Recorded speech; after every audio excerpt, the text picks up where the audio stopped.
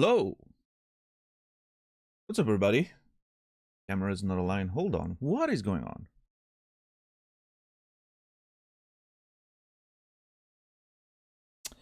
Why is everything wrong? Okay, I think we're good. What's up, everybody? What's up? 10 bucks. Enktar, Rasta, Seraphin, Shazar, Puka Bear, Cassie, JC, Flux, Asterisk, Noger, Epato. How are you all doing? Let me just drop this in there so I don't have to worry about it. X, thank you for the tier 1 resub. 30 months. How has it been 30 months already? It's crazy. Also, thank you for the suggestion for the song of the day. Pretty sure that was yours. And to answer Asterisk question, the song was Faux Semblant by Amsa, which if XQC wants to write it in chat, because obviously it's French, so you are unlikely to have picked up any of this. Thank you, Cassie, for the tier 1, 34 months. How has it been 34 months? It's almost 3 years. I didn't realize, Cassie, I didn't remember you'd been here almost since the beginning of the this era of the channel. Did you join during Dark Souls 2? Or did you join during, like, maybe Outer Wilds and you missed a couple months? It's crazy though. Jesus. Thank you so much, Cassie. X, you both will be remembered. And Warren, how dare you deprive us from a tier 3 sound alert? I am really upset, Warren. You don't know what this alert does to my dopamine levels and serotonin levels, or whatever levels of things that make you happy. And now I can't hear it. Well, fuck you. No. That is not how it works, Warren. You think you're gonna get away with it?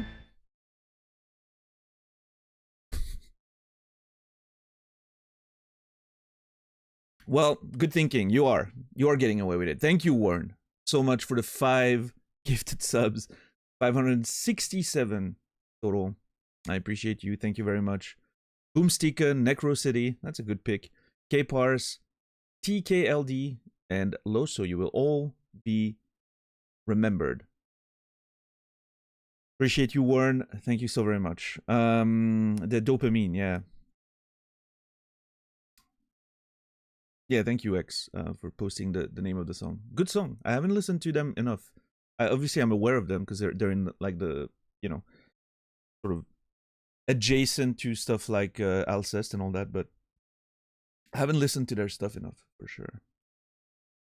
I also need to listen to Les Discrets a little bit more. All that, sort of French, black-ish scene is very interesting, and I don't listen to it enough. Anyway, what's up, Dead Whale? How are you doing today? How's everybody doing today? Let's go find a title screen, shall we? Hold on. Let me not forget to start Steam. There we go. We do this and we do that. Oh my god, I'm such a professional.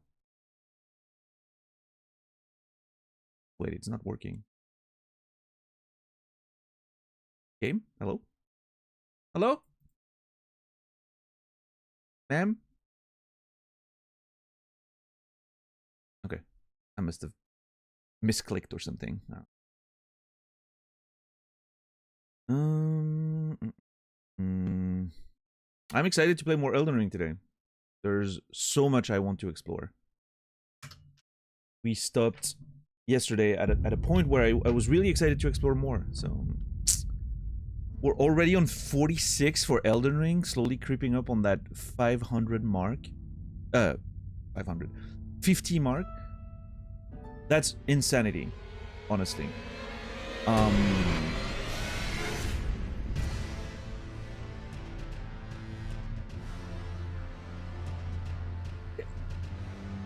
I love, like, I know the first comment on the first Elden Ring VOD is about the fact that you put triple digits on the title card, right? And someone's like, oh yeah, expecting this to go to like 100 or more is, you know, crazy. Which obviously they probably know it's gonna happen, but the fact that you anticipated it, you know, it sets a precedent.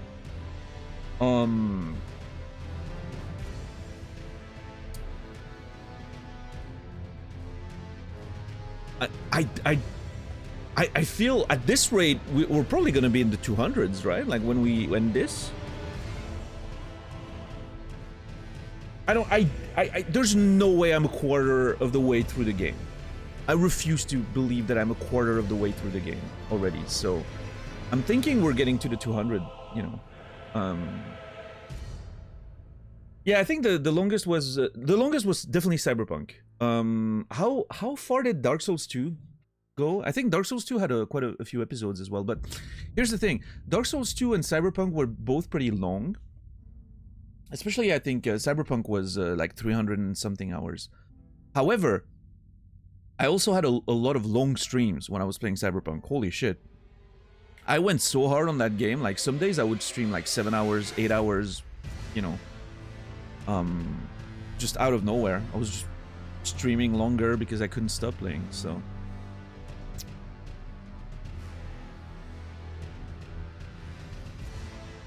And when I was doing Dark Souls 2, we definitely had more days, but that doesn't change anything. Adding one day, you know, it's still one extra episode, right? The number of episodes doesn't get affected by if I'm adding a day or not. It's just the number of IRL weeks, I guess, that changes, right?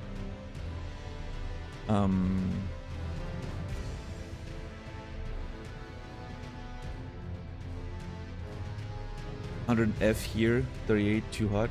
Yeah, I mean, it's over 30 degrees in the room right now. Outside, I don't know how warm it is now, but my room right now is over 30 degrees, so let me tell you, I'm excited to open the window later. I can tell you that much. Dark Souls 2 was 36? That seems incredibly low. I had a memory of Dark Souls 2 being pretty long, but... I thought I was slow then. I guess I'm even slower now.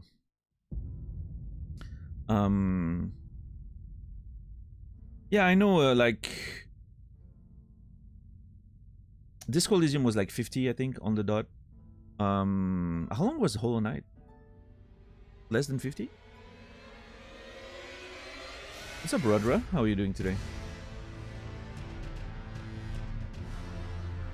I used to have a quick way to check. I could just check my collections. Thank you, Twitch, for that.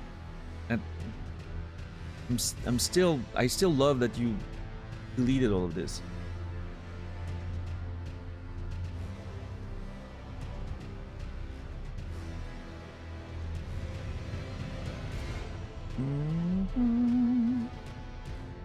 Now you'll need to check YouTube. Yeah, it's not as convenient.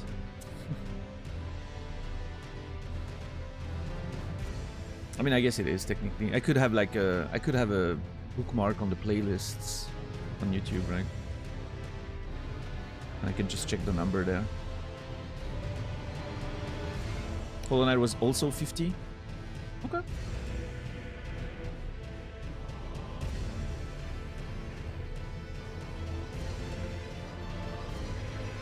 So today is 46, or was 46 uploaded?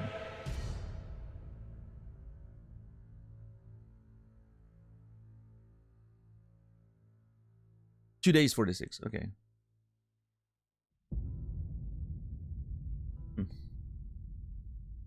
Including today, 5 more. We're at 50.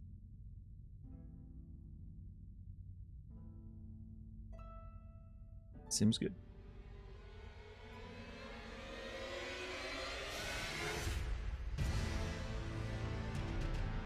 Yeah, how's everybody doing? It is Monday, which I know sucks for a lot of people.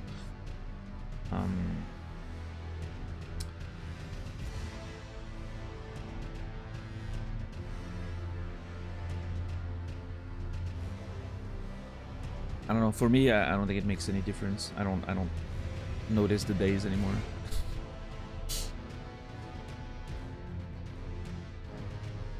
Do you have a party at the 50 mark or something? I don't think so, no, DJ, but... Dun, dun, dun, dun. YouTube channel is also 1 year old since a few days ago, and we're getting close to 500 subs. Hell yeah. Love that. Very well done, Warren. Good work over there. Hollow Knight could have gone further. Yeah, I mean, I could have kept pushing for, like, all the... What was it called? Like, the... God Home stuff? Like, what the... you know, like, all the super bosses... gauntlets and all that, but... yeah, I don't know. I don't know if that's my... really my vibe, you know? When there's no exploration anymore and no real story to uncover anymore, and it's just mostly, you know, mostly like challenges and gauntlets. Yeah, I don't know. That's not really what I'm most interested in games. I need a balance between bosses and exploration and all that. I think, like right now, we have had so much exploration in Elden Ring. I am yearning for a saga again. I do want a big boss fight that's going to take us several days, and I don't know how long it's going to be before I get one, because we're unfortunately a little over leveled. I'm thinking it's going to take me exploring a new area potentially to, you know, for the game to catch up to me, I guess. What's up, Tixar? Elden Lord, good to see you. I'm learning for a hard boss. How dare you? What's up, Fufucks?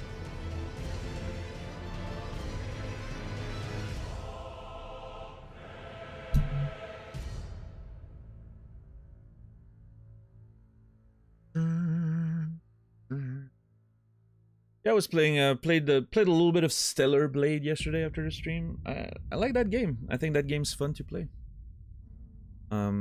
You know, obviously very reminiscent of Nier Automata, like the sort of the themes and the way it looks, even, and some of the way it plays, as well. It has that spectacle fighter sort of, you know, vibe to it. I think it's pretty good.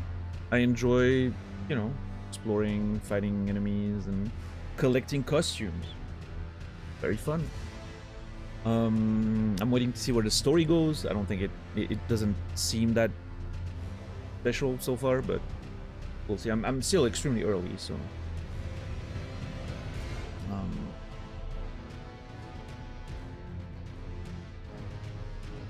the only thing I gotta critique is fighting multiple enemies at the same time. Maybe that's just me. I mean, well, yeah. I think there's certain combos that allows you to, like, if you... I found personally that fighting several enemies at once came down to using the right combos and skills. You have skills that have like, and combos that do a lot of horizontal attacks. Those are very useful for packs of enemies. But yeah, if you just like use the basic animations, basic combos, you know. The anime art style kind of alienates me. I get that. It's very anime for sure. In many ways. I think it's fun. I enjoy playing it, but I get it. I'm not a big fan of that aesthetic either. I think it works okay for Stellar Blade for me because there's a lot of sci-fi aspects to it, right? It's like has that cool sort of post-apocalyptic sci-fi angle to it. I think makes the anime-ish, you know, faces and all that a little more manageable. But yeah, it's very anime. Like every character looks the same, and you know, like all the girls look the same. So it you know what game it reminds me of actually? What was that shooter? I played it for like a couple months. What was that shooter game like for gooners with all the attractive ladies? It was like a Warframe clone. I don't remember the name of that fucking game. It's a Korean game. Yeah, Stellar Blade. First Descendant. Thank you. That was the name. The First Descendant. It reminds me of that kind of aesthetic, actually. Stellar Blade. I think they both look very similar. From what I can remember from the First Descendant. That game was kind of fun. I really enjoyed playing it for a couple months. Shooter for Gooners is a very wide category. Is it? Well, there must be a whole thing that I'm not aware of then. What's up, Shepard? How are you doing today? I have not played many of those games, Tixar. What's up, Boomsticka? How are you doing today? First Descendant is a much grindier hot Warframe with less fun movement system, last I saw. Grindier than Warframe? I don't know if that's true. Less fun movement? Agreed. More fun shooting? Maybe. The First Descendant shooting was really good. I always thought Warframe was a little light on the shooting. Like, it felt, you know... But it had movement, it had a lot of, like, super fun melee stuff, which the First Descendant doesn't. I don't know about grindier, though. Like, Warframe was grindy as fuck, but... Maybe... I don't know. Maybe I never... I played Warframe back in the day. It was maybe a different game. And maybe I played it more, which means I got to the grindy parts. I got more into the grindy parts than I did for the First Descendant, I guess. How are you, Sanaya? Missed the last stream, caught up on the VOD, so satisfying to see. Yeah, geez, that map was taunting me all this time. I'm very glad we got it today. And I'm excited to get back into the game and see where we're gonna go.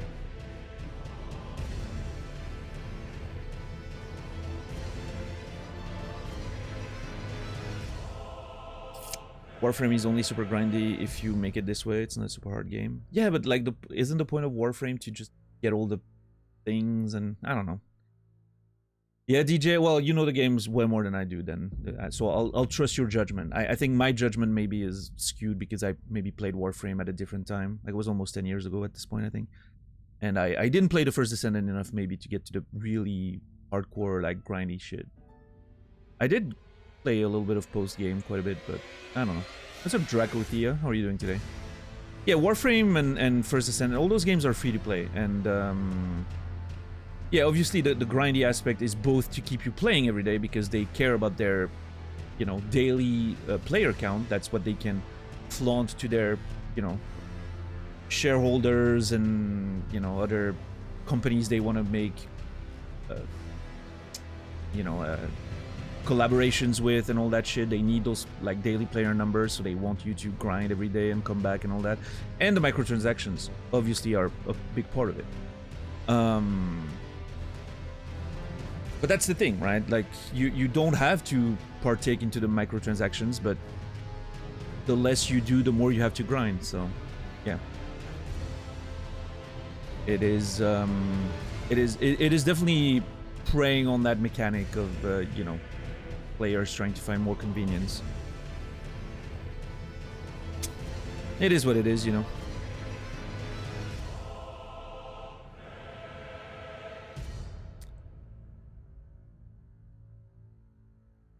Like, I feel, by default, I feel less annoyed by microtransactions when it's in a free-to-play game because the game has to make money, so I get it, right?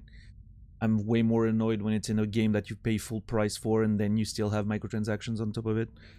Now, obviously, you know, in those cases, it's not ideal because the microtransactions clearly affect the gameplay itself. Like, the games are built around the idea of making you spend money.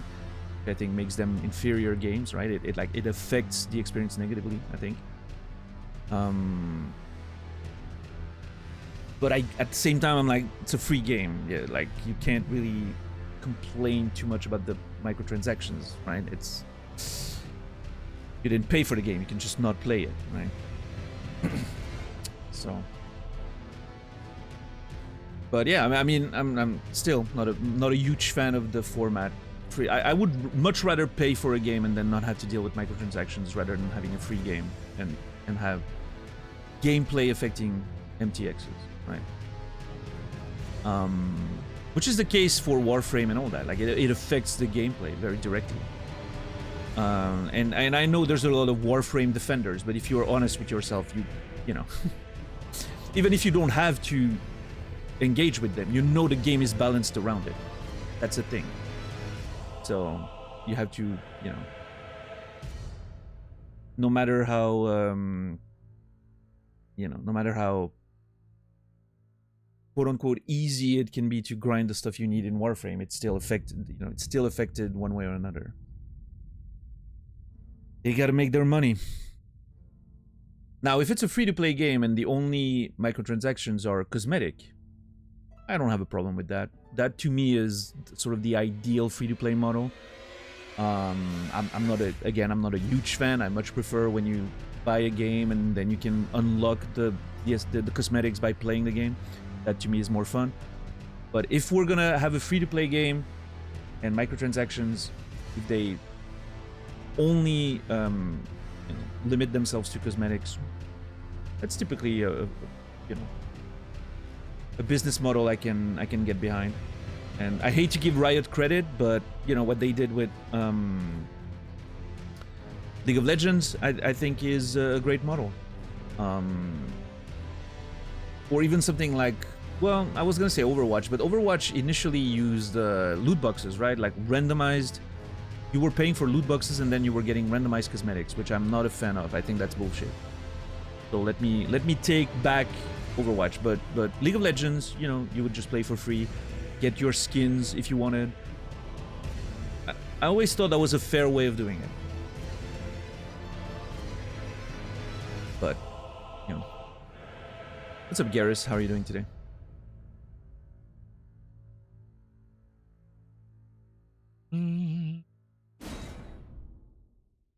Path of Exile. See, Path of Exile, there's a little more conversation there, I think. I think it's mostly fine. Mostly. The only problem with Path of Exile is the inventory tabs. Like the stash tabs. That's the only part where I'm like, ugh. It flirts with, you know,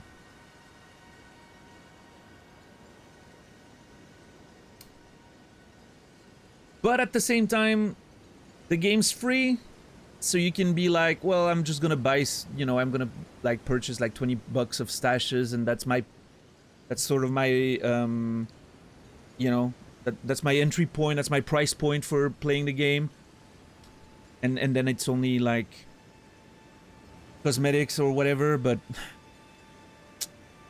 I don't know. I understand the logic, Shepard, and I understand a lot of people like to defend it that way. I still think, you know, if we want to be honest, it is still a gameplay advantage at a cost in a free-to-play game. We need to be honest. Like, if we, you know, we need to... I feel like we can't move the goalposts all the time because we like the game, right? I think that's a slippery slope. But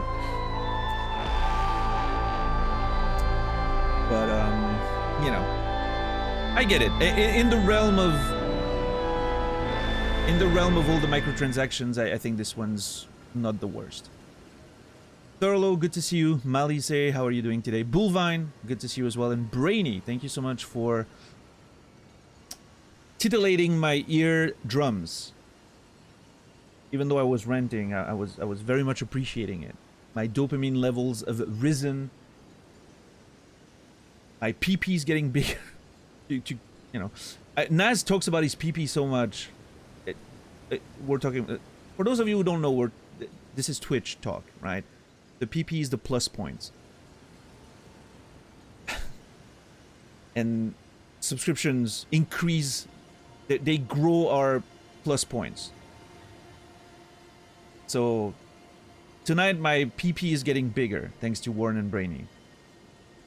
Thank you, Brainy, for the tier 3. How many months is that? 37. Craziness. Over 2 years. 3 years. Over 3 years.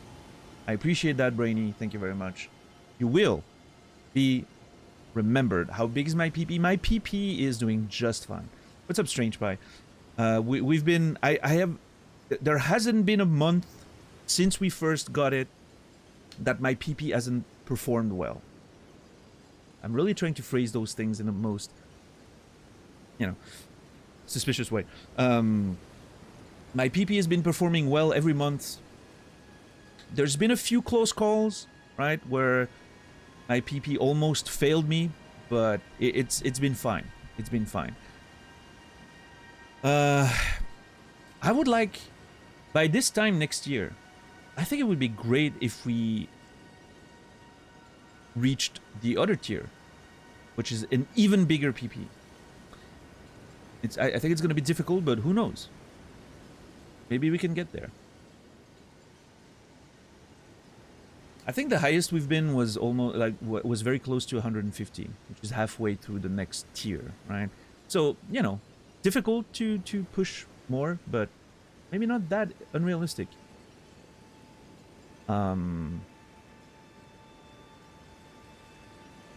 Like if you know, if everyone who's got their own tier 1 and all the fucking freeloaders, I'm kidding, were getting a tier 3, we would absolutely get there. For 3 months, you know? No, obviously, you know, I don't wanna, I have no plans of doing like a campaign or anything. I just, for now, I think we're good the way we are. If the community gets bigger and we naturally get to a point where, you know, we're like 2/3 of the way there or something, naturally, then maybe I'll campaign for, you know, for more, but we'll see. What am I watching again? I don't know. Are you getting memories of a certain Man vs. Game clip? How are you, Strange Pie, today? I know you're lurking, but hope you're doing well. Birthday sellout still planned. I'm gonna be on front page, Warren, so I don't think we can go quite all the way like the way I was hoping for. Because the problem is, since a lot of new eyes are going to be exposed to the stream, I don't want to give the wrong impression. And I can't do, you know, I can't do some of the more depraved stuff that I was planning. Because of front page, unfortunately. So, we'll see. I'm not sure exactly what the birthday stream is going to look like, but it's going to be fun anyway. What's up, Brendan? Yeah, I got front page access for my birthday next month. So that's going to be cool. Thank you for the raid, Brendan. I appreciate you. I hope your coaching sessions are doing well. I was watching a little bit while having breakfast. And the only thing I can think of is, thank God I'm not playing this game anymore. What's up, Fishboy? Thank you for the tier 1, 15 months. I appreciate you. That's a lot of months. Yeah, I don't know. Time flies. Thank you so much, though. Thank you, Fishboy. I hope you're well. Fishboy, you will be remembered. What's up, Squeegee Man? What's up, Agent Coconut? Coconut, stop fucking back-rolling. Start, you know, drive-rushing those poor Jamies out there. They're trying to get away with drinking. Punish them.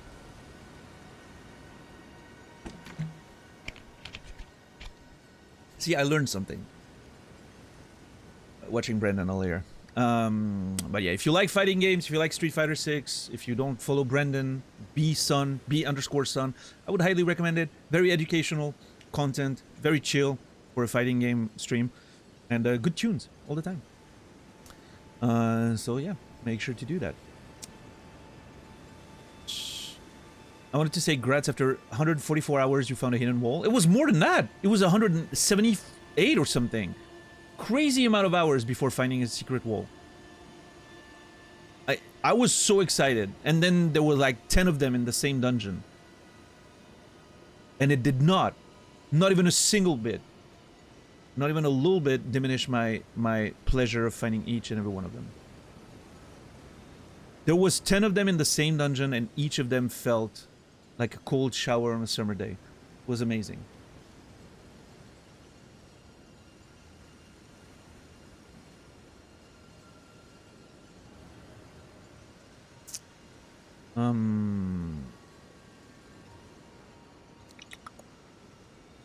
Let's see. Censored stream hype? No, I'm not gonna censor my save, Sanaya. I can do a normal stream, right, on the front page. It's just that for my birthday stream, we had planned a lot of crazy, depraved stuff.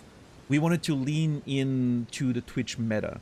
I wanted to do like you know, like really fucking wild stuff, including like, you know, like those confession streams and all that, like, you know, anonymous confessions and all that, which obviously was going to be a lot of chat just trolling me with like the most depraved fiction, fan fiction messages of all time. But you know, obviously we can't do that on the front page, unfortunately. So we're gonna have to, you know, not do that. Now, what I've been thinking, what I've been thinking is, what if we did 2 birthday streams? One on the 24th, which is the normal Thursday stream, where we can, you know, do some fucking depraved shit just for us, the community. And then the next day we open the floodgates with the front page, right? And then we do like a more, I don't know. I think maybe there's a 2-day party in the works. I'm not sure. We'll have to see, but I don't know. I'm not sure. It seems like a lot of work and all that, and I think I should probably more focus on the front page stream, which I'm still not sure exactly how it's gonna play out, but yeah, we'll see. What's up, Sunsiris? How are you doing today? What was behind the illusory wall you found yesterday? Yeah, you got the clip there. It was just that dungeon, that one dungeon here that has a bunch of them. Where was it? Down there, yeah. The Roads End Catacombs. There was so many hidden walls in there.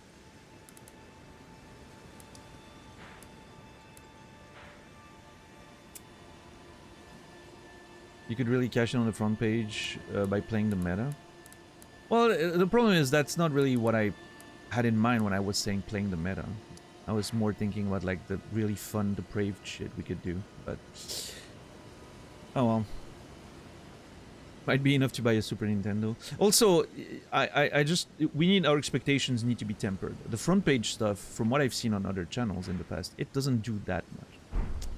You get a bunch of new followers most of the time, and that's about it. It doesn't bring that many new people in chat. It doesn't bring that much like durable, you know, growth or anything. It's probably not gonna bring any subs and all that. So, you know, we have to temper our expectations. It's just a way to get a little bit more visibility for a little bit. That's it. So, and as you know, my stream is definitely not, you know, like it's not the kind of,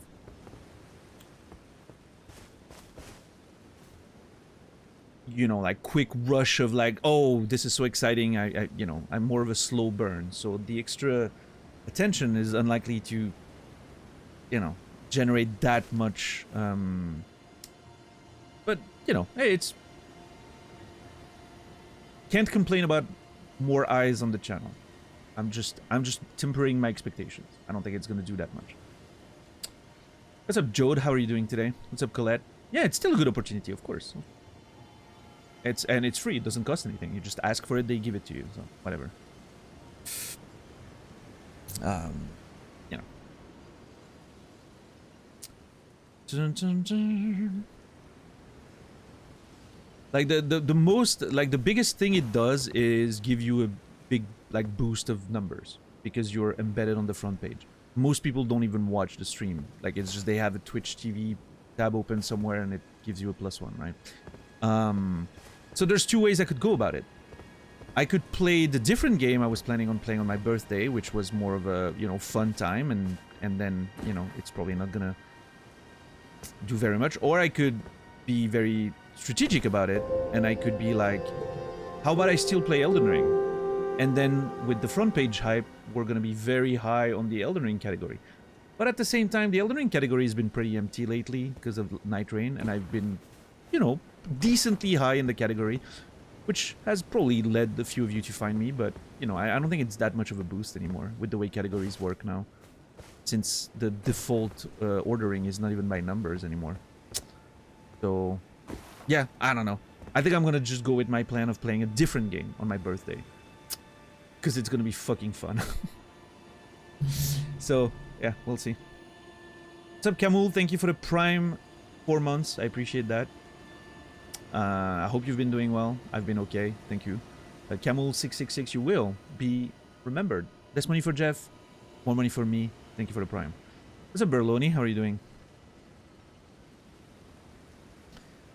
I believe the real magic happens when the streamer manages to deliver to every follower the impression that the streamer is talking to him or her, at least with him or her in mind. Yeah, but I mean, that's obviously that's hard to do, right? Like, making the stream feel personable without compromising too much of yourself, it can be challenging, right? Because I'm not gonna, you know, my goal has never been to be faking anything. I'm not gonna pretend that I'm everyone in chat's friend, right? That's not my way of doing it. I see channels doing that, and every time I just kind of, you know, recoil. Like, it just gives me a weird vibe when streamers pretend to be like your best friend or whatever, you know.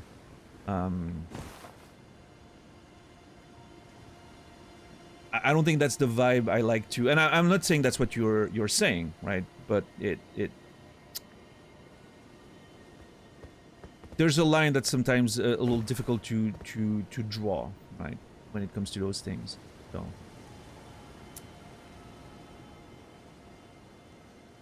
Yeah, that's true, Sanaya, but I don't know. We'll see. We'll see. I still have decisions to make. Like I said, maybe there's a world where I do the special game that I had in mind with the bit more depraved approach on like the day before, just for the community pre-existing, and then on the actual birthday stream with the front page, we just do a more regular stream so that people who find me thanks to that get a proper idea of what the show's about, right? Imagine being friends from an internet bully. Are you calling me an internet bully? Jesus, Brendan. What's up, Vachelle? How are you doing today?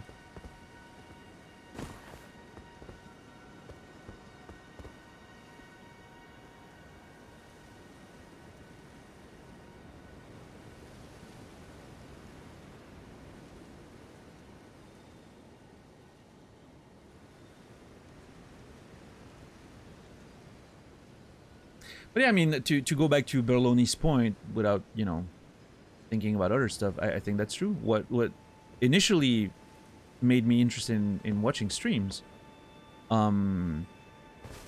like back when I first started watching streams, you know, a bit more regularly, there were some streams that I was watching at the very beginning, which were like StarCraft 2 streams. I think that's where I really started paying attention. But those were not supposed to be have a community, like a vibe with a community or anything. It was just you were watching a pro player play very well, and that was interesting, right? But the first few streams that I really started watching as part of my routine, like I would just put a stream on the side and watch that while I was doing some other stuff, were people like Man vs. Game, Dance Gaming, Lethal Frag. I'm sure you guys remember those nerds. Those of you who were here back in those days, right? Those were the first people I really vibe with. Especially Man vs. Game was to me like the pinnacle of the art at the time. And a big part of what made that show interesting was the, you know, the interaction, the talking, the conversations with chat, and the fact that, you know, there was that sort of feeling of community, right? Like it was a hangout with a bunch of people who had the same interests as you did. And that felt unique and rare at the time. Obviously, these days, it's a, you know, like every Twitch fucking channel does that, so it's not that unique anymore, but, yeah, back in those days, that what felt special about those shows. And I miss that time, you know. I remember that time as being something that opened my eyes to a whole other sort of world on the internet, and you can tell. I mean, if you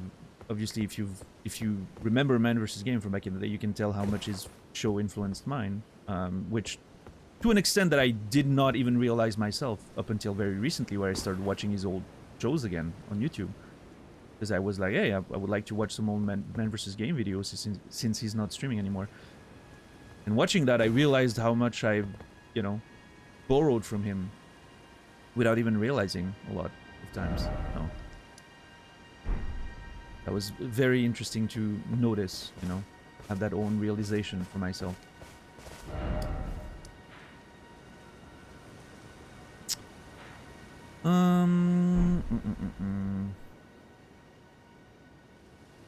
Man, I'm really kind of curious what that. So I know what we said yesterday. I still need to explore this a little bit better. Make our way back all the way there. Check the, what was it called again? Like the 4 belfries, I think. Yep, the 4 belfries, and explore like the cliff all the way up here. That's my next goal. And then I think after that, I said I was gonna like swoop back and just get, you know, clean all the lake area, at least up until here, and then explore the sunken town and basically make my way to the academy. What is that? Is that another tower? I think it's another mage tower. So many of them.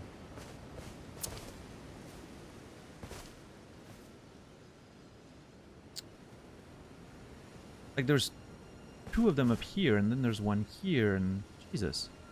I mean, it makes sense, I guess.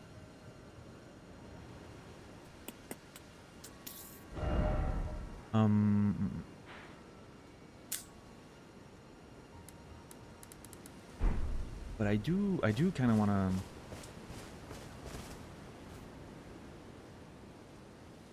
I don't want to commit to exploring whatever this is, but I kind of feel like I want to take a peek.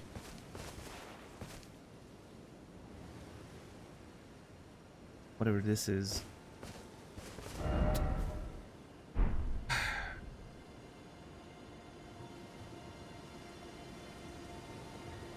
Yeah, Warren. I feel that. I don't necessarily. I don't know. For me, it's. I do prefer the stream that doesn't allow backseating or anything.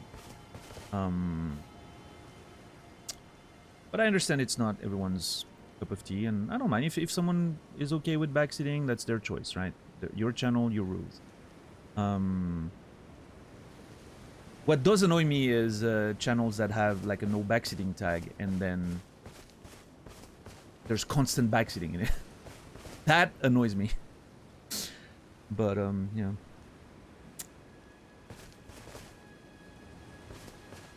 See that all the time, yeah.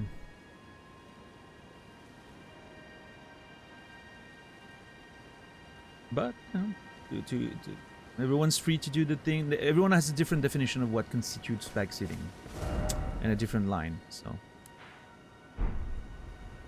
and I don't know if I want to.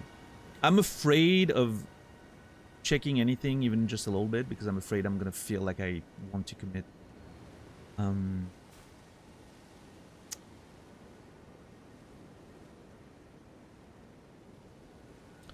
To victimize. Can get over how good the partisan looks. What a beautiful weapon. Yeah, it's really fucking cool. I really love the shape and the texture, and like the engraving on the handle is really beautiful. Obviously the sort of, I don't know how you call that, like the yeah, engraving, I guess, on the blade as well.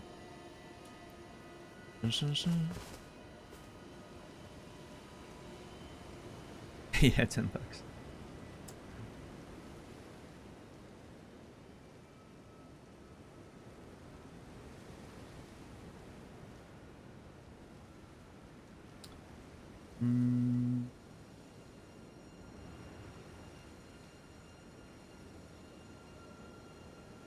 Yes, and I am.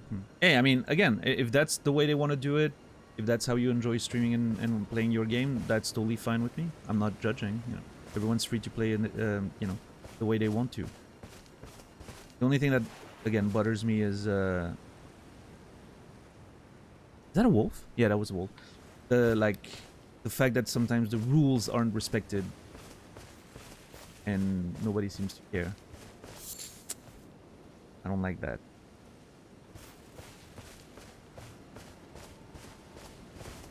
I don't like when a streamer spends most of their time reading chat instead of paying attention to the game. It feels like just chatting session with a game in the background. What are you doing here? Tixar, you've just described my channel. I'm questioning how you spend so much time here. How long have you been watching?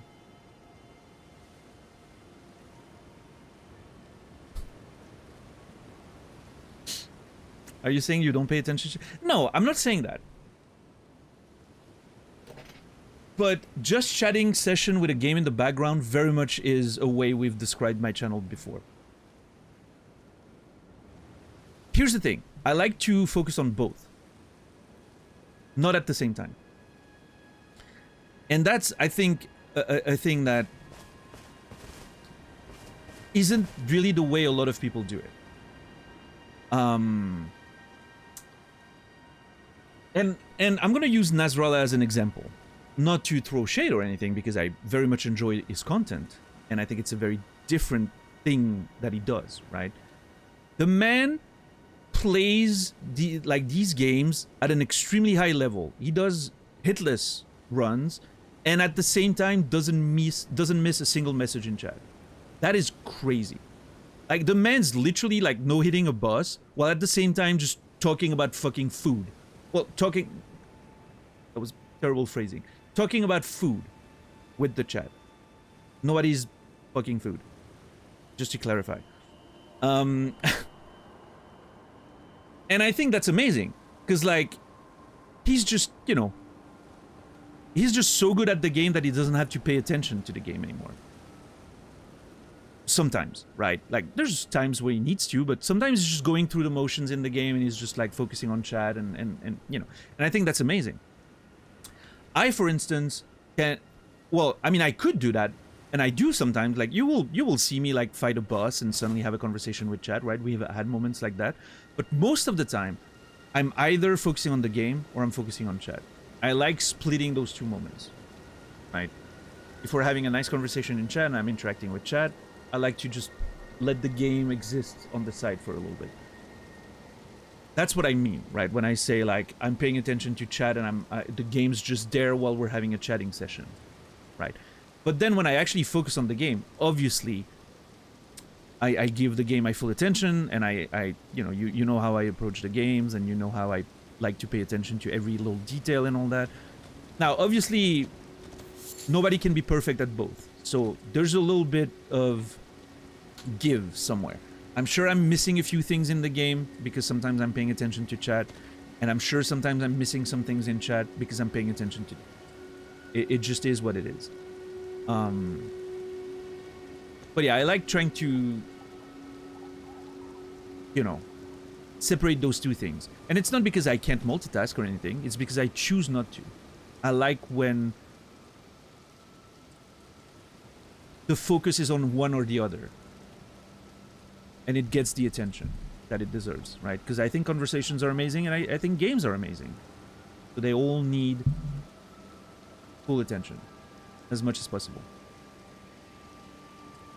Crucial cutscene describing the story. Streamer doesn't even look at... Oh, right. Stuff like that. Yeah. I get that, Tixar, yeah. Obviously, especially if it's a first playthrough, right? If it's like a challenge run or whatever, it doesn't matter. But yeah, I understand what you mean. What's up, Marik? How are you doing? What's up, Saldino? What's up, Pastuf? And again, I think that there's an interesting thing here is if someone does that and that's the way they like to play games because they don't care about the story, whatever. Who am I to judge, right? I literally do not mind. If they're enjoying playing the game the way they are, that's, you know, I'm happy for them. But I do agree that as a viewer, it's typically not the kind of content that I'm gonna watch, right? Yeah, exactly. And you're doing the right thing, Kixar, right? You're doing the right thing. You're choosing what to do with your time. And I think that's a good thing to do. What you definitely shouldn't do is express in chat what you think of it.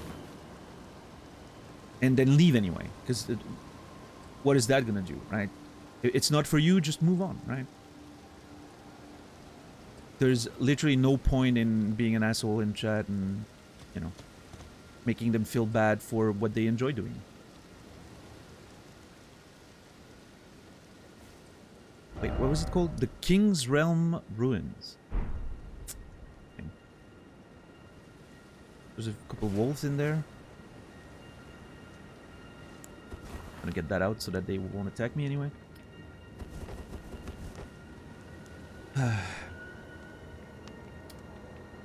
What's up, Ray Rune? How are you doing today? I hate when people feel the need to say stuff. Period. I'm gonna stop the sentence here. I hate when people say stuff. God.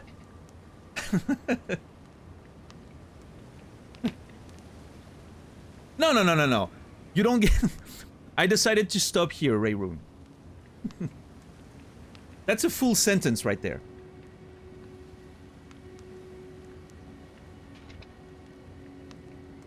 I'm just joking, of course. Let me read the rest of your sentence.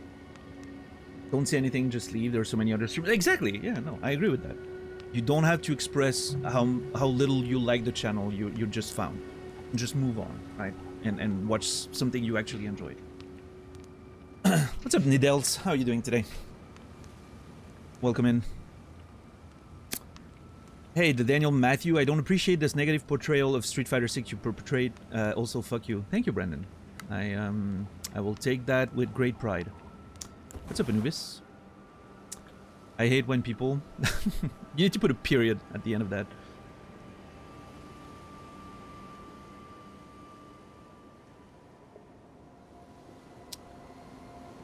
Or they start playing with their pet. Oh, I actually like that. I actually like when people play with their pets a little bit on stream. At least if they're making it like a part of the show, right?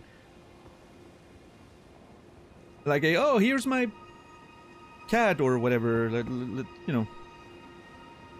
I think that's fine. I think that's part of someone's personality. I like that.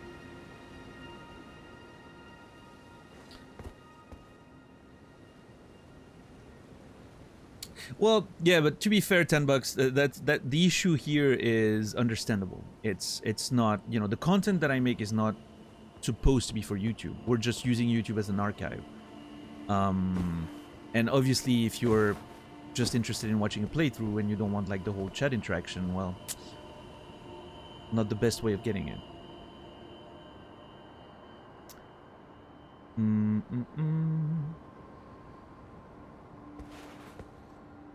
Any fun stories from Eulurnia? We found our first illusory wall yesterday, Marique, in the dungeon over there. There was a bunch of them in there. That was fun. That was an enjoyable moment. Finding secret walls and finally feeling vindicated and all that.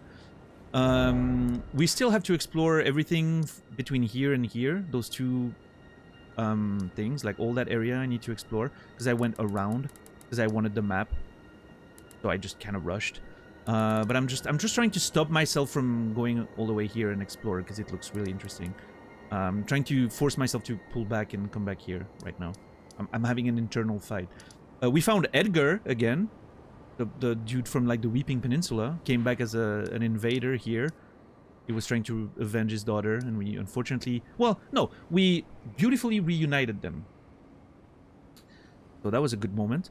Yeah, I don't know how much you missed. We had the whole, you know, underground here, Albinoric village thing. That was fun. We haven't been to the academy yet. You can see like all the swords are marking how deep we've been inside the lake, which is not very much. Yeah, I don't know.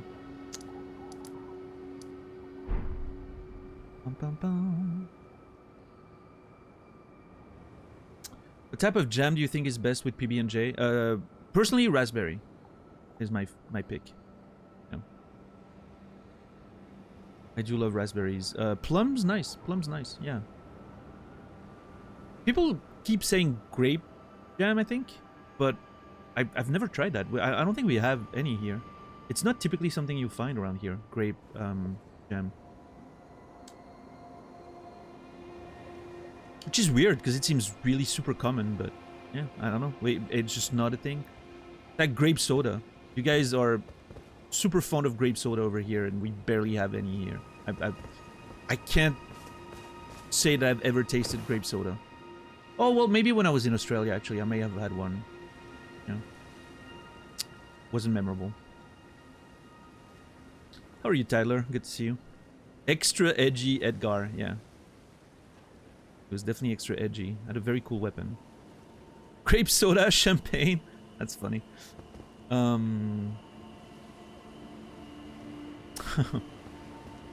do like champagne. I think champagne's tasty. Okay, damn it. I really don't want to explore this whole area, but I'm so intrigued. Oh, what the fuck? Oh, shit, there's invisible sorcerers. Oh, I hate those nerds. Oh, you bitch. How high are you getting? Oh.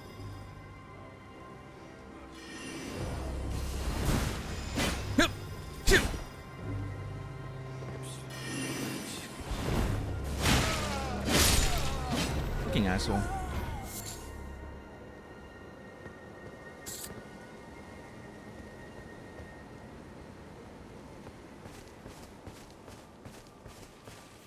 Okay, you know what? Let's now that I've killed one of them, I feel invest. No, see, there's more. Okay, of course, there's more. Does the direction of the blow? I think it does. The direction of the particles shows you where they're going, I think. So it's gonna be here. What? Okay, maybe not then. Is he getting stuck against the wall? I think he is. In Australia, I got the impression that beer were their beverage of choice. Well, I mean, if we're talking alcoholic, yes. I saw a lot of beer there. That's true. I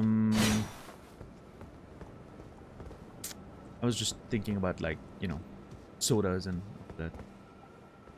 I mean, it's where I got grape soda because that's the only place where I've been where they had grape soda, I think. Again, not really a thing here. You can't find any in stores. So, and I've never really been to the States for an extended period of stay, so.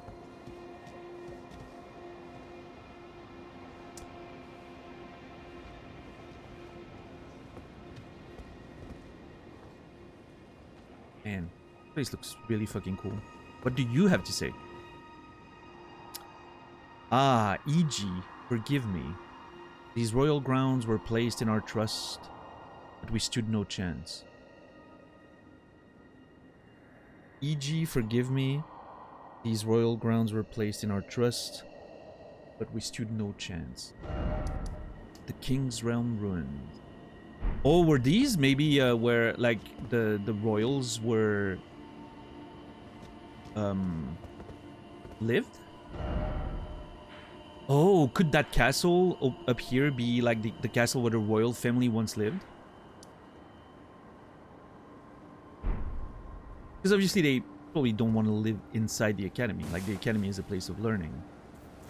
And so this would be the castle where the royal family maybe lived, right? And some people were supposed to, like, protect it and defend it, and then it fell to an invasion or an army or something.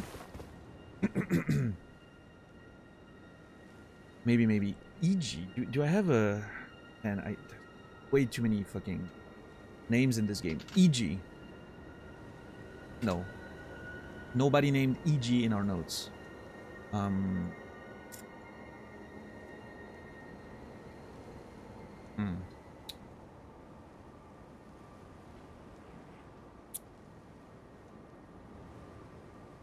think I'll wait for another mention of the game. I'm reading Tixar's message at the same time. Another mention of the character, or putting the. I wouldn't know what to say.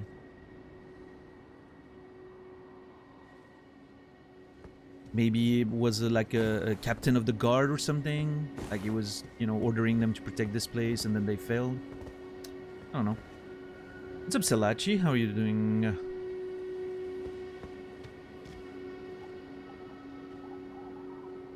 Oh yeah, I took a... Oh man, you oh, God. Needles. Needles! The number of notes! The number of notes we have at this point. 500 plus notes we've taken. Wait, what does my there we go. 530 notes total already. Yeah, there's a whole lot separated by region, and you know, and then in each region like different characters, locations, factions, some screenshots. You know, it's a whole thing.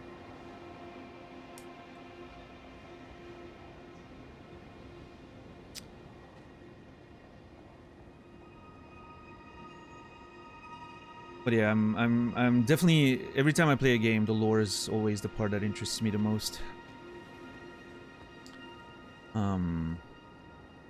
As a writer, it's typically what I have the most interest in. Yeah.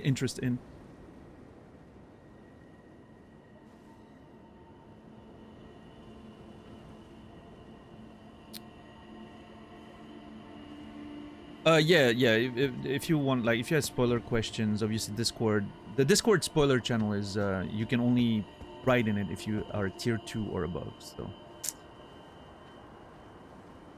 Trying to limit the amount of, you know, nonsense on Discord. Yeah, otherwise, I'm sure someone can answer you in DMs. Talked a bit about the lore videos. I would love to see your take on general lore of VR since, once you're done, since you have your pure opinion based on the game. Yeah, a lot of people always, like, when I play a game and I get really into the lore, people tend to be like, oh, I would love if you watch those lore videos or whatever, so you can, you know. I never want to, that's the thing.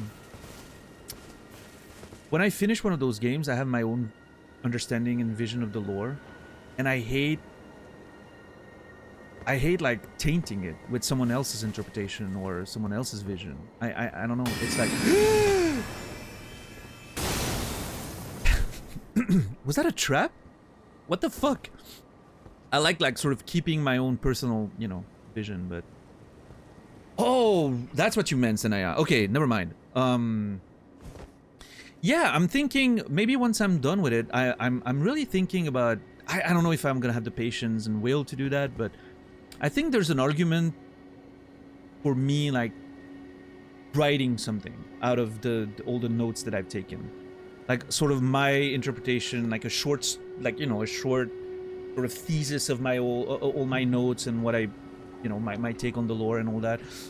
Or maybe once I'm done with it, maybe we can have like a lore stream by the at the end of the whole journey, and we can go over the notes and we can start like trying to put together all the things and have like a final, you know, like celebratory stream once we're done with the game, to just sort of try to see where, you know, maybe things that weren't resolved or stuff that, you know, I forgot about, and I don't know. We'll see where it goes, right? Like I'm not gonna make like crazy plans for something that's months down the line. We'll see.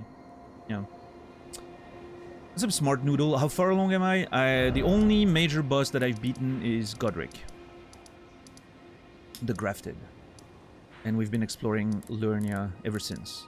But before I beat Godric, there were a whole lot of detours all over Caelid and the Weeping Peninsula and a little bit underground, and it's been a crazy journey. We're 190 hours into it.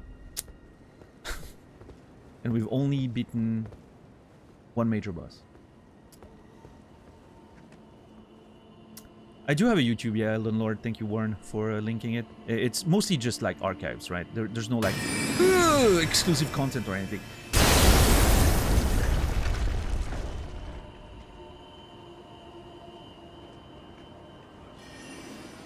What the fuck was that?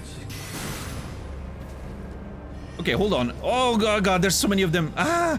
Okay, hold on. So I noticed there was a little dagger. I noticed the dagger on the ground where the first one blew up. And then I noticed the dagger like flipping, you know, in the air. So I'm thinking those daggers, like you can see there's one there next to the body. I think those daggers are the traps. They're like a marker for the traps.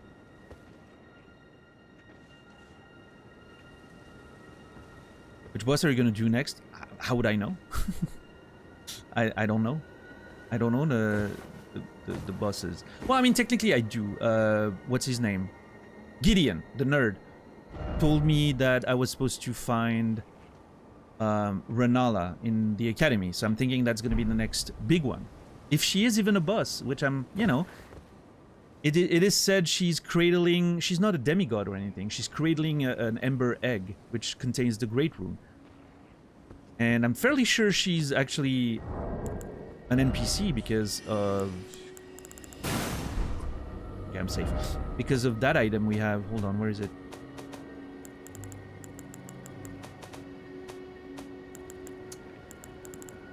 I can't find it anymore. The larval tier. There it is. Needed by Renala to grant rebirth, which I'm thinking Renala can respec us, right? I'm thinking maybe she's just an NPC, and maybe we'll have to... Maybe there's gonna be like a different enemy, and then once we sort of kill that enemy, we can then have access to her, and she gives us the Great Rune, and then she, you know...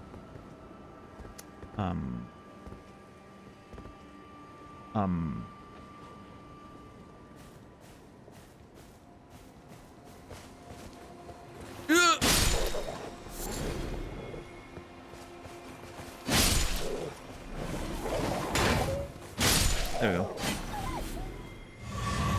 You should go to Rare Lucaria and find out. Maybe? You should read the rules of the channel.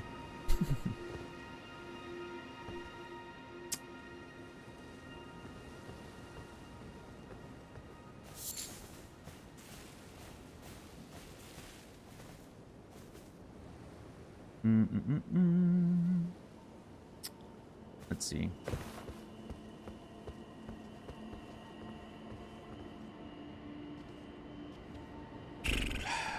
God, I'm so fucking... It's so warm in here.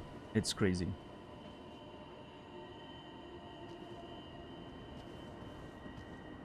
I'm really curious what the temperature is up to now. It's probably like 30... 34, 35 degrees in here.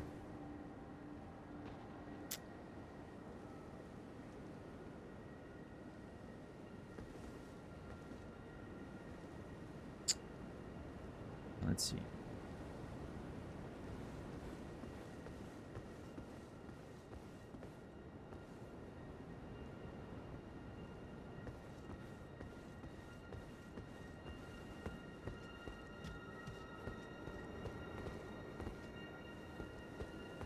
The wolves.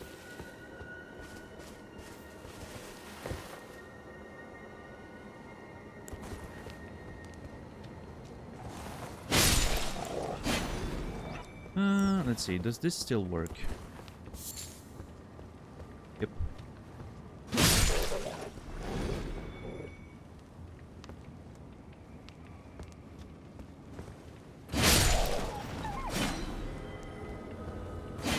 God damn it.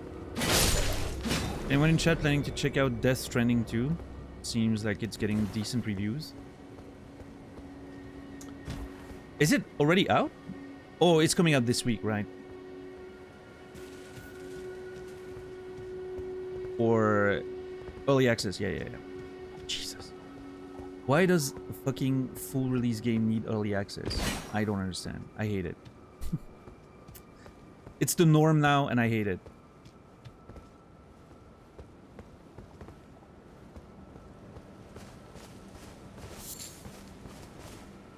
It's beautiful graphics-wise, yeah. I heard this thing, like, Nasrallah brought that to my attention, but apparently they did some, like, playtesting. Like, Kojima did some playtesting. And his conclusion was that people liked it too much, which meant the game wasn't provocative enough. It wasn't, you know...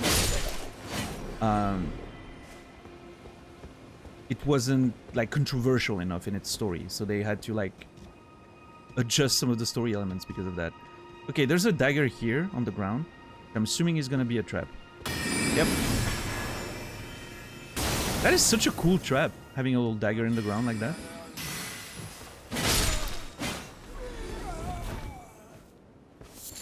I don't know exactly, Saladino, actually. I seem to remember, like, when Naz pointed me towards that story, I think I remember reading that it was something about the plot, but maybe I'm wrong?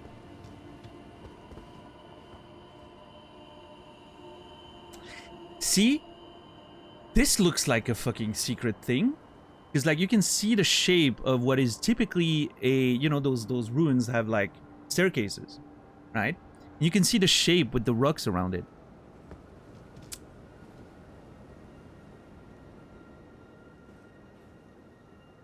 Actually, it's a good time to maybe experiment. Is rolling enough to...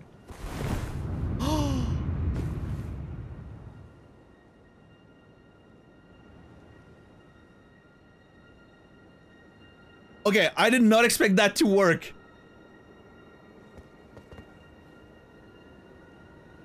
Does this count as a secret wall? Yes!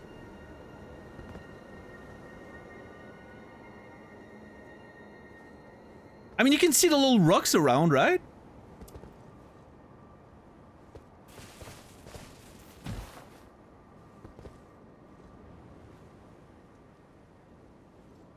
Suddenly they are everywhere. That's what I'm saying, 10 bucks. If I just... Okay, there's two things here. Either... It's like the secret... You know, we've talked about like the themes of the areas yesterday, right? And this Liurnia is very much about secrets, hidden things, blah, blah, blah, right? So either those secret walls are only in Liurnia because that's the theme of the region. In which case, how many have I missed on the west side, on the east side? Because I feel like I've checked everywhere, but, you know, who the fuck knows? Or maybe... No, but there's no way. Like, I was hitting every fucking wall in the, like, in the first 150 hours in the game. I was hitting every fucking wall. There's no way I missed any of them. But now suddenly they're everywhere, and I'm like, ugh, have I really... Oh, dagger. Hold on.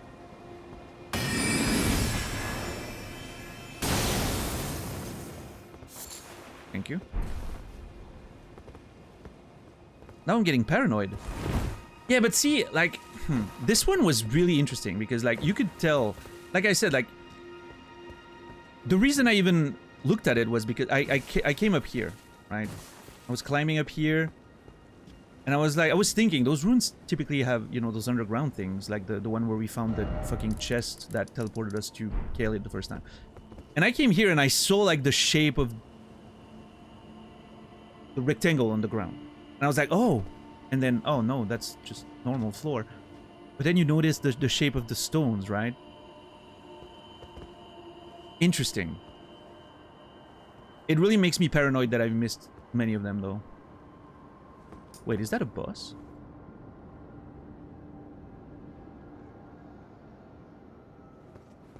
Okay. Seems like this might be a boss. Interesting.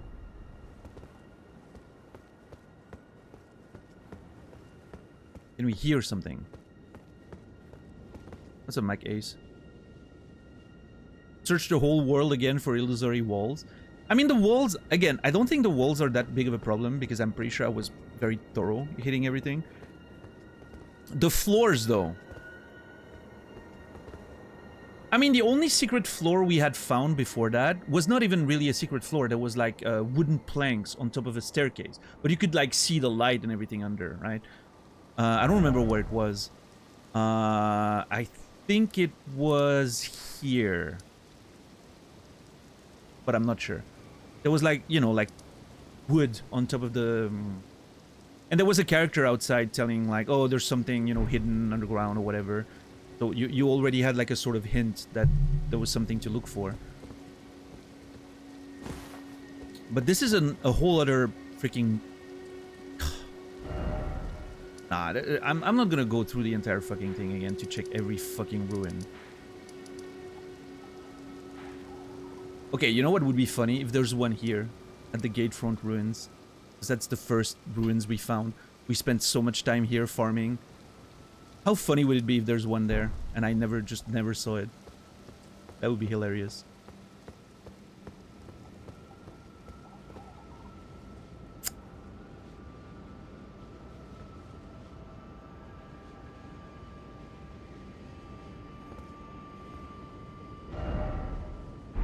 God, I really wish I could open my window right now. But I can't, it's way too bright outside. I'm gonna turn the fan a little higher. Hopefully you can't hear it. Let me know if you can hear the fan, but...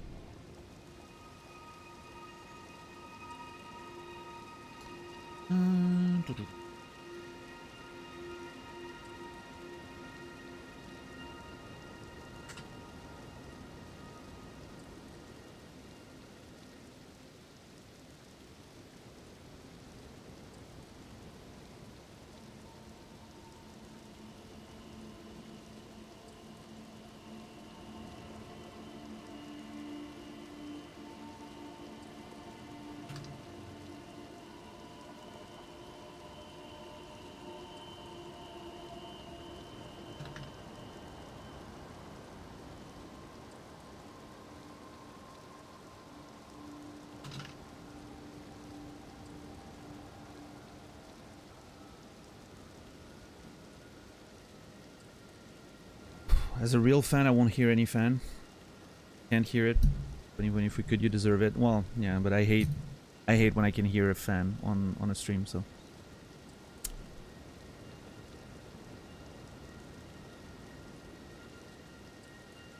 Can we say we hear it just to make you suffer? Sure.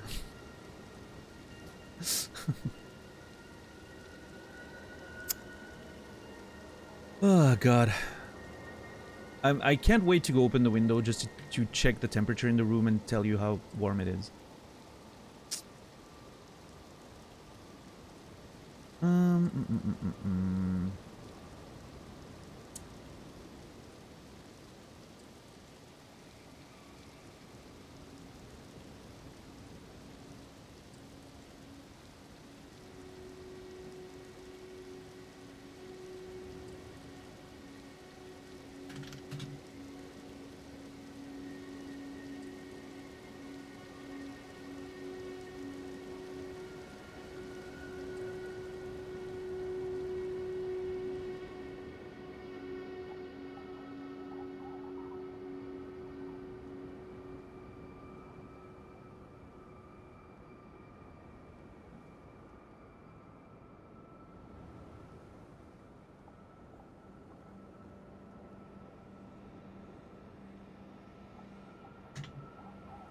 So, Glegger, anyone else hear that noise?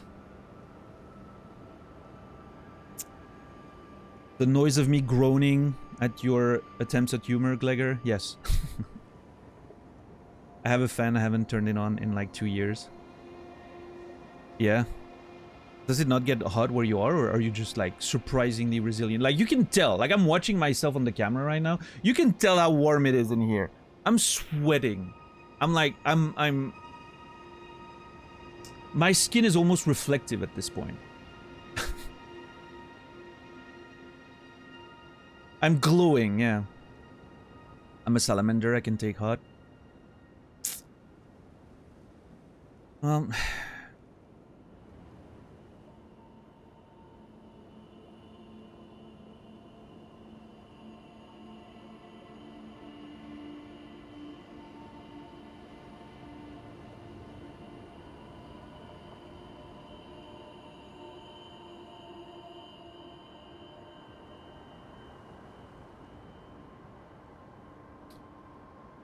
We can see chat on your cheeks.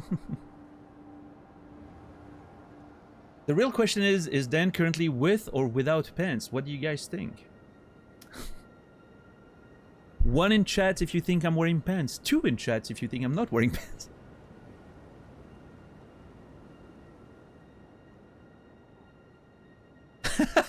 Jesus. You people have no trust in me whatsoever. 1, Daniel's not that bold. Is 1.5 a short? Like, what's the... You're wearing them on only 1 leg. I am not wearing shorts.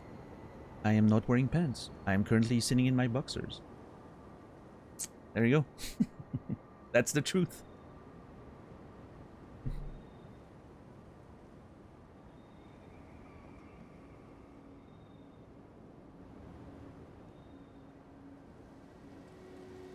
I find that deeply comforting. Say that again. Oh boy. Oh jeez. I didn't know I was making that kind of content. Maybe it's not even a full shirt.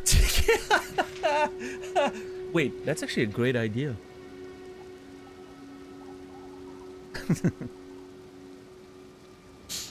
No, because sometimes I'm doing this. I'm like switching the legs I'm sitting on. And then I prop up a little bit, right? So no, this is a full t-shirt.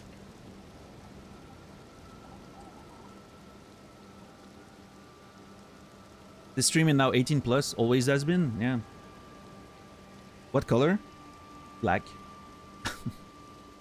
I had to look, I literally did not remember. There was a great, you know, there was a very high chance it was black, but...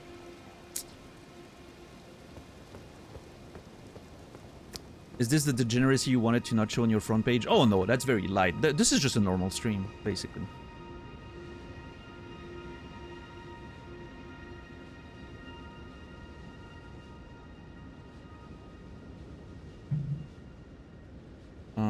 One second, I need to...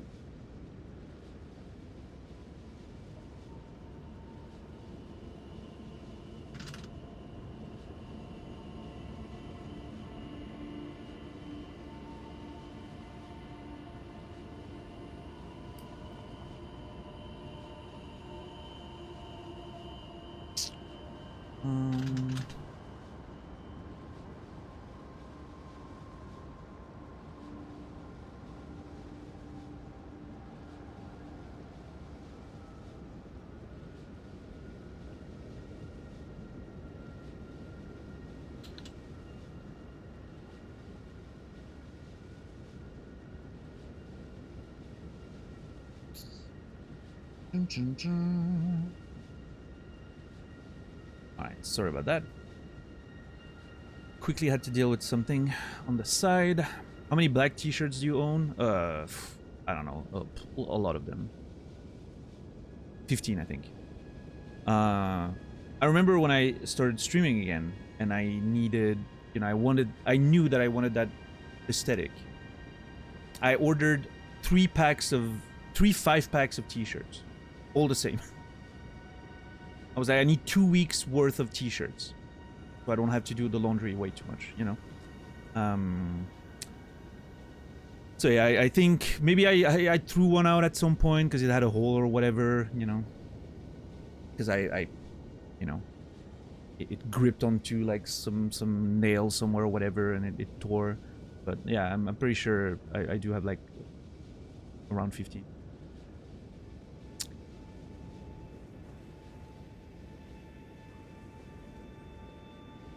Okay. Let's see what boss is in here, shall we?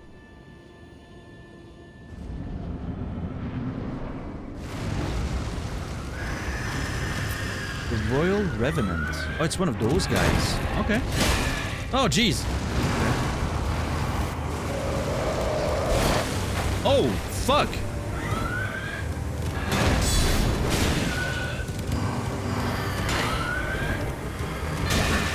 Okay, those things are actually scary as fuck. They're so aggressive. Royal Revenant. What an interesting name.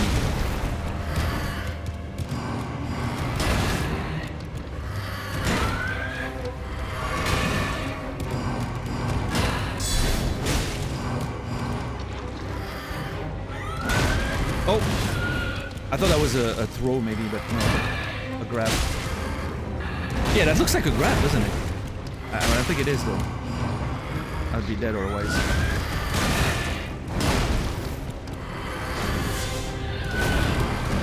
The fact that it keeps attacking after it is insane.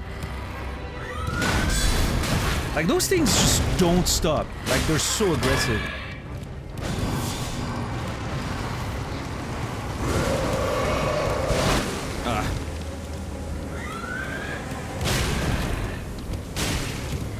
Also, why does it sound like the Claire Beast? Is it just me?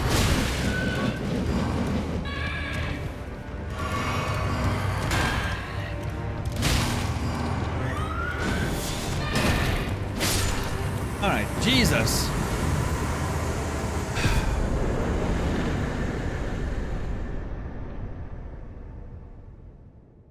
Thank you. I was gonna say something about getting royally fucked and then you one-shot it. My pun is ruined.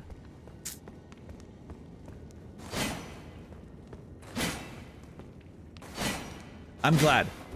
And I am. I'm glad.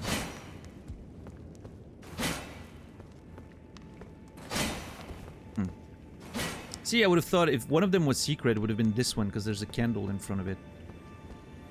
Almost as a way to remember where it was, right?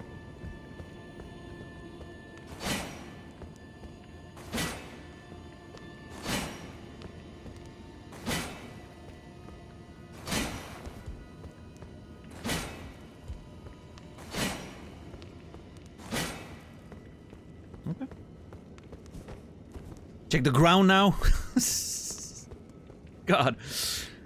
Why? Ugh, man, now it's worse. Because now I know there's secret walls not just in that one dungeon we found, and I know there's secret floors as well. You know, I can't just poke everywhere. I'm just gonna poke on things that look like there could be a secret wall, right? Like this looks like it could be a secret wall. There's an arch and everything. I'm not gonna start poking the ground everywhere. That's just unrealistic.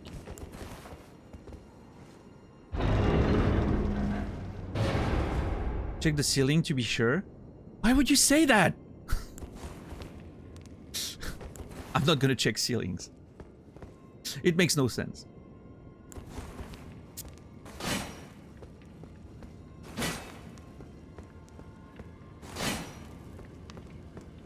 I need to keep doing bad puns until you time me out because it made you laugh. A man can dream. A man sure can dream. Be careful about expectations though. You know how those work. Okay, please do not teleport me. Please do not teleport me. Please do not teleport me. Okay, thank God. Ooh. It's a weapon, I think. Frozen needle. Yeah, it's kind of funny that this is the place of deception, secrets, and mysteries, and it's the only place so far where we haven't... There hasn't been anything related to being teleported somewhere. As a weird trap, right? It's a thrusting sword that causes frost buildup. A razor-thin piercing blade of ice. Forged by E.G., the Carrion Royal Blacksmith. Oh. Can inflict frost upon enemies and launch its blade with a strong attack. The blade immediately regenerates. Wait, what? Launch its blade with a strong...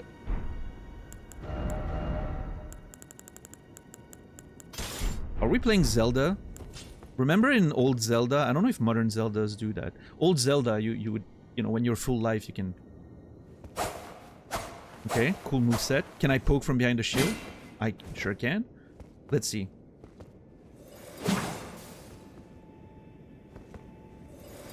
It doesn't cost FP. Oh my god. Dude, this is kind of amazing.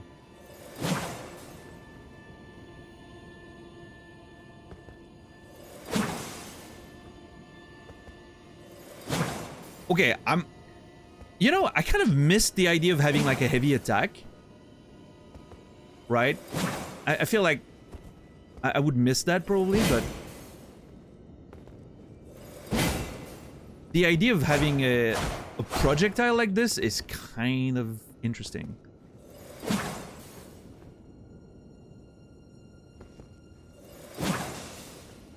This is really cool.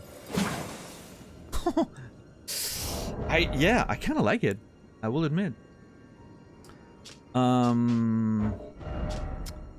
E.G. Okay, that's a second mention of E.G., so we're gonna add him to the notes. E.G. E.G.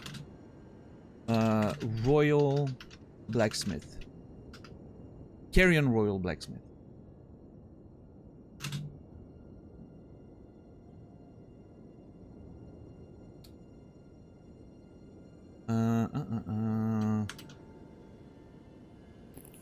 Forged the frozen needle found in the royal... What was this place's name again? King's Realm Ruins.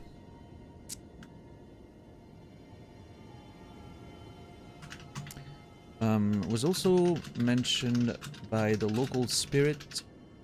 Sorry, e.g. we tried to protect the royal grounds, but we failed. Paraphrasing. Interesting. Does it do that ranged attack even when not charged? I don't know. Oh. But yeah, good point, 10 bucks. Warren, sorry. Good point. It does, yeah. I'm guessing it's weaker. Yeah, you can even, like, chain them, right? Pretty slow.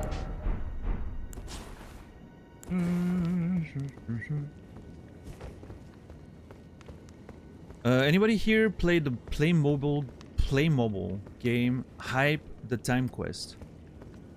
No, I can't say that I have. I actually forgot about Playmobiles until you just mentioned them. Playmobil always seemed like less interesting Legos to me, which I know is unfair. They're a completely different type of toy, but also I think Playmobil was more for like even younger kids, right? Than Legos. I think Legos were more general, like, you know, adults and children. Fighting with an icicle sounds like a very Swiss thing to do. AG, forgive me, the royal grounds were placed in our trust, we stood no chance. So they are apologizing to the royal blacksmith, which is interesting. I wonder if the royal blacksmith was also responsible for protecting the royal grounds somehow? Hey, what's up, Gotra? How are you doing? I'm eating some noodles that are so hot they're making me cry, but I can't stop. Just face the pain. It's good for you.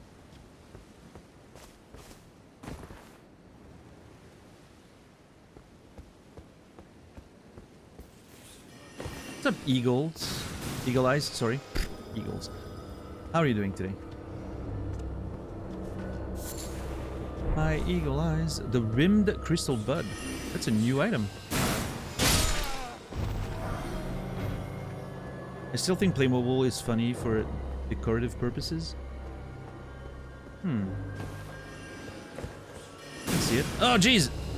There's 2 of them. 3 of them. God damn it.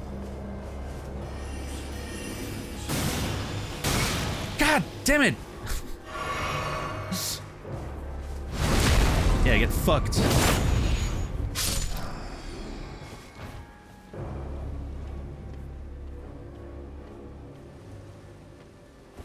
I hear.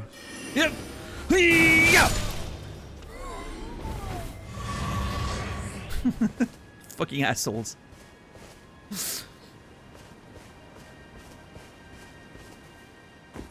God, I hate those fucking things.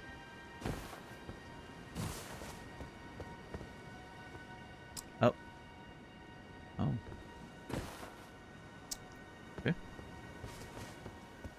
little tired, gotta go outside, deal with my abandoned garden planter a little bit. Hell yeah. I hope you have fun doing that. I'm sorry you were feeling tired. It gets better. Wolves!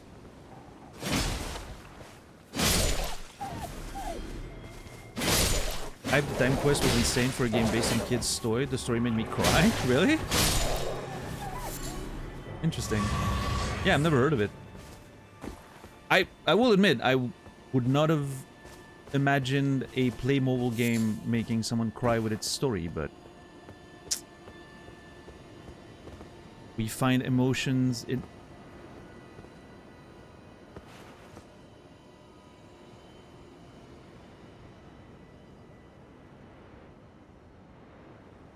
The fuck is that?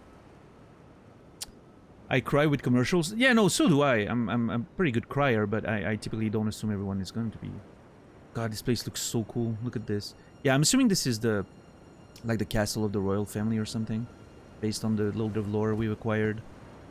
This was like an outpost, like a fort to defend, and then there's the actual, like, royal family's castle. Very cool. What's up, Psycho Rider? Me too, because I hate commercial. What is this dude, though? Is that an NPC? He's reading a book.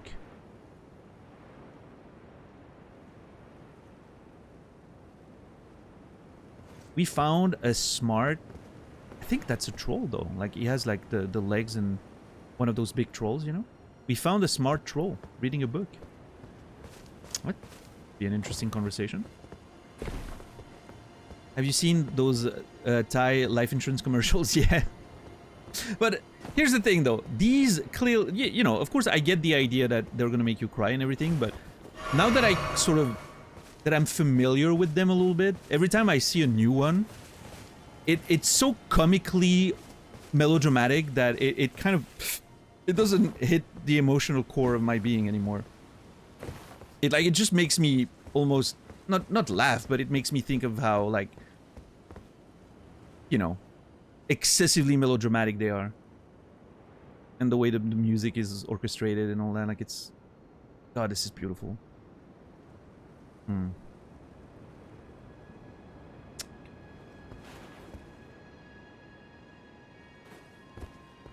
It's weird how the tree gets translucent.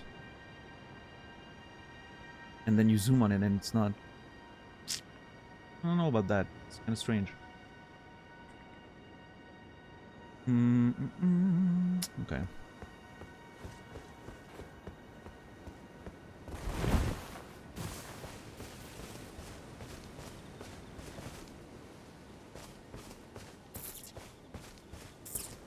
Wow. You're making me want to play play mobile a time quest. Or hype the time quest. I wonder if you can still play that game in 2025.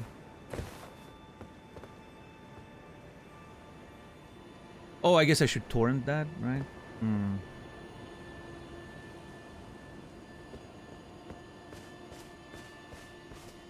Oh, let me guess. This is a fake wall too, right?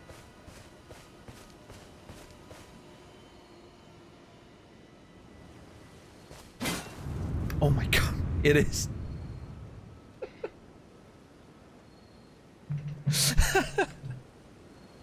What is happening? Dude, I spend 180 hours not finding a single one of them. And then in 2 days, I find like 10 of them. I mean, this one was pretty obvious, but I've been tricked by the game before. How many times have I been like, oh, look at this, this is totally a wall, and then I'm hitting it and I'm like, no, it's not. I stopped believing. I almost stopped believing.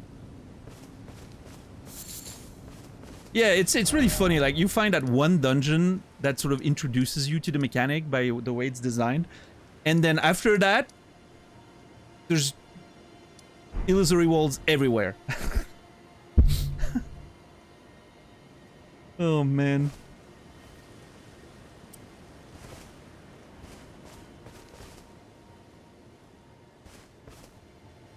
That's crazy. How are you, Mega? Welcome in. I don't know if I would consider that a tutorial dungeon. It's pretty dang hidden. Yeah, but here's the, like, the why we're... I described it as a sort of tutorial yesterday, right? Because even though it's hidden, obviously, it's a little hidden and all that, I think the way the dungeon is designed is to... Let's assume you're a new player who has never played a Souls game. And you get to that dungeon and you don't know... F?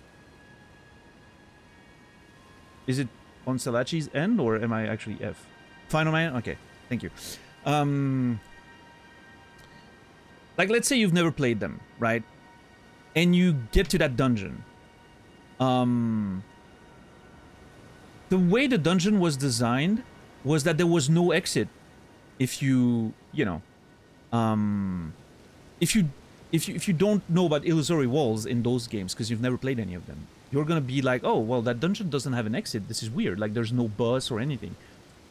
But I pulled a lever, which usually opens, and the lever was placed at the beginning of the dungeon, very obviously. So you know that there's a dungeon door.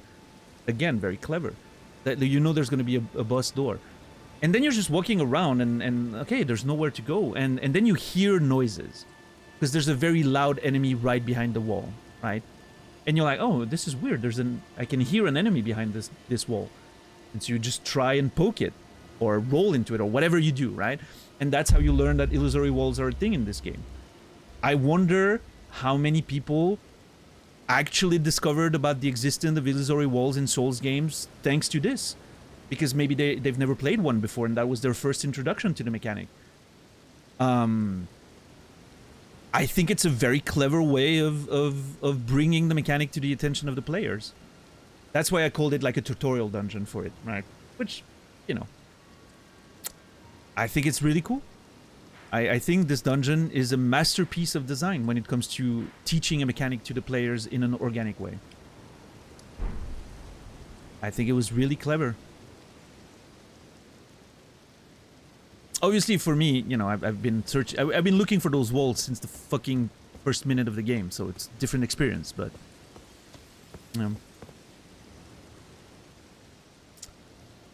Hey, thank you for understanding, Gotra. How are you doing today? What's up? I enjoy... Ones? Ones? I enjoy... Oh, Neon! Neones. Sorry, I stumbled on your name way more than I should have. I enjoy Neones. What is Neones? Is that a character in a game?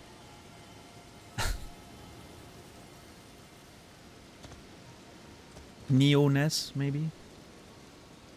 Neons? I don't know. Alright, let's sit down. So, I can't target this guy, so clearly he's an NPC. And not a... you know... It's a streamer I used to watch? Ah, I see.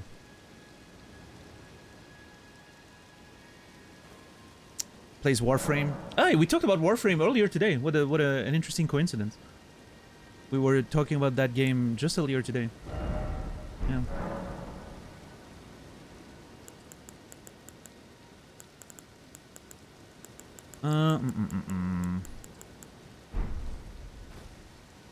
What is this? Road to the Manor.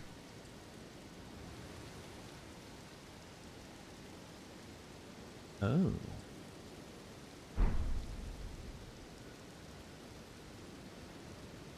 So hold on, we have a mention of the manor. I'm pretty sure. Manor. Lord of the Volcano Manor of Mount Gelmir. Lady Tanith of the Volcano Manor.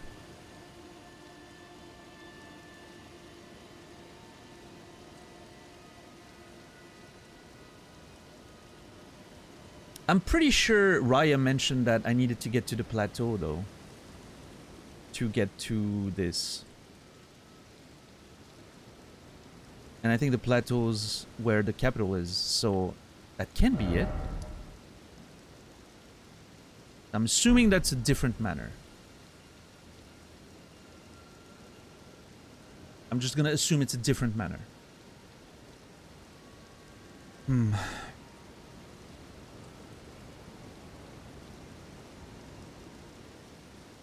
I don't want to spoil you, so at what point in the story are you? Oh, the only major boss that I faced is Godric.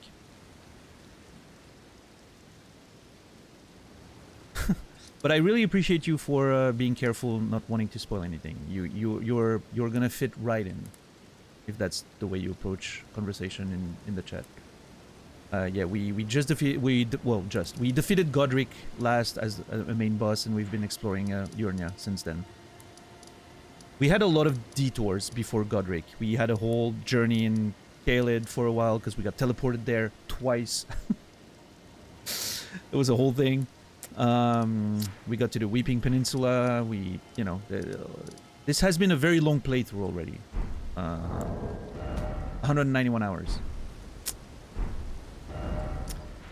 So, you know, we're taking our time and exploring very thoroughly. I hate smoking. Yeah, those teleporting chests. God damn, dude. The first one here teleported us, you know, as you probably know, all the way there, and we had a long journey exploring and coming back. Because I don't like, I have like a personal rule that I don't want to teleport between places unless I've physically like linked those places together by walking, right? Unless I have to, of course. We got teleported all the way up to the capital here, and I had to teleport back because there was no other way. But if there is a way back, I'm gonna make my way back on foot. I think it's more interesting. There's more adventure. And then from here, I think, yeah, we got teleported all the way up to the Sanctum again, which was a whole other journey. Because I fought the Blackblade Kindred boss out there.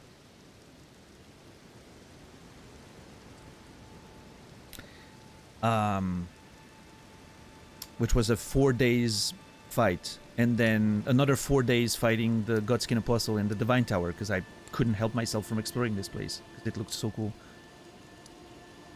So yeah, it's been a journey, let me tell you. It's been a long journey. What's up, Ingredius? So you're extremely unlucky? Hey, you could say that. I like to consider myself lucky. Because I think it creates adventure that's fun to remember. It makes the adventure unique and interesting, right? So I consider myself lucky. 4 days as in 4 streams? Yeah. 4 streams, yeah.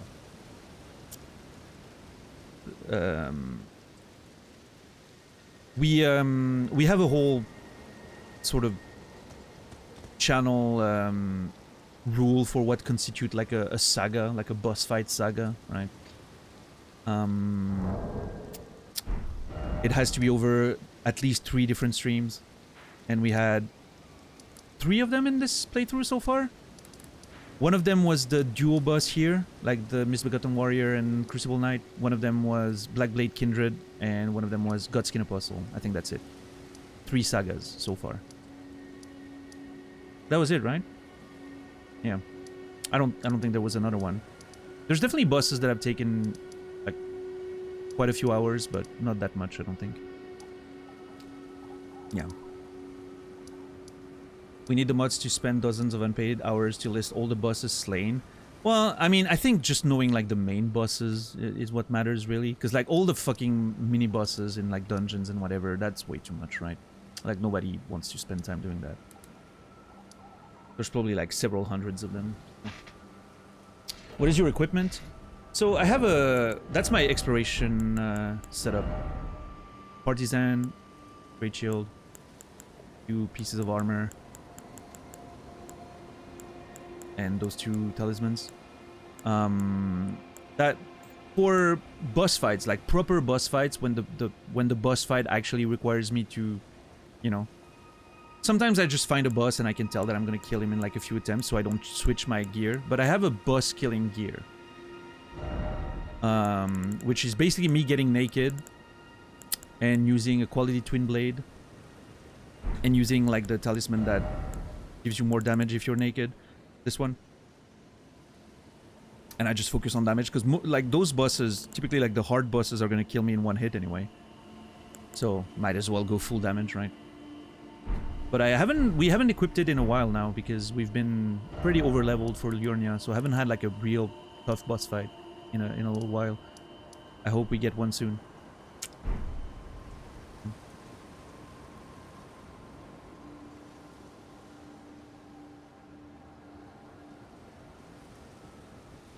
Also, I don't level up HP. That's another personal rule that I like to implement in those games because I think it makes the game more interesting. If you were the guy from Shawshank Redemption, I think you'd actually enjoy digging for 10 years.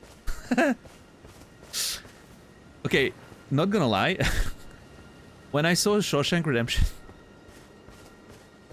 I thought they had it pretty good in there. No, obviously not, but, you know, like the carving little chess pieces and taking care of a library, like, at some point he started having it pretty good in there. It was a nice life. I don't know. I like the routine. Yeah, I don't level up HP. I think it makes the boss fights and everything more interesting because you actually have to pay attention and, you know, You can't just chug your way through a fight. You actually have to learn the moveset, and you know, I think it just makes everything more fun. Oh my god, is he wearing one of those, Hold on, I do have a helmet like that. Not quite. I actually mixed this one and this one. You know, like with the little mirrors and this one for the structure. And I mixed them both in my mind. So not quite, not quite. And it does look like the little mirrors and all that. What a cool looking NPC. Hey, I have the same... I think I have the same mace that he does. Well... No, not quite. Again, not too similar.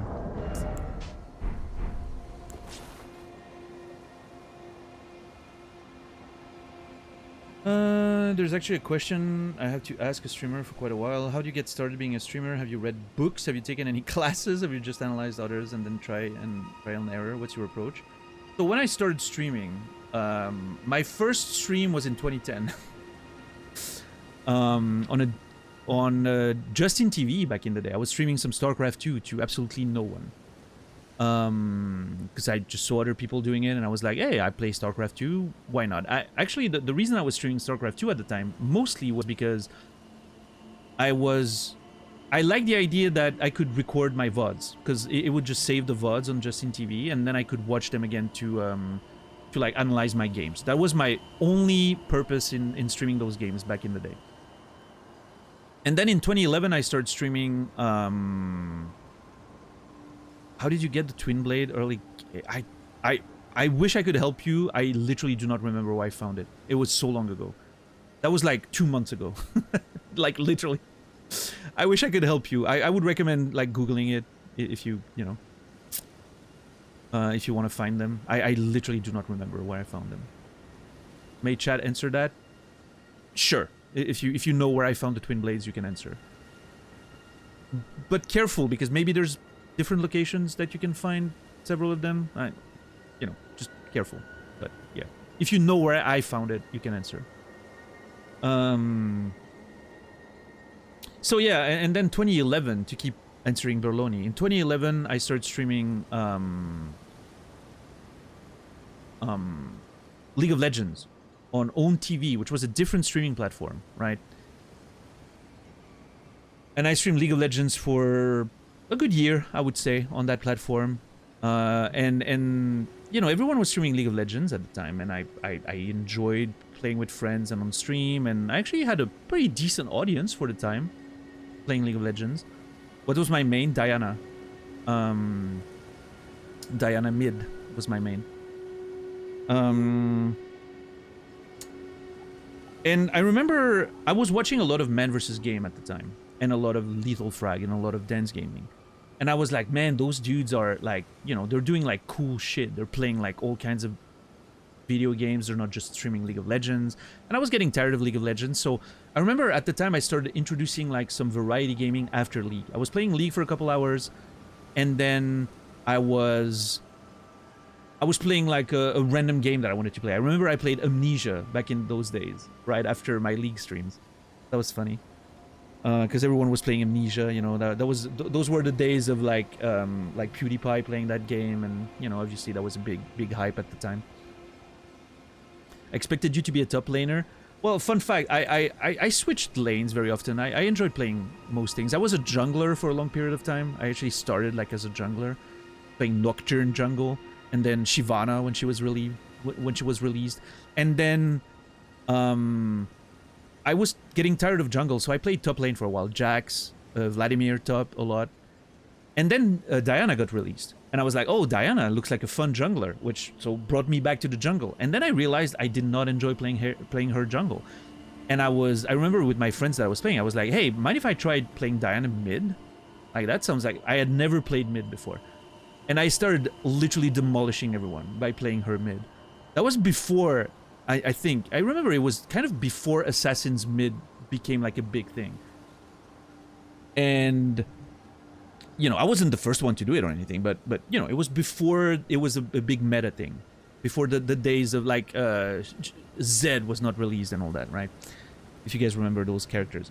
So I was playing Diana mid a lot, and then I eventually started playing more mid characters. I had a big stint with LeBlanc. I really like playing LeBlanc.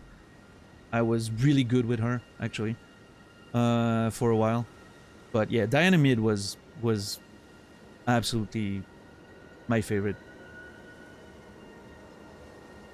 I didn't invent it, no, but you know,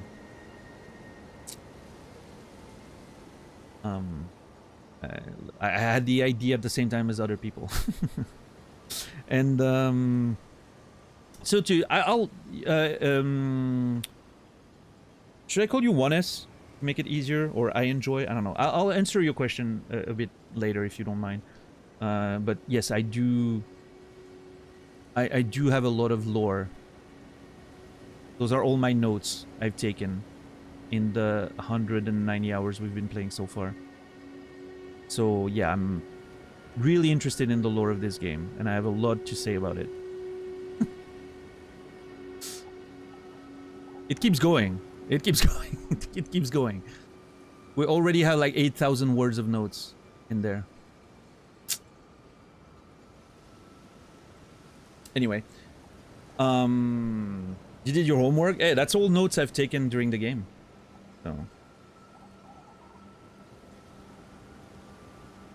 So yeah, playing League of Legends and then wanting to do more variety eventually led me to switch to Twitch, because Own TV was going down. The platform was going down at the time, so I had to find a new home for my my stream, and that was in 2013. And I was like, you know what? I'm gonna switch back to I'm gonna go to Twitch. I already had a Twitch account. I'm gonna go to Twitch. That's where Man vs. Game is, all those guys that I enjoy watching, and I'm gonna do variety gaming. And that's when I met Cole Carnage at the time. He was a smaller streamer at the time. I was part of this community for a long bit. I was part of his streaming team and all that. That's what got me my start, basically, on Twitch. And I started doing variety games. And so from 2013 to 2015, that's what I was doing, you know. And then in 2015, I was, you know, I was teaching full-time and streaming full-time, and I was sleeping like 2-3 hours a night. So I reached a point where I was like, if I keep doing this, I'm literally gonna die because I'm not sleeping. So I had to make a decision, and at the time it was very difficult to make money with streaming because gift subs didn't exist, different tiers didn't exist. You know, it was very difficult to make money at the time, way more than now. So even though I was partnered already, I got partnered in 2014, I decided to stop streaming and focus on teaching, because that was my main source of income, right? Which is a decision that I kind of regret, but it is what it is. It's like a couple years after that, I burnt out on teaching, and I stopped teaching, and I started writing full-time, and you know, released a couple books. And then at some point I was at home, and I was like, you know what, I feel like streaming again. That was 2022, and that's when I came back to streaming, and I've been doing it pretty much full-time since 2022, right? So yeah, it's hard for me to answer your question, Berloni, because at the time when I started, there was no knowledge of how to do this. You install the program, which at the time was XSplit. It was before the days of OBS. You installed XSplit or Ustream or whatever. No, it wasn't Ustream. Was I don't remember. Ustream was a platform, but there was another app. I don't remember the name. But yeah, basically you just went live and you did whatever you felt like doing, right? So no, I never really, you know, learned to be a streamer. I just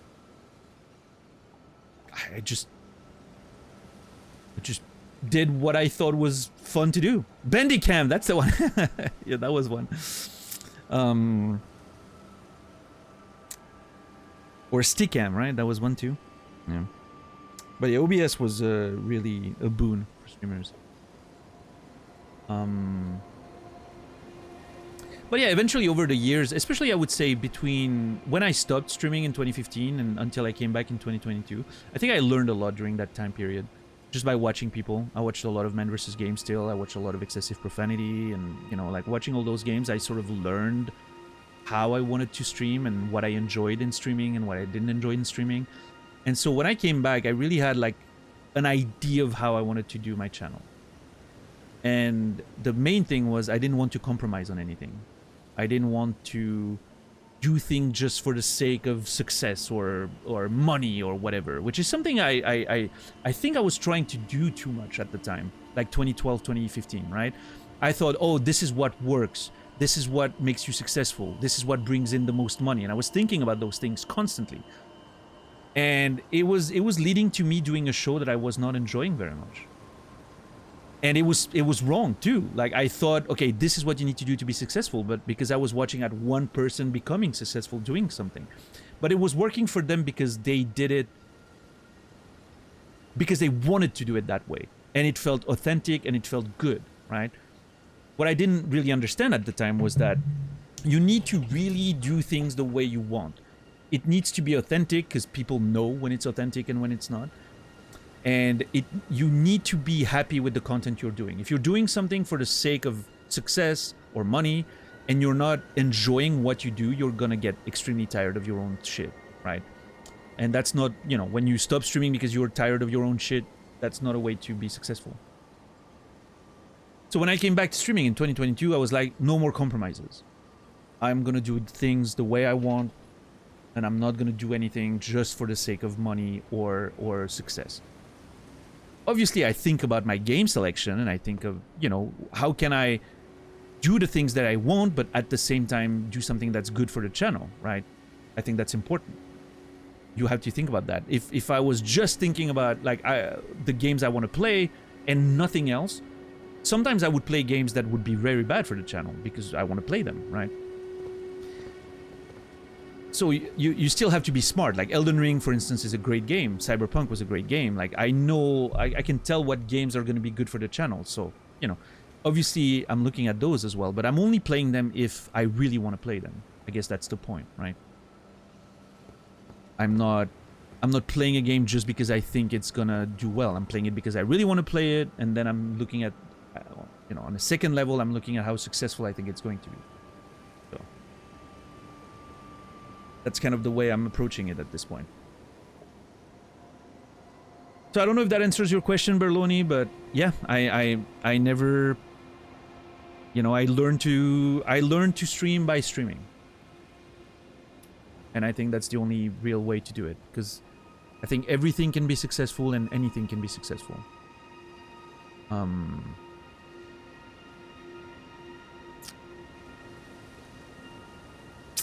Yeah, I don't know. If you want to be a streamer yourself, just figure out how you think you would enjoy doing it and what kind of show you want to put on, and then go for it. It's impossible to be prepared anyway. It's going to be, you know, it's going to be difficult and it's going to be a journey, no matter what. So might as well do something you enjoy.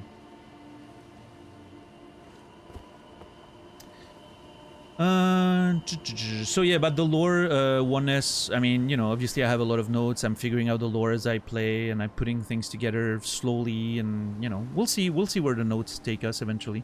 And as for what I'm doing right now, I don't know, my ultimate goal right now is to get to the academy, but we have a few more things I want to do before that. I was just scouting here. I don't really want to...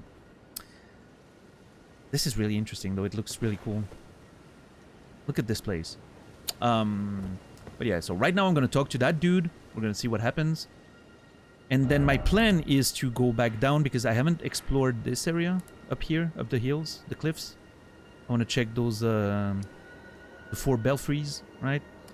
And then possibly go back down, keep exploring the lake that I haven't explored, check the town here, and then the academy, I think. I think I want to do that before I actually go towards whatever this is. I'm already further than I thought I was gonna go today. I didn't want to explore this place. Because I know once I start exploring, I can't stop myself. So, yeah. This is really cool.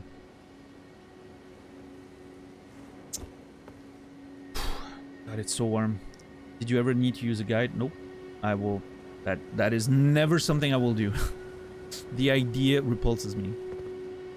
The least I know, the least I understand, the better I feel.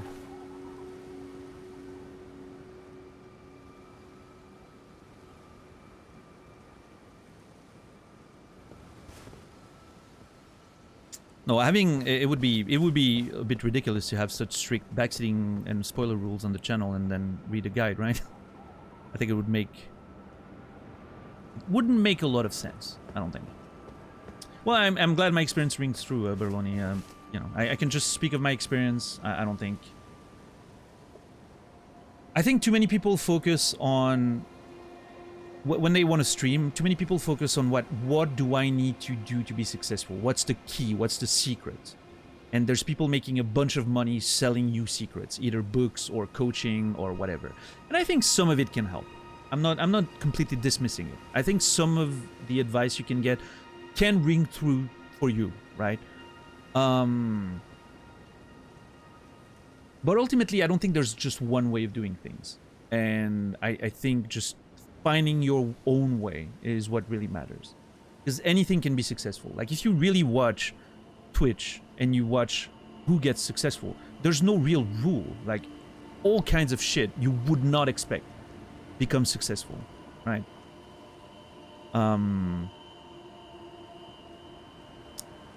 So, yeah. But yeah, I think that's a good advice, Strange Pine. Good sound quality is important. And talking, even if no one's there, is important too. Do you need that to be successful? Fuck no. I've seen people who do not do those things become really successful overnight on Twitch. So, ultimately, if that's not what you want to do, if you don't fucking care about sound quality and you don't want to talk to people, you don't have to. You can find success without that. I would argue it's going to be more difficult, but, you know, so is the way I stream, right? The way I stream is clearly more difficult to get successful with, but... Did you play Souls games before this? Yes. My first Souls game was Demon Souls in 2009. I imported the US version to Europe because it wasn't released there yet. So I do have some experience. Oh, he's a blacksmith. I didn't notice the anvil before. I wasn't paying attention to him. I was just interested in the conversation. I just noticed that's a fucking blacksmith hammer. Oh, he's like the giant. Oh, he's like the giant blacksmith in. Oh, I'm putting my weapon away.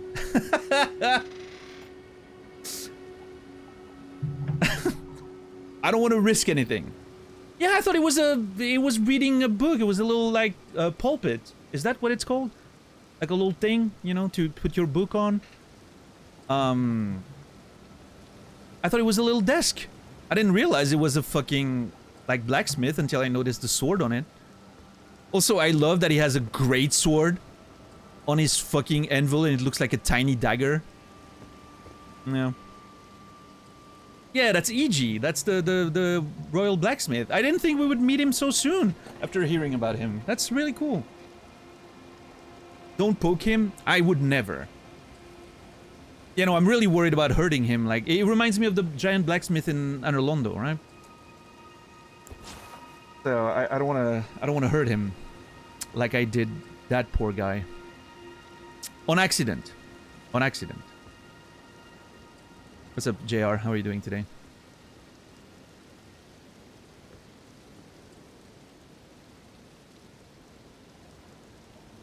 Is that blue stone, like, to warm up the blades? That's interesting. Is he hiding a secret passage? I don't know. You guys should not even have that conversation in chat, by the way. Because it either spoils that there is something, if you're saying the truth, or if you're making a joke, it spoils that there is not.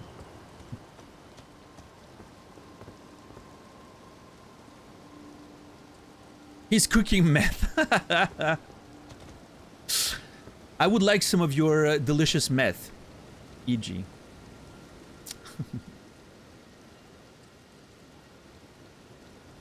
It's fine, JR, don't worry.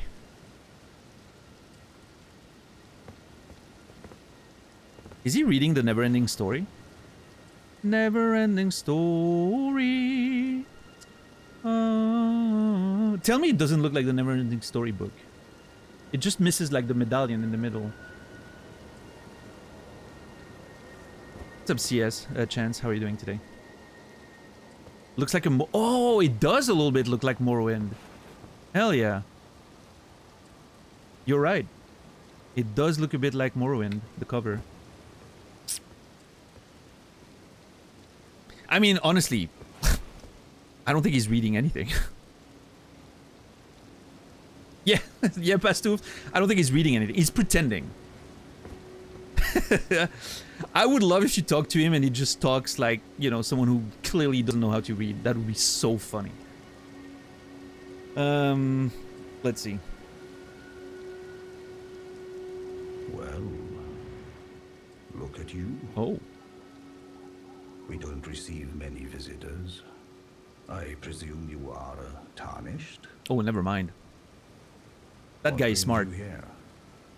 That's an intelligent troll right there. What brings me here? Honestly, the spirit of adventure. I just got lost. It's a Brian King. Yeah, the VA is really fucking cool. The voice is deep and... Oh, pardon me. It's hardly my place to ask, is it? I am E.G. Figured. A blacksmith who once served the Carian royals. An old codger who refuses to retire his rusty hammer. Okay. So here I am, still quietly plying my trade on this spot. Okay. Perhaps you'd like a display? These bones are old, but still able. Is he gonna offer... Oh shit. Smithing Master EG. Is he gonna offer more upgrades than... what's his name? Hugh, maybe? Maybe like at a certain level you need actually getting another smith to upgrade your weapons. Yeah, the voice is really beautiful. I like it. I like that he has a giant hammer. Like, you know, obviously the blacksmith in Londo had a tiny little hammer, you know. It was kind of fun. This one has a huge fucking thing. Let's see. Please take care. Wait. Is that me telling him to take care? I'm confused. Oh, watch out there. When I'm absorbed in my smithing, I lose sight of all else. If you come too close, I'm apt to cause you harm. I am, after all, terribly large compared to you, Tarnished. You don't know how hard it is not to break anything while I work. That's funny. How hard it is to not break anything while I work. You know what his voice reminds me... Again, I keep mentioning the Neverending Story all the time in this game. I don't know why. The turtle in the Neverending Story, which obviously we mentioned when we met the Turtle Pope on the other side of Liurnia, but he has the same kind of voice and cadence to his speech, you know, very slow and sort of like, you know, wise, and the way he talks, like, you know, reminds me of that. Brave Tarnished. A word of warning, if you please. This territory once belonged to the Carian royal family. Okay. Their manor lies not far beyond this point. Oh, I'm assuming that, When yeah. the Rhea Lucaria Academy turned on the Carians, the Knights of the Cuckoo descended on this tract.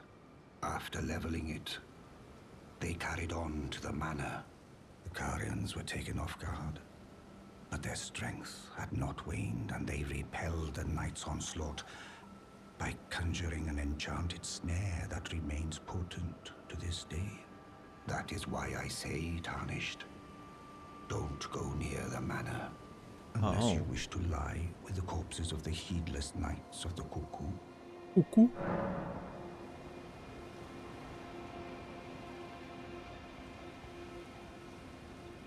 Blath sent me. What? Hold on. Did I forget about that?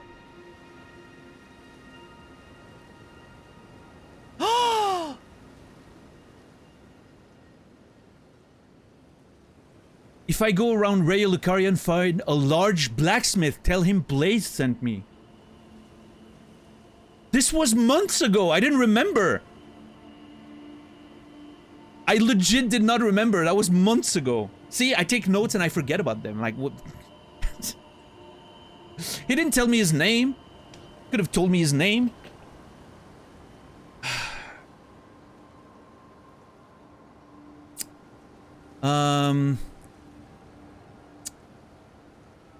Okay. Found him, at the ruins. Still working. Reading a book. Warned me. Told me a bit about himself. Apparently breaks things while working. I wonder if that's a hint at some mechanic in there. Like, maybe you can, like, strengthen stuff really well, but there's also a chance that it breaks and maybe you get, like, you know, it removes the level or something. Could be just a flavor thing, but it could be a mechanic. Also warned me not to approach the manor of the royal family because of many still active traps since the days of the battle against the cuckoos. Okay.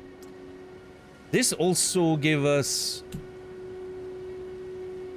a lot of information about what happened with the Academy and the Carians. Hold on.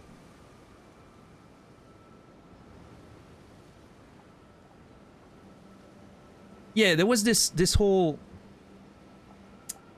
fight between...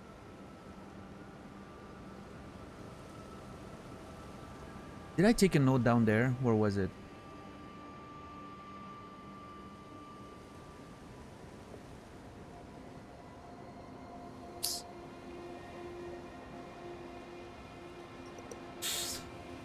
I'm not finding anything. But I remember we had a thought at some point that there was a war between, or a disagreement between people from the Academy and the Karen family. I think that was already sort of on my radar. It's just getting confirmed now.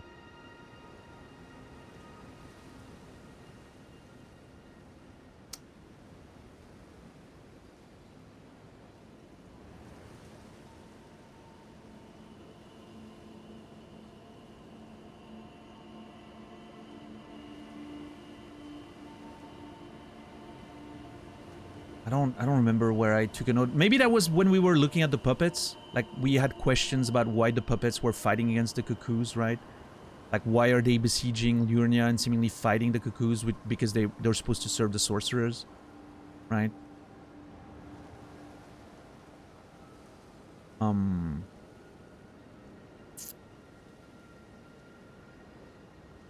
But yeah, clearly there's something to take note of here. Hold on.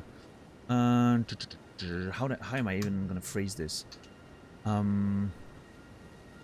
Apparently, at some point, the Academy turned on the Carians. So the Carian royal family used to control the Academy. That's my understanding. And at some point, the Academy turned on them. I'm thinking the sorcerers maybe were tired of the control of the Carian royal family, and they were like, we want to be independent or whatever, we want to do our own thing. Why exactly? Want for independence.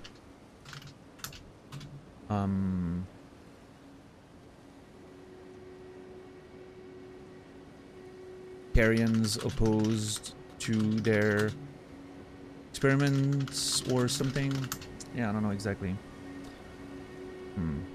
You're gonna have to play back the convo. I want to hear the... Yeah, I want to hear his voice too. I may actually listen to what he said again, just to make sure I didn't miss anything.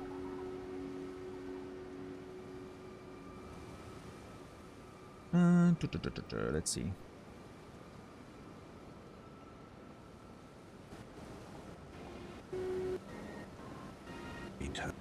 You come too close. No. When the Raya Lucaria Let's use that replay turned feature. on the Carians, the Knights of the Cuckoo descended on this tract. After leveling it, they carried on to the manor. Yeah, okay, so they destroyed this place and then moved on to the manor. But their strength. But the Carians were able to repel the Knight's onslaught with their magic. By conjuring an enchanted snare, like a trap or something. To this day. Yeah. That is why I say tarnished. Okay, fair enough. Doesn't want me to go close because there's a trap still there. What are the cuckoos? So the cuckoos are the cuckoos, as EG says. They're basically a bunch of mercenaries working for the Academy. They're soldiers, knights working for the Academy of Raya Lucaria.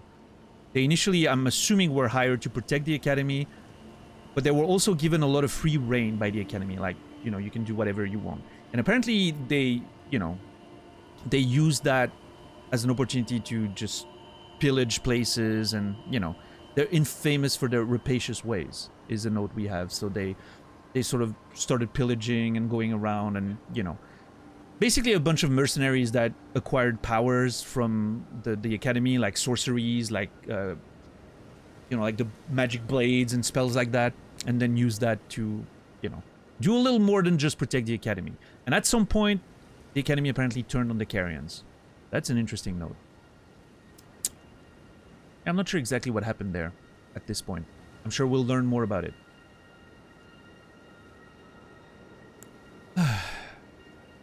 Who would you say are the good guys? I don't know. I think it's a little more layered than that. About your advice. I've explained the peril of the enchanted snare that remains at the Royal Carian Manor. Whatever you do, brave Tarnished, stay away from that death trap. Death trap. God, I love his voice. I've explained of the whatever you do. We're good with that angle. So now we have to tell him about Blade, which I'm very excited about. But before I do that, I'm gonna open my window because it's so warm in here. I'm gonna check the temperature and then I'm gonna open the window. Finally, it is window time. And then as soon as I'm back, which is gonna be in 30 seconds, not a single second more, we're gonna talk to EG about Blade. So see you in 30 seconds. Don't go anywhere. Thank you so much for watching. I appreciate you guys. Thank you so much.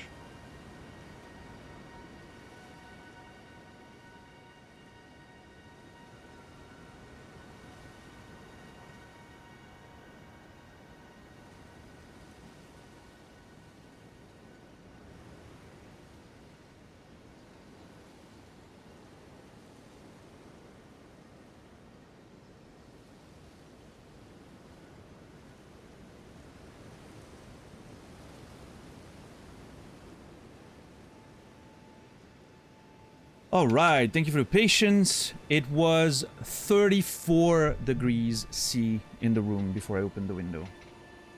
That's what I've been dealing with.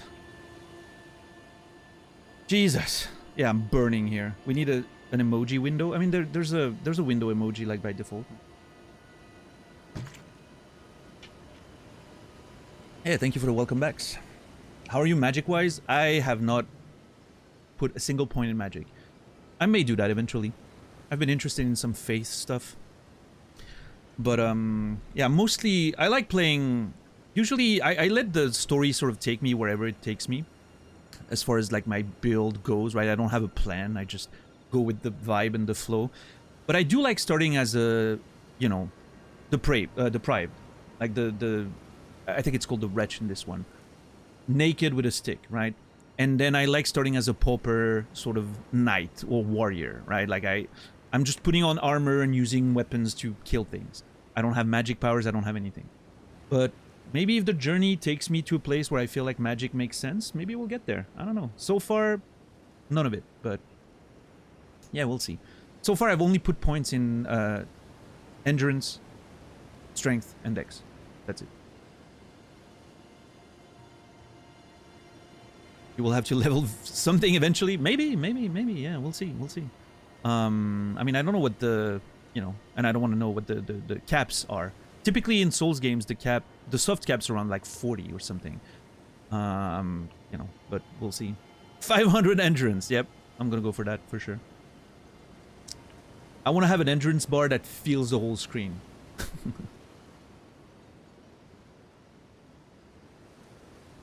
Alright, Blade sent me. Blythe actually Blythe, did sorry. that. Did he? Quite a rare occurrence for such a guarded soul as he. Perhaps he sensed something unusual about you. At any rate, if you're friendly with Blythe, I've something else that might suit you.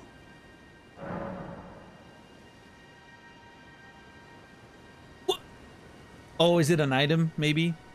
In the purchase? Oh! Is that it? Maybe? I'm not sure. Shit, I should have checked the menu before that. I thought initially, you know where my brain went? Andre selling you the crest in Dark Souls 1. So for a second there, I was like, oh shit, does this look like a crest that can, you know, maybe disable the traps to access the manor or something, you know? But no, it's just something that lowers FP consumed by skills, which is not very interesting to me. But yeah, I guess that's it, maybe? Because that's the only... Well, shit, I should really check the menu before, because he didn't give me anything. Oh, wait.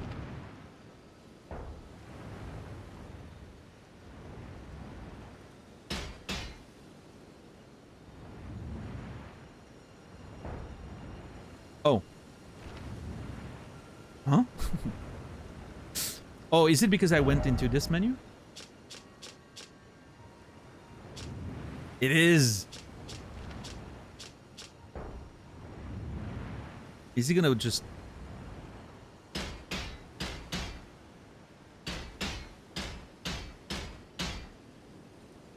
I want him to do the little hammer things. Like the blacksmith does in Anorlondo. Remember those little hammers? They were so cute. Yeah, I love that he has like a giant hammer and it's just like tung tung tung.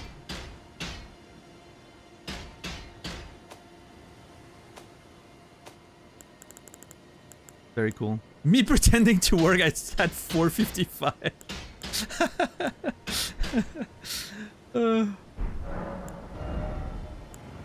He sells somber smithing stones, could be useful eventually. Oh, he sells infinity of those. Oh. Well, that's cool to know, actually. A talisman adorned with the royal crest lowers FP consumed by skills. Another said to have once been awarded to Carian knights who served as direct retainers to the kingdom's princesses. Now there is only one princess, Rani, daughter of Renala.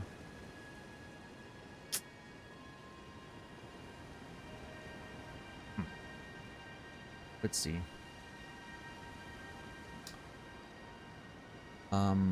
Notes.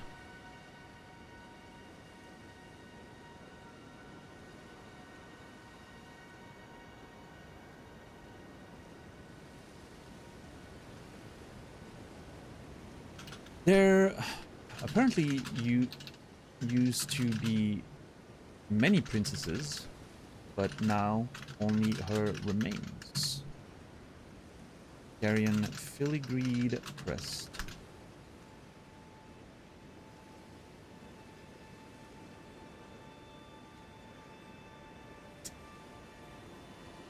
God, I need to... Fuck! Hold on.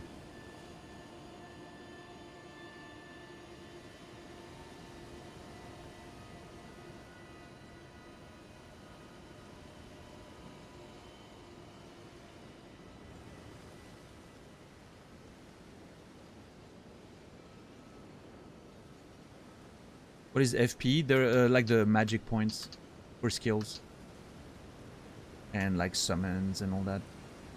Your mana, basically, in this game.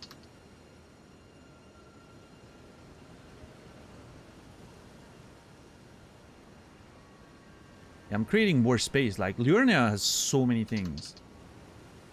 I really need more space. Zoop.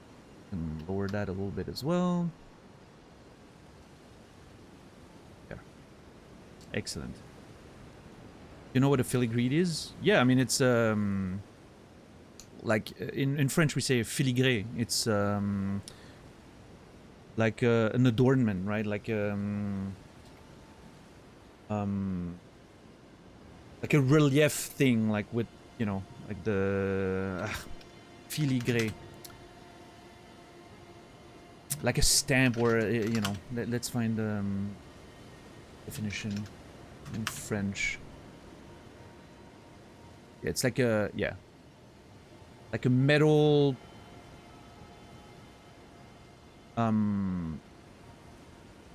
what's it called? How do you say that in English again?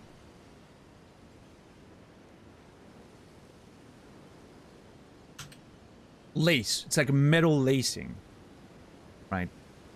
To decorate like an item or a clothing or a whatever it is. Yeah. Yeah. That's how I understood it, at least. Like, you know, it's not like I know the exact definition, but I you know, it's something that I've heard about. Filigree. Normally it's gold, yeah. Can be silver, I think, as well, right? But yeah, that's a term that I've seen, like, in you know, clothing and even books.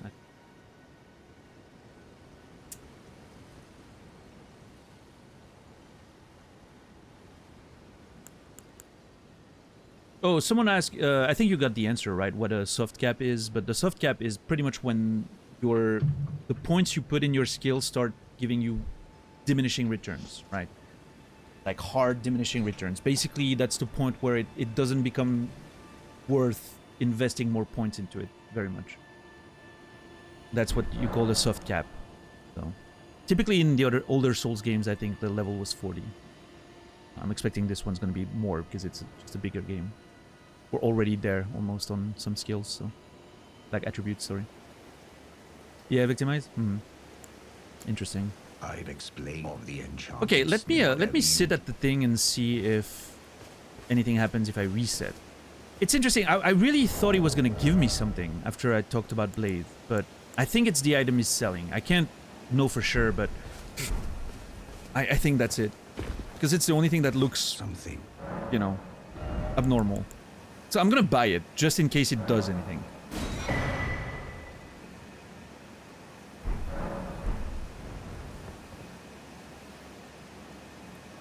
I'll just buy it. We'll see. Now I'm gonna sit down, reset, see if it leads to anything.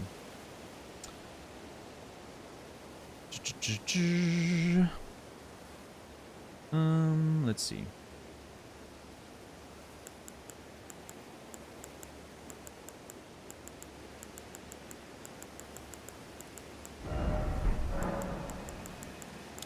You ask about my Ashes of War. I'm using Kick on the... Although I barely use it at all. I'm using Kick and Barricade Shield.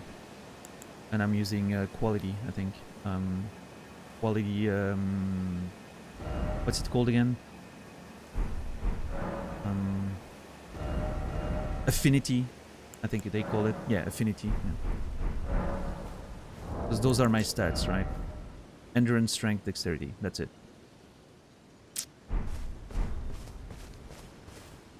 Alright, let's see.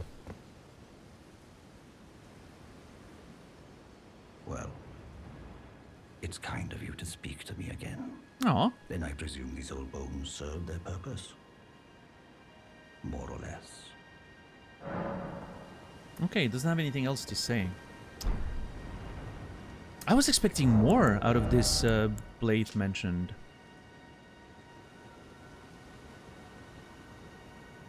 A talisman adorned with a royal crest. An honor said to have once been awarded to Carian knights.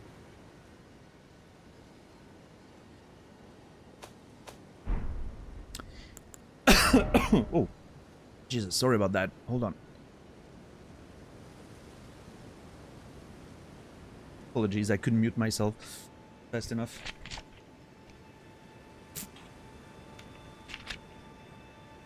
How did you get that flamey ash of war? I'm not sure. You have to understand, Oneness, that we've been playing this game for 3 months at this point, almost. Over 2 months. So there's some stuff that I don't remember. Unless I've taken a note, I will not remember why I found it.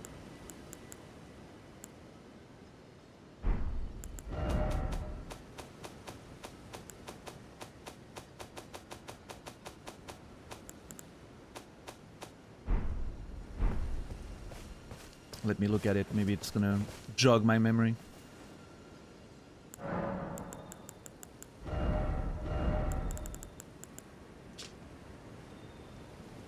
Flaming strike.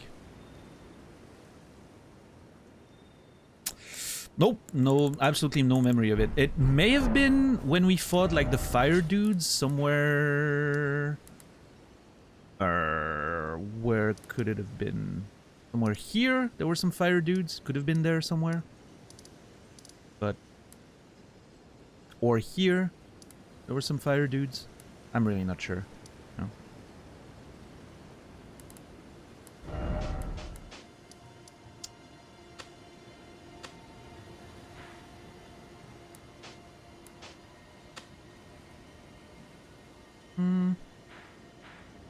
Have I been... I don't think I've been above this, right? I don't think I've explored this whole part of it there.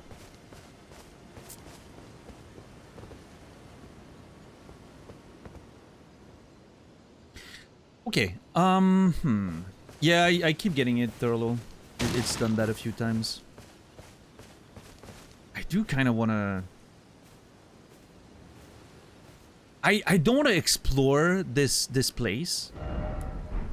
This the Carrion family castle.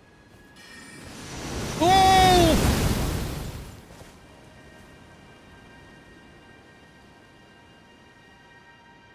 What I was gonna say is I don't want to explore it, but I kind of want to see what the trap is.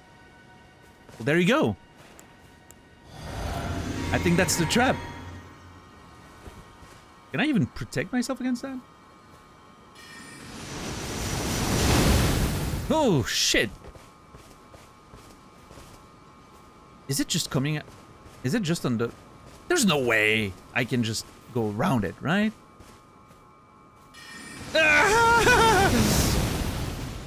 Well, I mean, I guess I could just zigzag all over the place, right? Oh, jeez. I don't want to hurt him. What's up, Chill? How are you doing today? Can I just zigzag?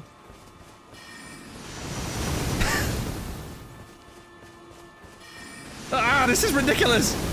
Okay, I'm going away. Okay, I'm going away.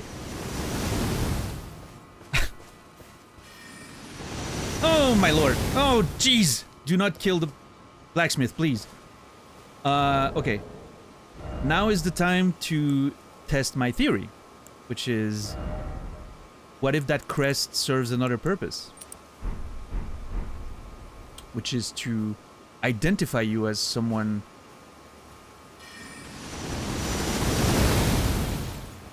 Guess not.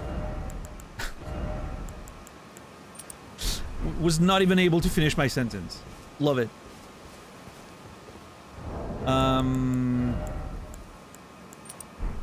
What if I put the crest and talk to him? Brave tarnished. Brave tarnished? I love his voice. No? Okay. Well, then I'm confused. What's the purpose of this thing?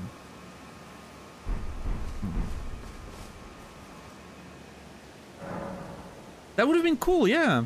Because now I'm asking myself, like, was that really what unlocked, like, my conversation, like, the fact that I mentioned Blight, sorry.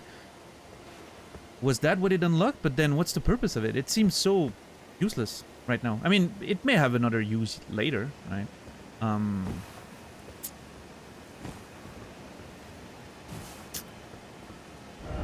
You know what? I'm not gonna go up here yet. This place doesn't want me to go there. I wasn't even supposed to explore this far. I'm going back to what I said I was gonna do today, which was, ah, shit, those things are respawned. I'm just running. I'm gonna go to what I said I was gonna do tonight, which was exploring the Belfries. Because there's this hole there of unexplored land, and it's upsetting my brain. I'm gonna go back and explore up the cliffs there. And then we'll probably continue exploring the lakes and make our way to the academy. Although, I will say this place looks so fucking interesting. But I think I need to be a bit more methodical here. Otherwise, I'm gonna just keep losing myself to places where I'm not supposed to be. But yeah, we need to explore this. I haven't explored all of this. There was a Belfry in DS2, yeah. With the gargoyles and everything. That's why I said yesterday when we found like the grace that said this place was called the Four Belfries. I'm calling it there's going to be a gargoyle or a few gargoyles up there. As is tradition. There's a bell tower, there's a gargoyle, right? That's the Dark Souls tradition. I'm calling it. One second.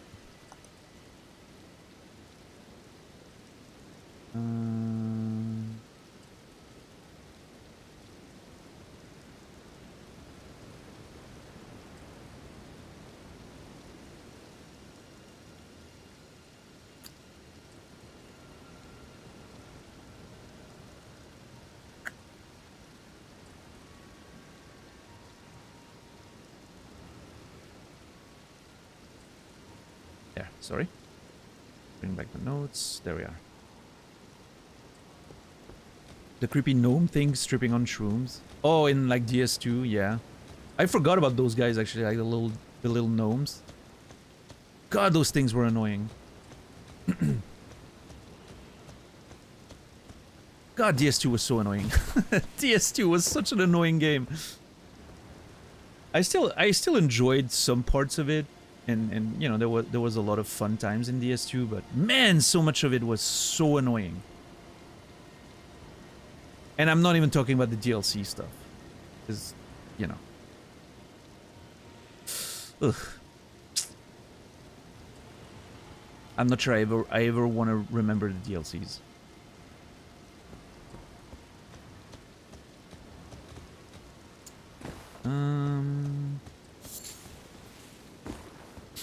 It smells like food. Why does it smell like food?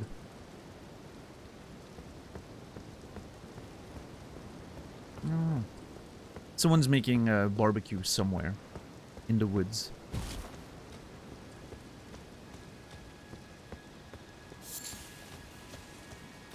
I don't know what I want to eat after stream.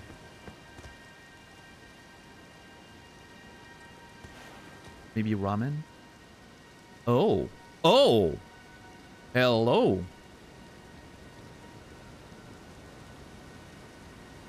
That knight looks cool. He has a very cool looking shield. I think we found another farming target, maybe? What's up, Fermented Loaf? How are you doing? Iron Keep was the worst for real. Yeah. I think the worst part of the DLC for me was obviously the outskirts. The frigid outskirts. That place did not deserve to be in a video game. That should have been left on the cutting table. Someone should have been like, you know what? We don't need this in our game. This place makes no sense. Let's ignore it, right? Going to sleep. Thank you for making my day better. Hey, thank you for hanging out, 1S. I'm glad you had fun. Hope I'll see you tomorrow. Alright, let's fight those nerds. That shield looks cool too.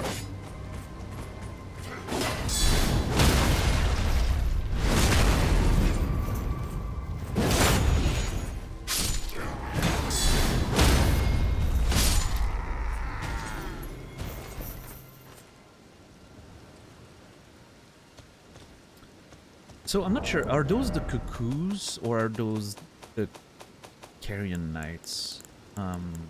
Cuckoos, okay. Yeah.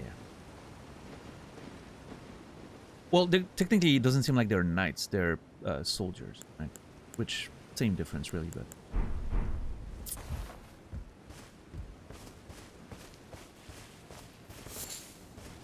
Yeah, Strange Pie.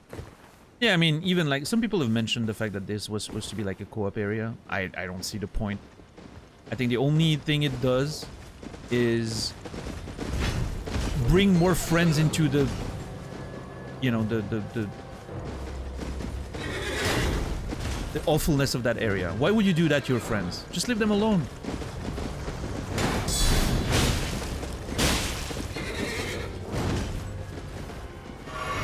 That guy is kind of cool. Also, the fucking horse armor is amazing. Where's my armor for Torrent? I want an armor for Torrent.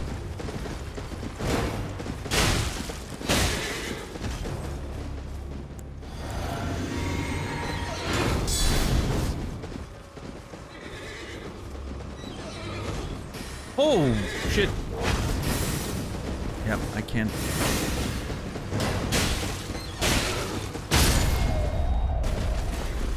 The horse lives! Sorry. It's about the loot.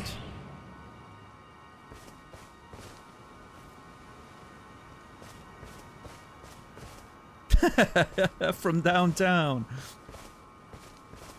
I really want that armor though. The blue armor looks really cool. Blue and red. Ugh, look at that.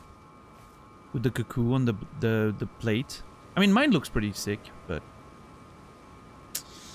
I want his shield. His shield is the part that I'm interested in. $5.99. Clever. Yeah, the horse looks really cool.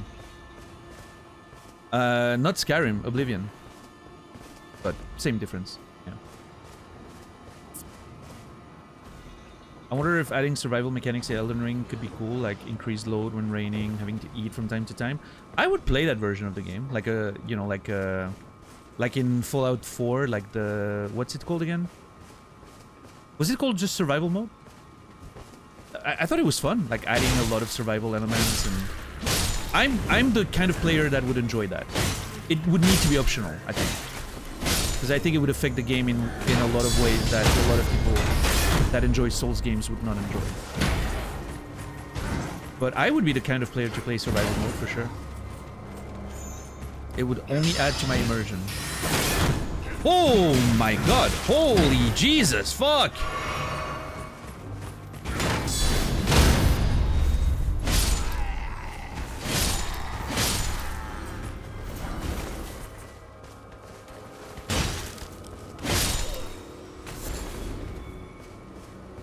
That was a lot of dudes for a second.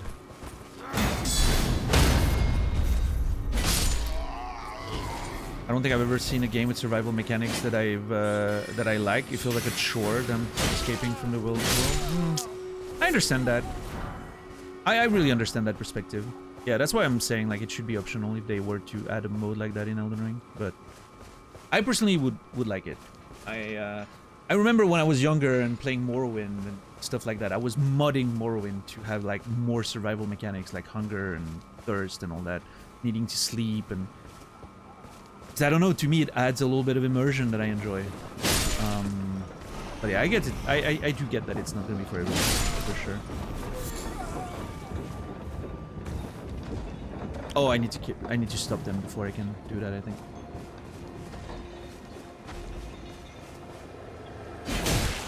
Holy shit! Jesus Christ! Immediately stomping me. Out. Alright.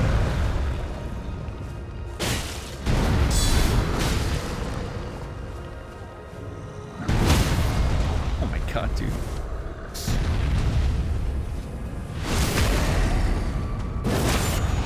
Yeah, I also keep getting Twitch chat disconnecting right now. Like, it keeps reconnecting every 5 minutes. Is everyone getting that issue? Twitch has been so freaking unreliable lately. It's crazy.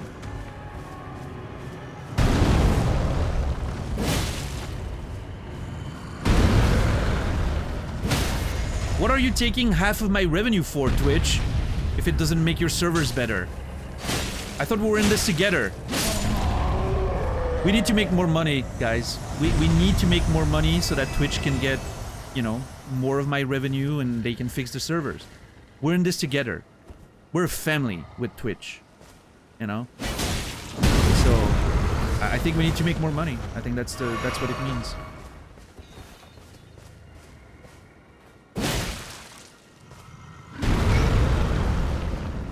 Why? That's what they said. When there was that big conversation about like the split, you know? What they said, and I quote in their press release or whatever, was that, you know, they always saw Twitch as a collaboration between the creators and the company, right? We're a family. We're in this together. So it makes sense that it's 50-50 split because of that, right? That's what they said. We've been making fun of that ever since because it's so fucking hilarious, dude, as a justification. It is so funny as a justification that we had to make fun of it. So every time it comes up, we're talking about how we're a family, you know, we're in this together. 6K limit in 2025. Well, I have 8K, I think, but that's because I'm a partner, I think. I use 8K, personally. Okay, this better be a good weapon. The Carrion Knight's Sword. That looks really cool. Oh, come on. 18 intelligence? It does look really cool, though. Straight sword embedded with a blue glintstone. Weapons of knights sworn to the Carrion royalty. These knights' sword could serve as catalysts, letting them wield sorcerer's battle skills. Despite numbering fewer than 20, this power made them a match for even the champions of gold in battle. Wait, there were less than 20 Carrion Knights? Oh shit, I'm getting attacked. Hold on.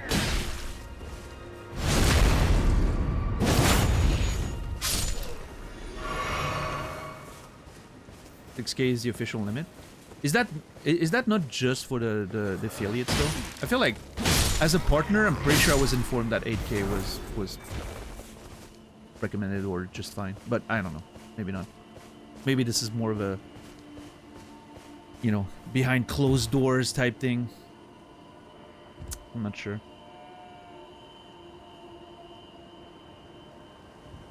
6K is the limit, it's BS. Okay. Fair enough. Yeah, I've been on 8K for years.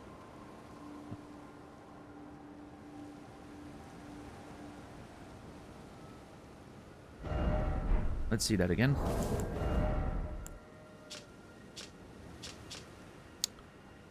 So apparently there were less than 20 Carrion Knights. On YouTube, streams can be more than double that. Yeah. Well, a Carrion Knight's Sword. Apparently there were less than 20. But they used sorcery. Their swords were also catalysts to make themselves more powerful. Even for the champions of gold. Interesting. Even for the champions of gold. Not sure what that means, but come on. Why is that spacing there? Spacing looked weird. What's up, Elisa? How are you doing today? Less than 20 could be 3. That's true. Could be 1. Maybe there was only one of them.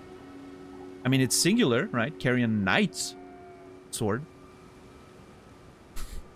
There's just one of them. That's it. It was Bowls. Big Bowls. We fought him. It was just one Carrion Knight.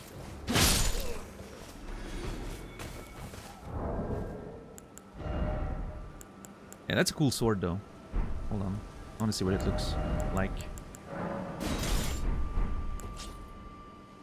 It's a little small, but it's not about the size. It's about the moveset. Let's see. That's a cool weapon.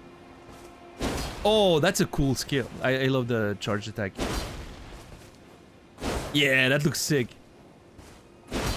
Hell yeah. The embedded glintstone looks really cool though. Damn. Cool looking weapon.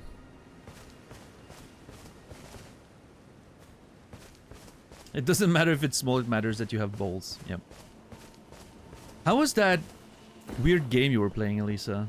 That sort of old, weird... Was it a full motion video game or something? I can't remember the name. I saw you were playing that weird... It's literally meant for me? Wait. I am not joking. Hold on.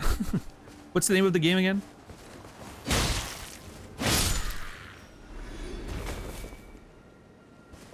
The most Daniel Matt game to ever Daniel Matt? No way. Tender Loving Care, that's it. That's the game you were playing.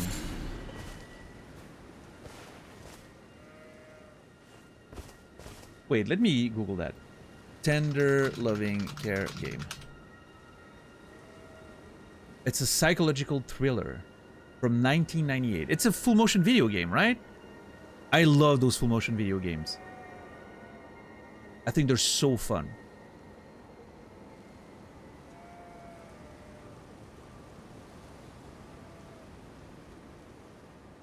Yeah, I don't know. Maybe I need to take a look at it at some point. Have you heard of Slay the Princess? I've heard of it. I've never played it. It might be something I look into at some point.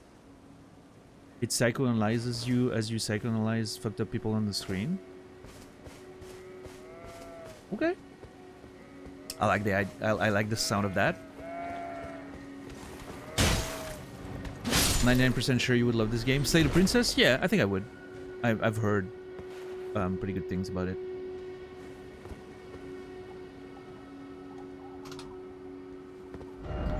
I'm pretty sure I was down there and I missed an item. Can I go and come back up? With torrent, maybe? Gosh, I'm scared that I'm not going to be able to come back up. Alright, I believe. Have you read The Expanse? No. In fact, I haven't watched the TV show because I always told myself I wanted to read the books first and then I never read the books. So, yay me, I guess. But I think I would like it. It seems like my kind of jam. A rare torrent appearance? Torrent appears on average about once per stream, I think. So we got a little torrent, you know, cameo for today.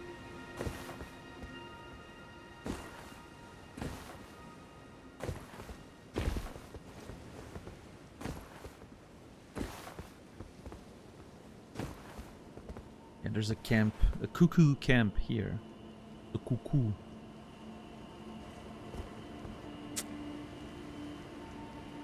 Okay.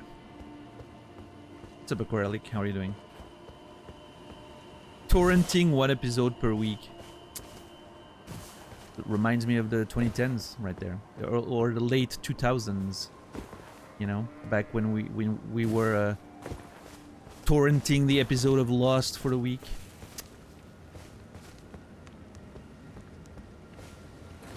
Because obviously Lost, you know, we didn't have access to US channels here.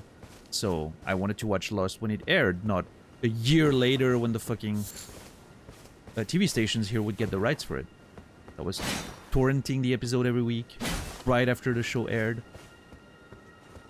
Watch it immediately and then went on the forums to talk with other nerds about Lost, you know? That was my whole life for a moment there. What's up, Credo? How are you doing? I don't miss waiting 16 hours to download one MP3. Yeah, on a 56k modem, right? You would start a song one day and then the next day you had it, finally. Let it run overnight, you know? And then the day... I remember I only got, like, DSL in 2004. It arrived here very late, like 2004. It was such a change in my habits. Like, suddenly I was, like, able to download an album in, like...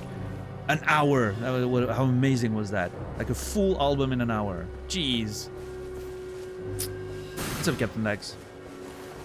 How are you? The search has been reinvigorated. Wait, what do you mean?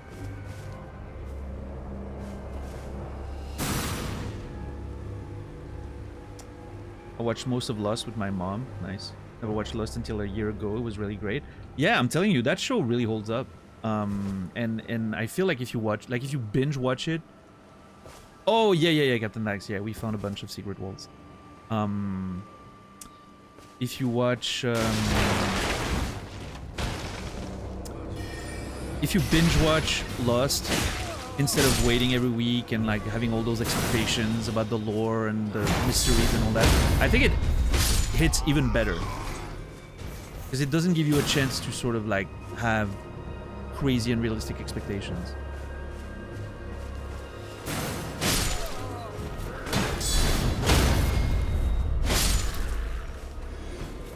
I remember having 300 kilobytes on a good day. Yeah, I remember having 5 kilobytes per second on a good day. Again, like 56k modem, like downloading a whole 4 megabytes ROM for Super Nintendo or an MP3 at like 5k per second felt like a miracle. It felt so fast. Compared to only like getting, you know, 2k per second or something.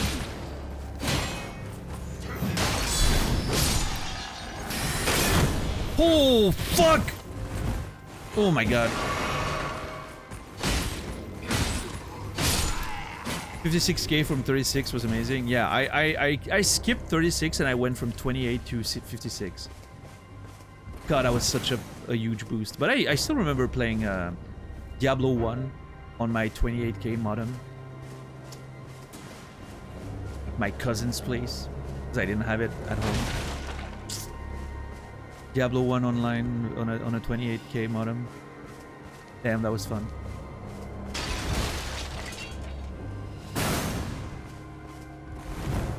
Oh yeah, we found a bunch of secret walls. Yeah. Found a secret floor today. We man, today's been a journey so far. How long the computers used to take to boot? Yeah, like a whole ass 5 minutes, you know, just to get to the Windows login screen, and then you would need like another 3 minutes for everything to kind of load properly before you could actually use it. Hey mom, get off the phone! I want to play EverQuest. Yeah, and then or your mom like doesn't know you're online playing a game, and then she just picks up the phone to call someone, and you get disconnected, and you're like, Mom, I was doing something really important. No, I wasn't. But you were at the end of downloading your ROM, right? After like hours of downloading, and then your mom disconnects you because she's calling someone, and you have to start over because at the time there were no ways of saving your downloads, right? That only happened later. The first time there were like softwares that allowed you to resume your downloads. My god, what a revolution that was. Like, are you telling me I can download a thing over a few different days? Ah, that was so good. Also, I just died and I'm very upset. This place is hell. I do not like this place at all. Yeah, I'm gonna kill that thing. Nah, actually, I should probably not fight this. Those things can kill me really fast.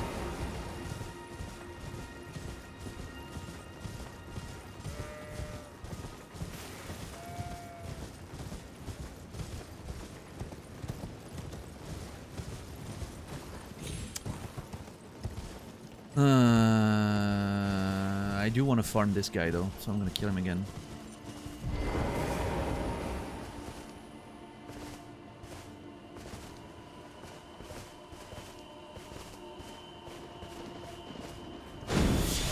Yes, Anaya. Yeah, that felt fast back in the day, right?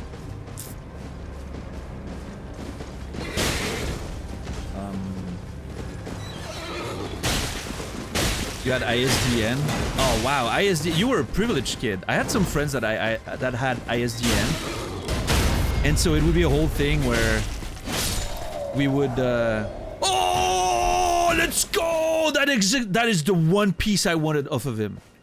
That was his shield. I am so excited right now. Streamer luck. Yeah, so the friends that had ISDNs, we would pester them for them to download porn for us. Because it was too slow for us. So we would ask our friends with ISDN to download the porn for us, you know, and then burn a CD with the porn on it. Of course.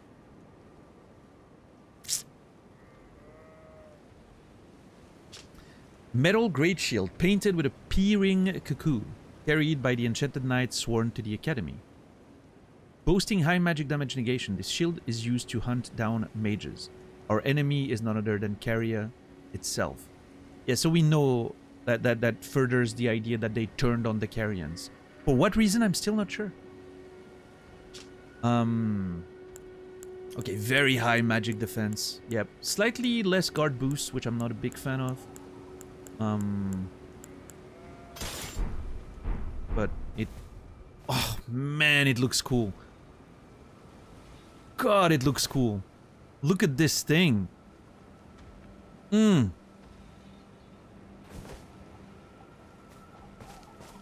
I do think with the current set we have, this one's better.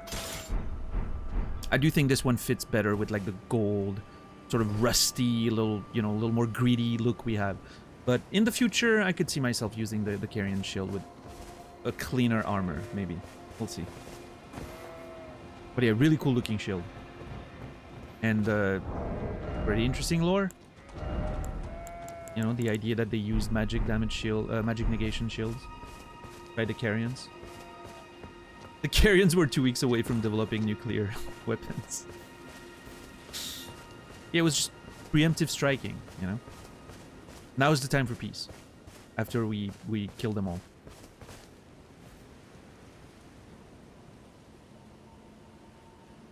I remember bringing floppies to download things I was too young to care about, that sort of stuff at the time. Yeah, I also did that. I remember my uncle was the first person who really had the internet around me. We had the internet in the high school, in the computer room. Obviously, that's not where you were gonna download weird stuff, right? We did download ROMs from there though, like Super Nintendo ROMs. But we couldn't download, I remember we couldn't download the big ones that were like 4 megs, because, you know, 144, that was the floppy space. And so we were downloading like smaller NES games and all that. And then one day, a friend of us brought a zip drive to school, right? And we were like, oh, we're gonna download all the Super Nintendo games. And we spent like a week, every fucking lunch break, going into the computer room, downloading all the Super Nintendo games we wanted to play, putting them on the zip, and then we would like just...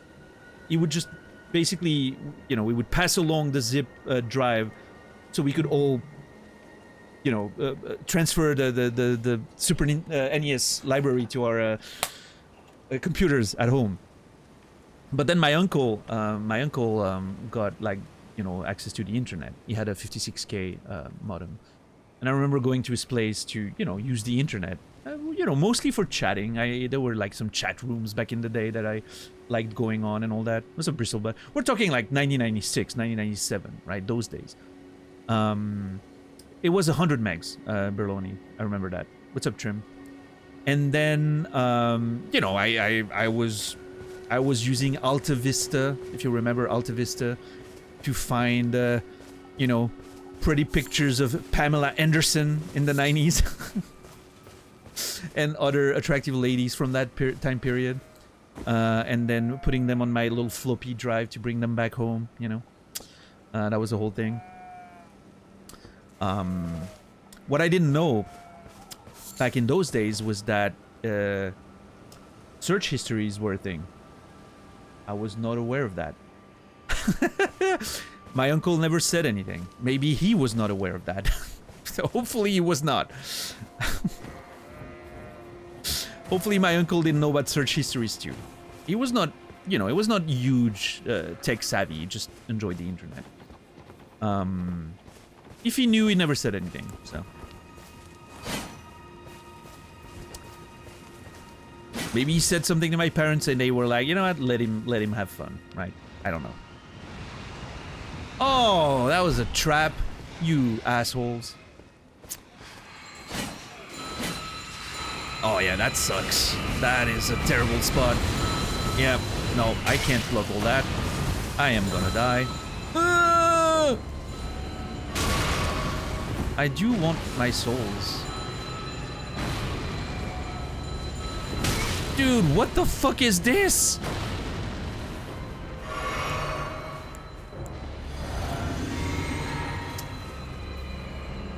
Yeah. So yeah, that was kind of my little story about how I started going on the internet. You know.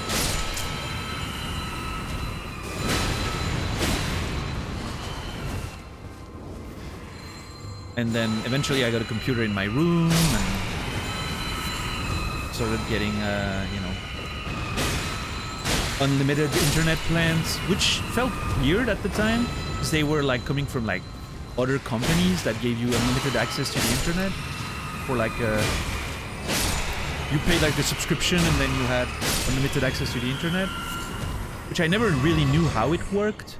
It seemed illegal, but I don't know. Because they all went down pretty quickly. Like you would have one company that worked for like a couple months and then it would go down. And so you had to find another one.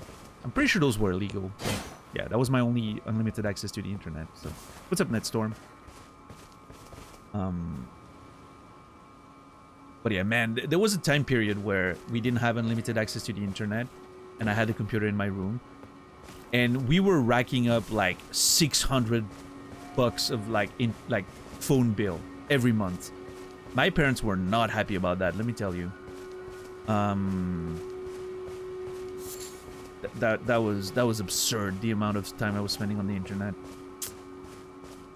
Yeah.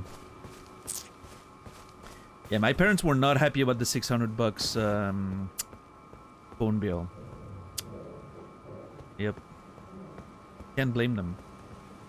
All that to chat to some, you know, girls from my high school.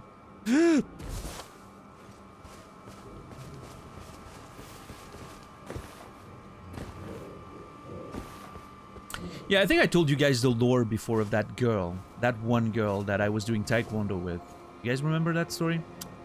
And, you know, we got along really well and all that. Taekwondo girl.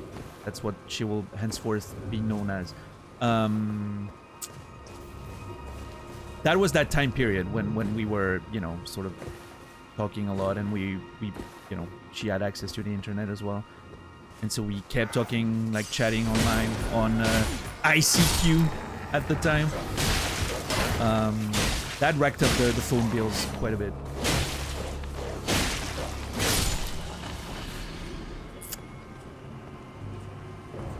Someone should be taking notes about the Daniel lore, like I'm doing with Elden Ring.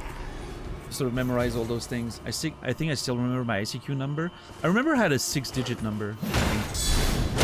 I think it started with 17. That's about it. I think it was a 6-digit 17 number. 17 something. 170. 170?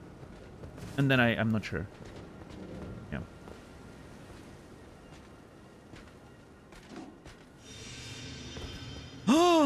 Oh shit, look at this guy.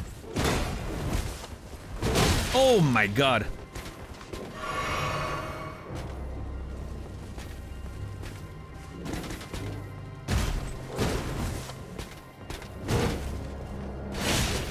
Oh yeah, no, I got ICQ like really. I mean, I'm older than most people in this chat, right? But I got ICQ really early. It was a whole like it caught on like fire in my high school, like ICQ towards like the early days of it. Should hit her back on IM. I never used the AIM. It wasn't a big thing here. We had ICQ for a while, and then I used IRC a lot, and we had a chat room, like a public chat room on a website that was called that was on the jeuxvideo.com, which was like videogames.com, which was a big website in France. I think it still exists, and it had a chat room which everyone was using, even people who were not into video games. It was just a massive chat room with a lot of different like rooms about all kinds of topics and all that. And so we would all join the chat room of the town that we were from, like my high school, you know. That's where all the people from the town and all 3 high schools from the town were sort of coalescing. And then we would exchange ICQ numbers from there, and, you know, that's how we kind of met people. And then after that, there was another website that was an email website that had a chat room that was called Caramel. I remember that. That one, I spent a lot of time on that one, too. That was fun. But yeah, those were, again, like late 90s days, right? Like 97, 98, maybe. So. Oh, man. Crazy days. Alright, there's a couple chests. Hopefully none of them will teleport me. Ooh, smithing stone level 4. I haven't seen a mimic yet, but I'm still gonna be hitting every single one. Even though I haven't found a single mimic. Oh, we found a rimmed crystal bud. Widely found in cold regions. Okay, this one we found in a chest here. So, I don't know what it's doing here. Maybe someone's using it for crafting. This is how our ancestors felt gathering around the campfire to listen to Elder's story. Yeah, I guess so. I'm the Elder. I'm telling you of that these old days, you know, before Twitch, before Discord, before, you know, smartphones and all that. Simpler times for sure. Yeah. Ancestors sharing stories about porn. Good times. Yeah, DJ for sure. Yeah, my earlier memory of... I've played... I think I did have some... Whoa. Him planting the spear is really cool. I don't know what it does, but I think it's a cool little animation. So I did play some games online, like I had the few attempts at playing some things, like Warcraft 2 was one, Doom 2 was one of them. But Diablo 1 was the first one that I really played online, on like 28 modem, 28.8 modem. I still remember to this day that I was playing my warrior online, and I played with a rogue called Billy Joe. Yep, the birth of Battle.net. I was playing with a rogue called Billy Joe. We played for like a few weeks. Every night we would, you know, at the same time we would find each other on Battle.net and start playing together. And then one day, one of us, I don't remember, stopped playing, and we never talked again. Billy Joe, if you're out there, I still remember.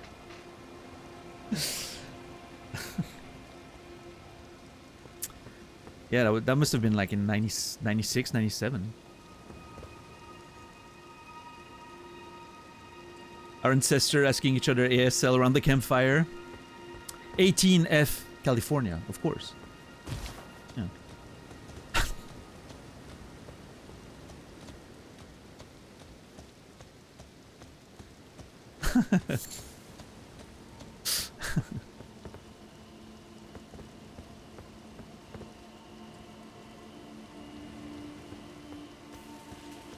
No, the big thing in the chat rooms that I was going, it was not ASL, it was ASV, which was age, sex, and ville for city, right? Which city were you from?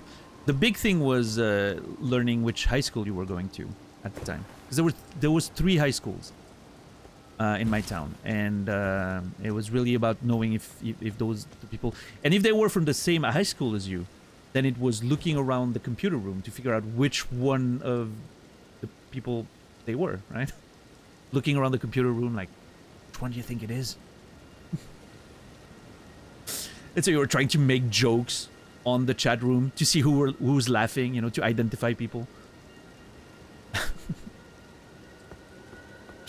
It was a whole meta, and it was the whole thing. Good old days.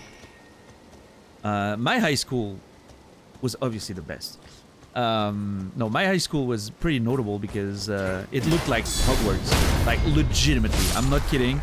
It looked like Hogwarts. Which at the time I wasn't familiar with. It predated the my discovery of Harry Potter.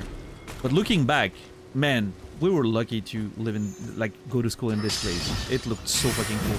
Like, it was an old medieval, like, an old medieval castle with, like, a church and everything attached to it. Predates the creation of Harry Potter? I'm not sure. When did the first Harry Potter release? Wasn't it, like, 86 or something? Which is pretty much when I started high school. Yeah.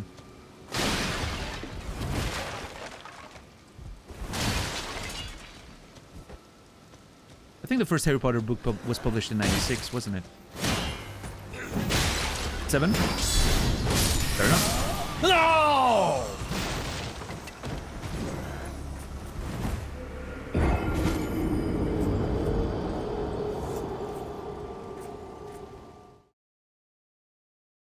I was just trying to clean the thing because there's one more chest down there.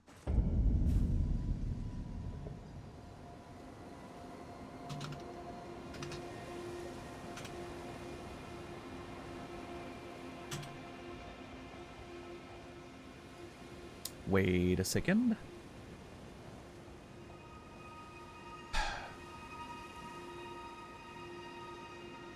I'm gonna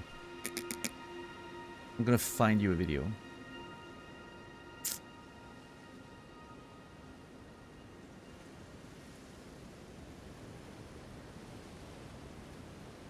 Okay. I found a video. It's a fucking TikTok, but whatever.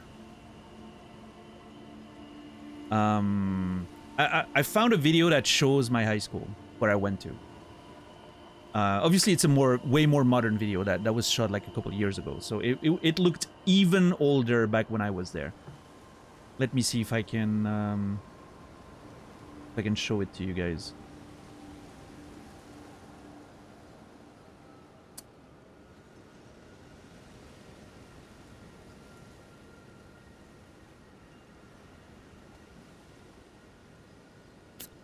Let me make sure there's no information on the page.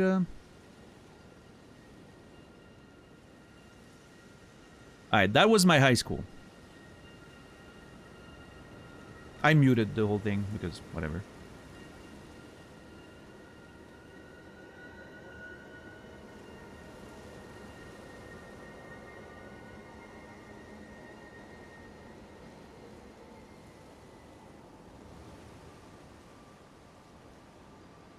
It looked even older when I was there. It's been renovated since a little bit.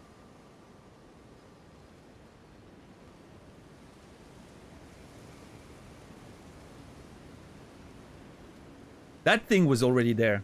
That loom there was already there. I think it's a printing press, maybe. I'm not sure. That was the park. Inside.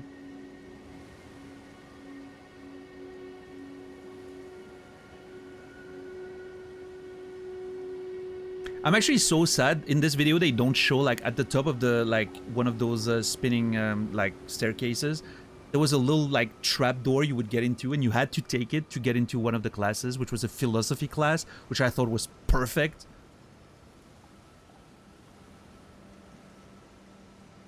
Yeah, there was a fucking labyrinth. And those stairs there at the end, that's how you accessed the school. You had to climb those from, like, a street downstairs. You would climb those stairs to get up to the school. Yeah, there was a pond with, like, actual fishes, little, labyrinth thing on the back of the building. Yeah, no, that school was amazing. But on the top of one of these like staircases, you would get to all the way up to it. And there was, like, a little trap door you had to take to get to a little freaking room, a tiny little cozy room with, like couches everywhere. And that's where we had, like, philosophy class. It was fucking amazing. It really felt like going to, like, the divination class, where you would just basically lay on the ground and all that. Dude, it was such a vibe, man. I kind of miss that school. I'm not like the kind of person who is like, you know, peaked in high school or anything. I didn't have a great high school experience. I was one of the kids that was, you know, not very popular and all that. So, you know, obviously I'm sure some of you share that experience. It wasn't the best of times. But the building in itself was freaking amazing. What's up, Raging? How are you doing?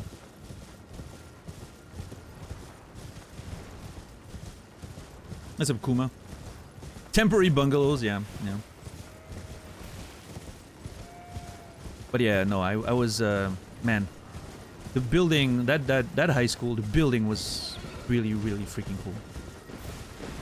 Is he actually fighting me? Oh, God. Okay, I'll fight you.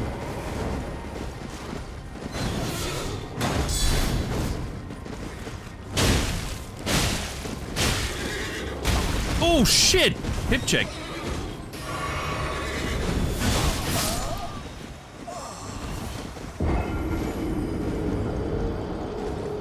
Well, so much for my souls. Dude, that was brutal. That attack, immediately combined with all spells hitting me, was brutal.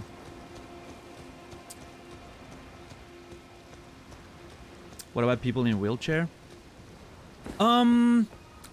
As far as I remember, Brainy, people in a wheelchair were, so basically how it would work is you would, you know, you would finish like secondary school and then you would be attributed to one of the 3 high schools in my town.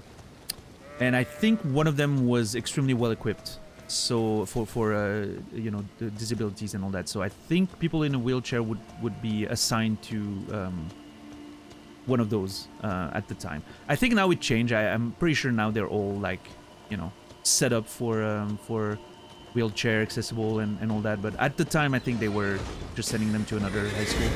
But you know, it's not a big town. Like you were literally 5 minutes away. So in fact, a lot of times we would just, you know, during lunch break, we would go to another high school to just hang out with our friends, you know.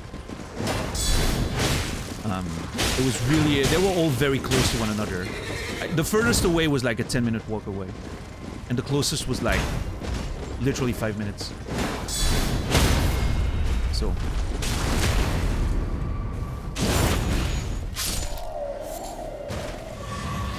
I think that's how it worked back then. Yeah. But yeah, I don't know, like, I don't know, obviously my memory, you know, is different, it's filled with nostalgia, but I don't know, watching that video, you get the idea, right, of like how enchanting it was back then, and how much, obviously, it reminds you of like, you know, Hogwarts a little bit. What was the name of that high school? Saint-Michel in Fribourg. Saint Michael.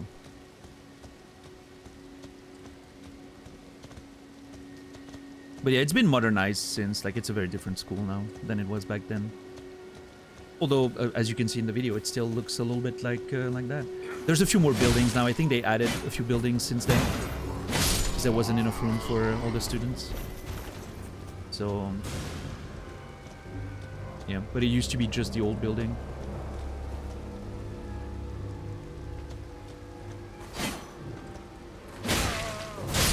Yo, Tioma, what's up? Lacking 1080p? Wait, is 1080p not available? Because of Twitch? Anyone else have the same issue?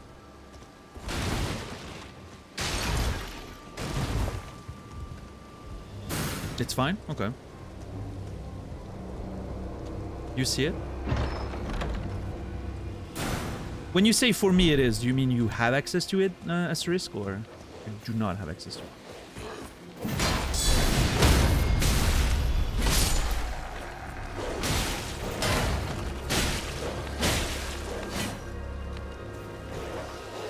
You can see it. Okay. You went to a school founded by Jesuits? That's wild. Yeah, that wasn't really something that we thought about back in the day, but...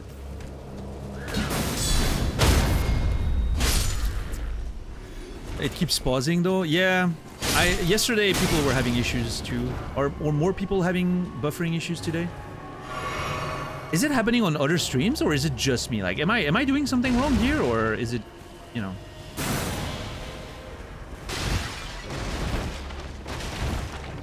People are having issues on other streams too. Okay, I'm assuming it's a Cloudflare fucking nightmare situation again.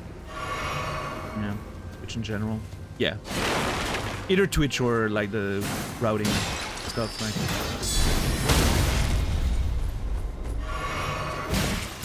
what do you mean?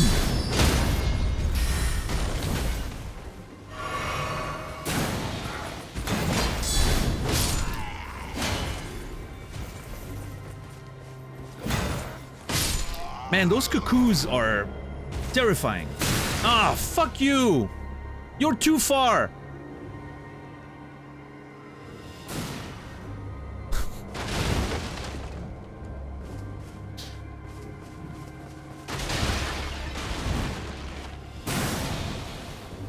Sir, please. Oh my god. Yeah, I need to make sure I'm not missing any chest. Hey, I will give him that. This man doesn't let him... This man up there doesn't let anyone tell him he can't do something. That's John Locke over there. Don't tell me what I can do. Right? He wants to shoot you from all the way up there, he's gonna shoot you from all the way up there. I can respect that. Oh, fuck. You know, I don't know why the smell that I'm smelling from outside, for some reason, reminded me of McDonald's. Like fries or a nice little burger. And now I want McDonald's. Obviously, I can't have McDonald's because it's too late and McDonald's are closed.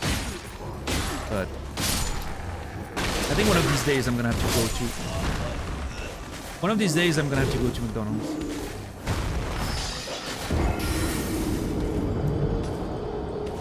You, McDonald's? McDonald's are actually pretty good in Switzerland, I will say. They're better than you would expect.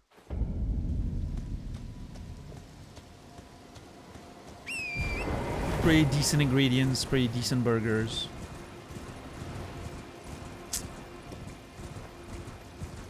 Is Swiss McDonald's also served from a castle? No. Although, back in the day, there was one of them in like an old building in my town. Where you had to like go underground to access it. It was kind of neat.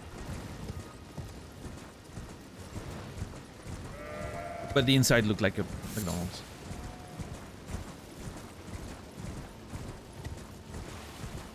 Burger King would be served from a castle. That's true. Branding is important. Okay, God, I hate this place.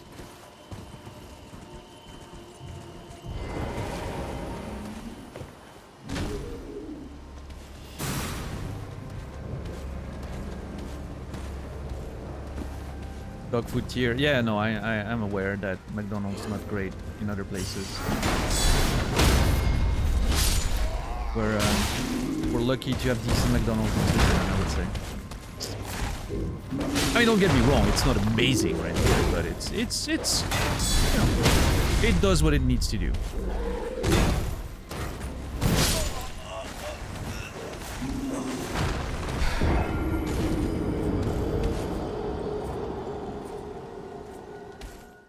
McDonald's in France is really fancy. See, that's funny you say that, because every time I go to McDonald's in France, I'm like, I miss our Swiss McDonald's. This McDonald's is trash. So, you know, that's what I mean, right? There's levels to this.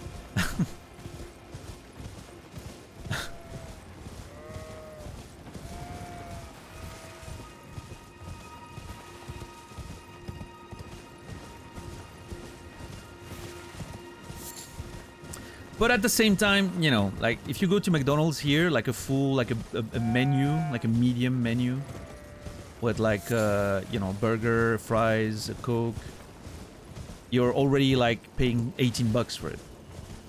You know, it's ridiculous. So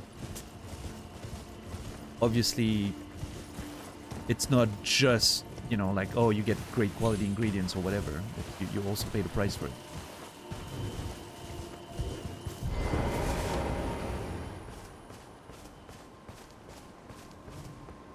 I would like, please, to clear this place.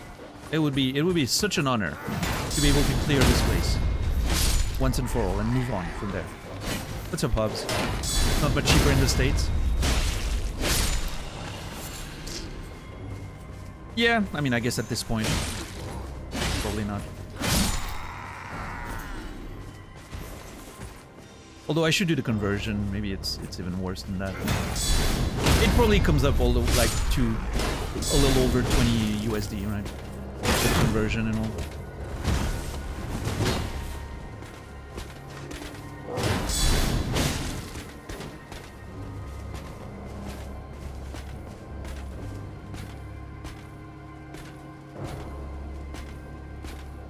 Come on, dude.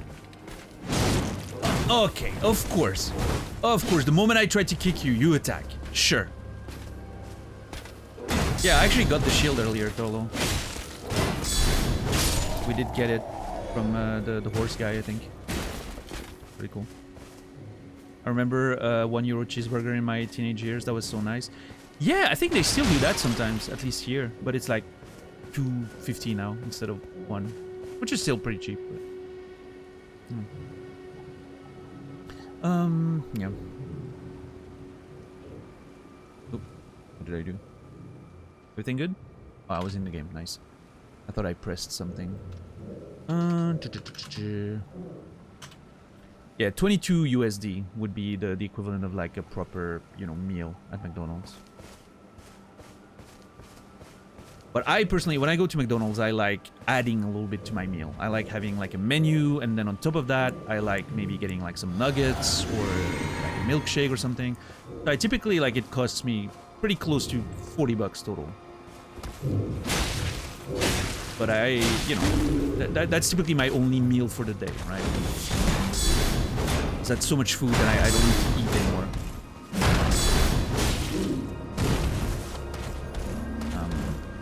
Yeah. Everything is, unfortunately, extremely expensive. I'm trying to not spend too much money these days. Yeah. Oh, there's a thing we can do here. Hold on. I just realized something. You, how did you? No, sir.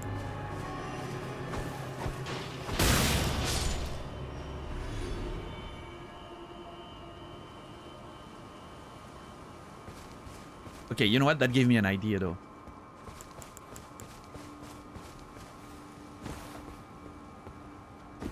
Why can I not? Oh, I used FP for my fucking shield. Ah, fuck. What if I use that talisman? No. It's only for skills, I guess. How do I get more FP?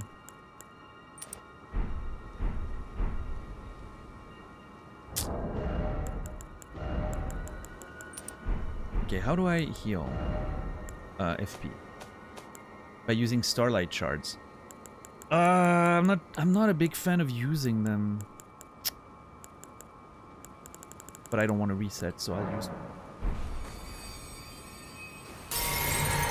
And this way I can also use barricade shield, so that's great. Yes! Oh my god, the time for revenge has arrived, guys.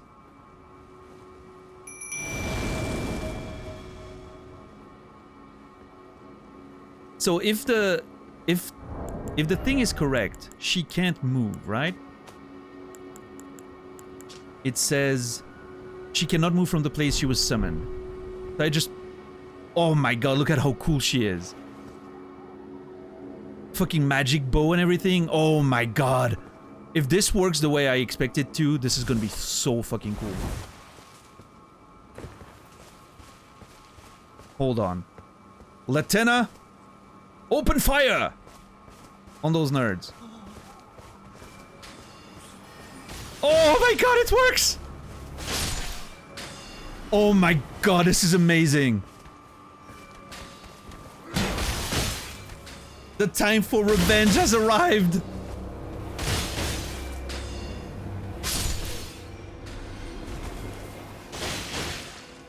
Dude, this is so fucking cool!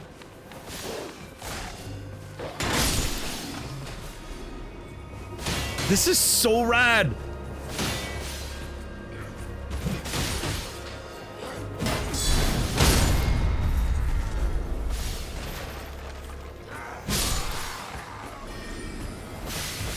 Okay, your aim leaves a little bit to be desired, Latenna, but in general, you're pretty okay. So cool. How cool is this? Seriously. Oh, Raylicarian helm. Yeah, this is so amazing. I mean, I'm glad the game at least respects its own rules, right? Like, they can shoot you from up there, you can shoot them from up there. Thanks to Latenna. Otherwise, I would have been really upset if that didn't work.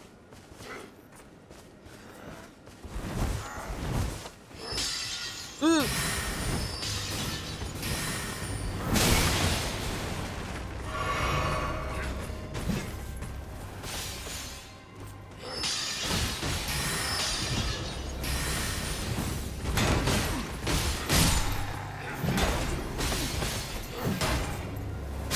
Nice. You're my favorite, Latenna. Oh, she disappeared. Is it because there's no more enemies?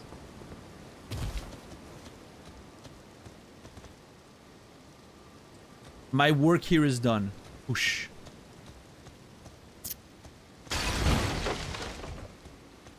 Oh no, I'm okay with that, Pestool. She can be the main character. I don't give a shit. I'm just, you know, I'm just a simple knight. I'm just here to do my things, you know. I'm just an archaeologist in this world. She's the actual main character. That was so fucking rad. Huge fan of Latenna. Helm worn by Relicaria Academy soldiers. Its brow is adorned with a single cuckoo feather. Does look cool, doesn't it? See. Yeah, it's kind of neat. I like it. I like this one. I like this one.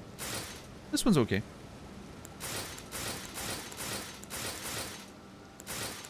Did we never get a helmet for like the guys in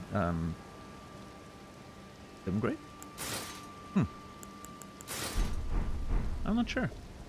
I think we may have never gotten the helmet of the soldiers of Limgrave.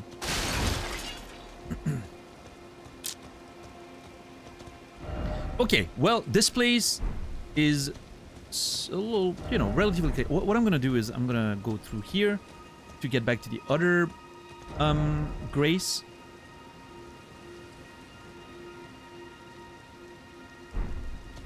I'm gonna explore the lower area before going up to the Belfries. I'm expecting the Belfries to be the sort of, you know, main attraction of this place, so we're gonna go there last. Let's explore around it first. How's everyone doing today? How was your Monday, everyone? We good? We're having a good time? Watching some video games? What's everyone playing these days? I'm curious.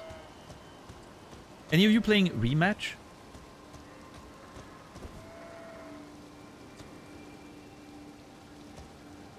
Backpack Battles? Oh yeah, 1.0 came out, right? We talked about that the other day. How is 1.0? Started 9 Souls? That game looks really cool. Same Backpack Battles? Hell yeah.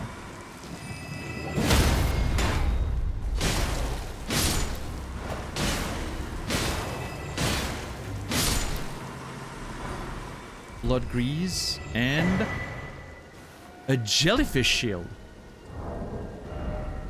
Am I to understand that this is actually...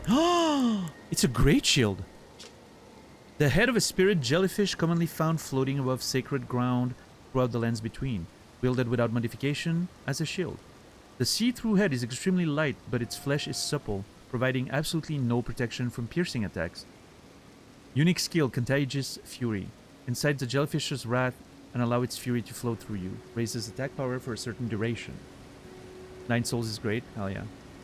Finishing up Blueprints. I'm still so excited to eventually play Blueprints. It's probably the game I'm most excited about that's on my radar right now. That and I mean the Altars a little bit, although I've heard mixed things about it. And Expedition 33. I'm actually excited to like give this one a proper full playthrough on Twitch. I think it's gonna be fun to talk about the game. There's a lot to talk about. But yeah, Blueprints is definitely the one I'm most excited about from like I want to get a crazy gaming experience. This shell is weird. I do like the transparency of it, but not protecting against piercing damage is big no-no.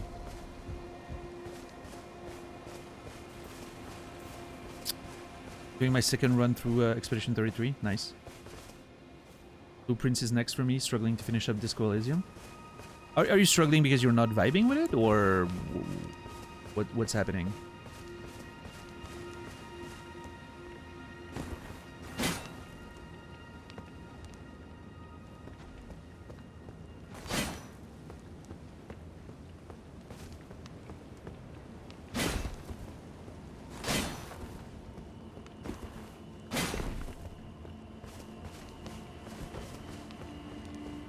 Very excited to see you play it. Blueprints, Shepard. I enjoy it, but it makes me sleepy. Been great for hasn't been great for stream. It's a lot of text, right? Can you believe? See, you robbed yourself of watching me play through that game to then have a subpar experience yourself. You should have just watched me. You would have experienced the game in the best of ways. No, but I understand. I get it. I do have that feeling sometimes. Like, I don't want to watch someone play something because I want to get the experience myself. And then I regret playing the game myself and not just watching someone play it. That has happened to me before.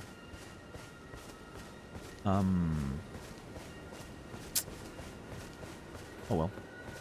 It is what it is.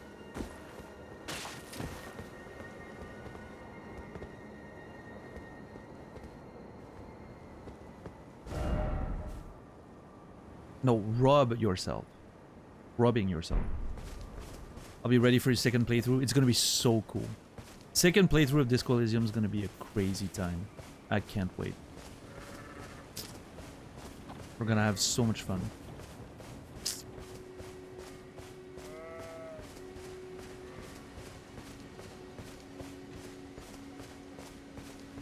Okay, let me hit that grace. Oh, I had so many souls before I lost them. I was close to a new level. And we ruined it. And now God, I'm not leveling. Like, since we've been in Liurnia, I've barely leveled. How is this not a thing, though? Hold on. I do not believe this. This has to be a passage or a secret of some kind, right?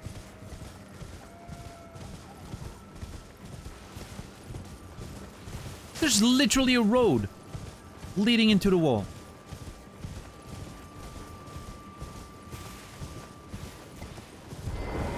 Look at this. There's a road. I mean, I'm not seeing the road, though. I guess there's a little path here. Not really a road. Oh.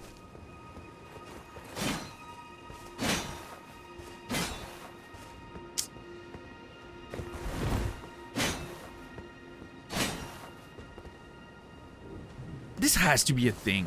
There has to be a secret there. I refuse to believe there's a road leading to nothing.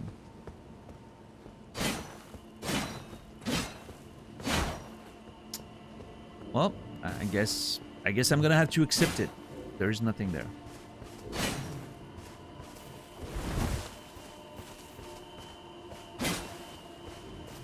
You will admit that seeing a road there on the map kind of makes you believe that there's gonna be something, right?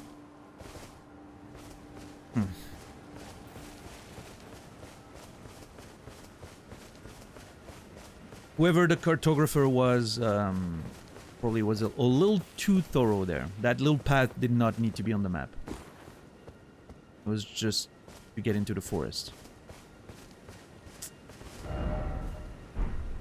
Love Disco Elysium, but it may be so depressed. That's fair. It can be a very depressing game. For me, it was the opposite effect. I was extremely depressed before I started playing Disco Elysium, and it somehow pulled me out of my funk. It literally felt like therapy. I'm not kidding. It felt like the game pulled me out of whatever dark space I was in and just made me realize that it was okay. You know. No matter how bad it gets, life continues. God, this place looks beautiful. God, there's gonna be so much to explore in here. I cannot wait. Anyway. Tomorrow, maybe? Maybe tomorrow is the academy? I think there's a chance. I actually think there's a good chance tomorrow we hit the academy. Exciting times.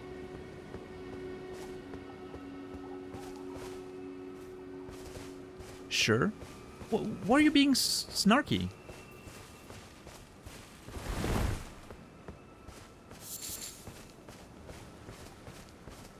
Yeah, no, that's true, DJ. Yeah. Things hit us in a different way, right?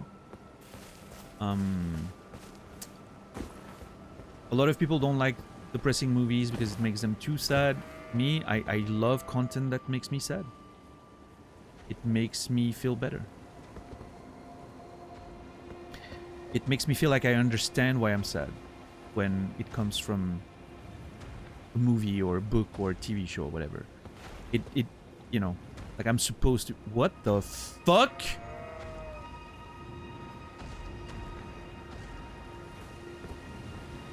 You appear to be lacking a head, sir.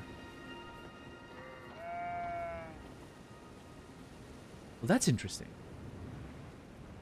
We met some headless knights before, I think in the Weeping Peninsula, wasn't it?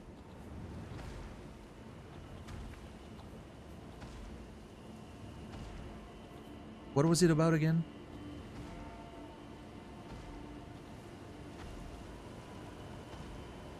Let me check.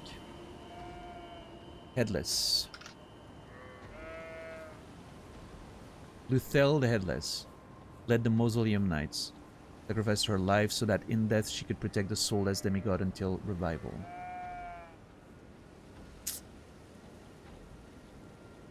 Yeah, I don't know if there's a link there.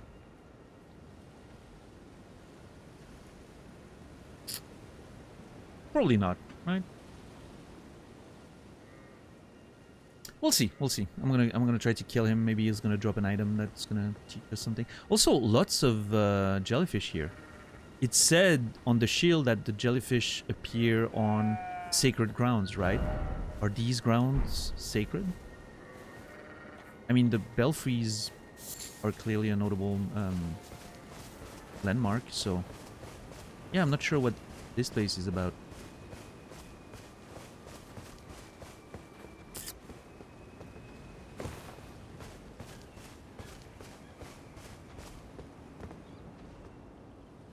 God, this is so cool. Is this... No, okay. The church is further in that direction, I think. Yeah, we haven't been there. Yeah, okay. I recognize where we are now.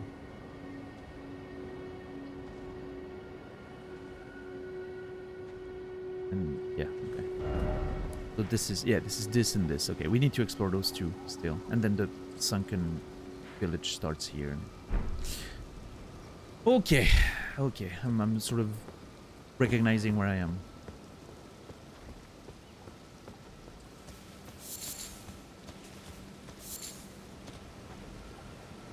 Oh, there's several of them. Oh no. I don't know how I feel about that. What are those? They seem like spirits, right? They don't seem like tangible. These are spirits haunting these grounds. They lost their heads. Sheesh! Sir, stop screaming. Holy crap! I'm not dead.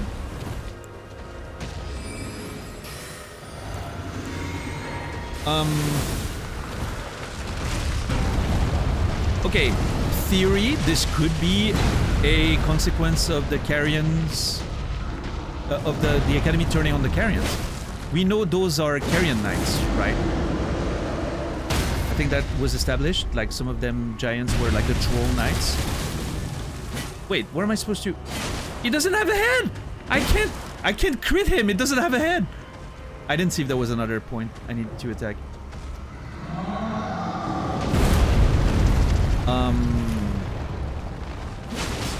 What if the cuckoos executed some of the troll knights as they turned around turned against the Carian royal family, right?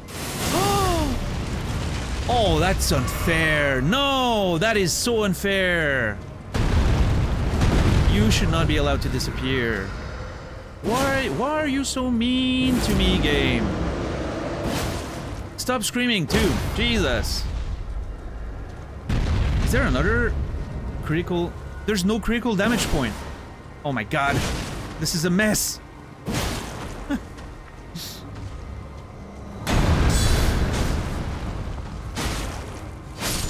Okay. Yeah, I turns out decapitating them was a tactical mistake. They're stronger now without their heads. But yeah, back to what I was saying. I think there's an argument there that they... What's up, Rico? How are you doing today? What's up, Dexter Morgan? How are you doing today? I think there's an argument that maybe the lore here is that the cuckoo executed those troll knights when they turned against the Carians. It's so loud! It's really so loud!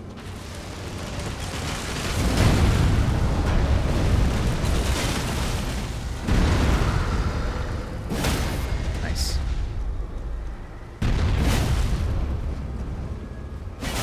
Double-handing it. Let's go. But yeah, I think that's, you know, obviously I'm just speculating, but... Whoa. I think it's a fair speculation. Why are they here, though? Were they... Oh! Were the Belfries maybe the location where the revolt happened and maybe they got executed there? Maybe they used the Belfries as a... Oh! As like a... You know...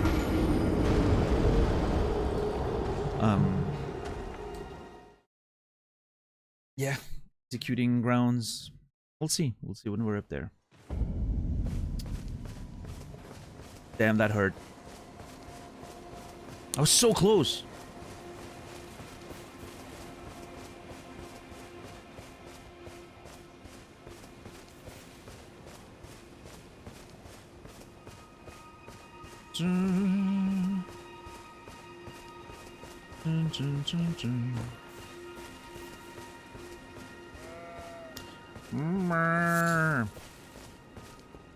Okay, they respawn. I wasn't sure if they would. Definitely do. Alright, let's try again on this one.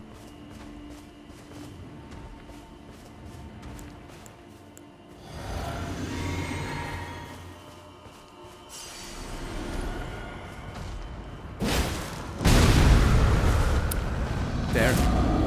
I was trying to exploit the fact that he was gonna... How does he scream without a head? No, hold up. For real, though. Guttural? Yeah, he's screaming from, like, the... You know, whatever's left of his throat. Like, the little nub there is just, like, vibrating, you know, like... Never tried to do that? Without my head? No.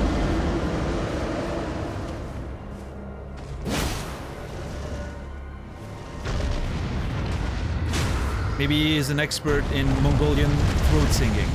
Oh yeah, that reminds me, I listened to a band called The Who yesterday, which is a Mongolian folk metal band. And the one song I was listening to had like a whole lot of like Mongolian throat singing in it. And it was fucking amazing. It was like actually a banger. No, the Who. H-U. I don't know how it's supposed to be pronounced. Yeah, the Who. I don't know how they pronounce it, but probably, I don't know if the name's supposed to be like a joke on them, but yeah, I had never heard of them before yesterday. Yeah. They're really cool, yeah. I really enjoyed the mix between like traditional folk Mongolian music and metal. It's kind of cool. It was kind of a vibe. 99% sure it's a pun. Probably is. Okay, that's where I was earlier. We don't need to go back there.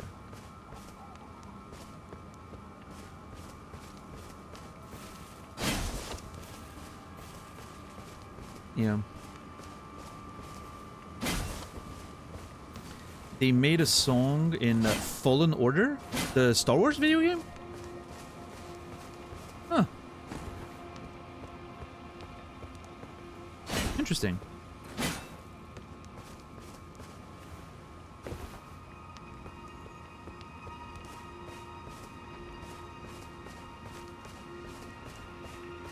Is it the song at the very beginning of the game when you're like escaping or whatever?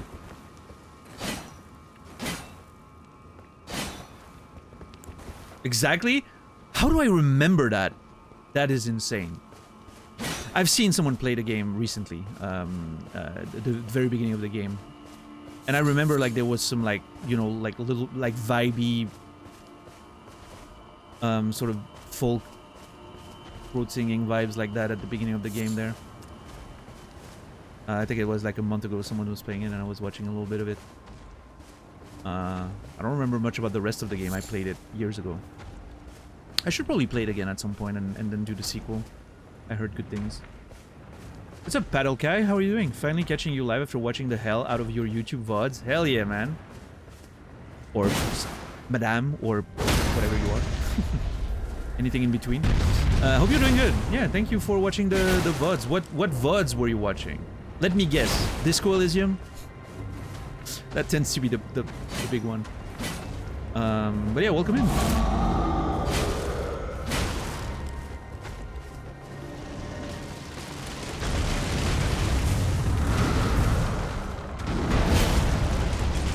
Now you can meet all the people you've probably heard about on the VODs.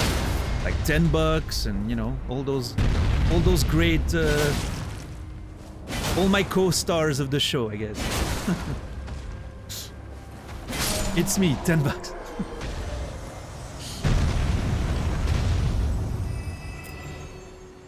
Yes? Well, there you go. I knew it. It's always Disco Elysium. Just wanted to see someone else experience it. We actually talked about that earlier today, but we will soon... I don't know what soon means, but we will soon do a second playthrough of Disco Elysium on this channel. Completely different playthrough. It's gonna be completely unhinged. I'm gonna go with the reverse build. Instead of 5511, I'm gonna go 1155. It's gonna be crazy. I love it. I already love it. What's up, JC? How are you doing today? Wait, I said hi to you earlier, but they're not as exciting in chat as you hope they would be. Am I right? Yeah, it's always never meet your heroes, right? Yeah.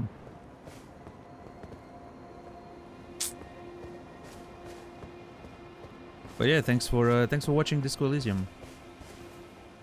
It was a great game.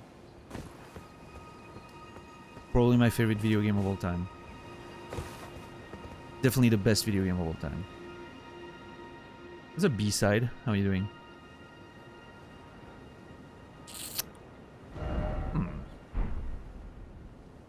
Man, there's still so much to explore in this fucking area. Watch the Oberdeen stuff as well? Interesting. Yeah, Oberdeen... Oh, man. I played Oberdeen on the back of Outer Wilds, so I think my expectations for it were maybe a little too high because people were mentioning it in the same sort of breath. And it definitely didn't live up to Outer Wilds, but what can, really? Ah, fuck me, dude. I'm so bad with this. One of these days, I'll get all 3 birds. And I will feel extremely... Oh, more of this? I did play Echoes of the Eye. Yeah. Full playthrough is on YouTube as well. Main game plus DLC. You should. You should definitely not know anything about Outer Wilds and just play it. If it's not for you, it's not for you. It can happen. But if it is, it's gonna be one of those experiences you're gonna wish you could relive your entire life. Because there's no playing this game twice. You cannot play the game if you know too much about the game. There's literally no point. It is the game where learning what the game is the point of the game. So, yeah, it's one of those things you can never... If you know too much, you can never take it back. Ah! Fuck me. I need to be more careful with those things. Shit!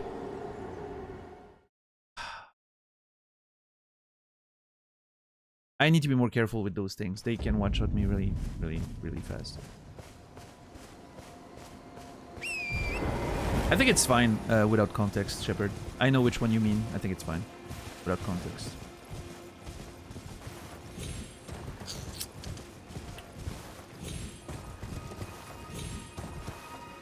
Yeah, Strange Pie.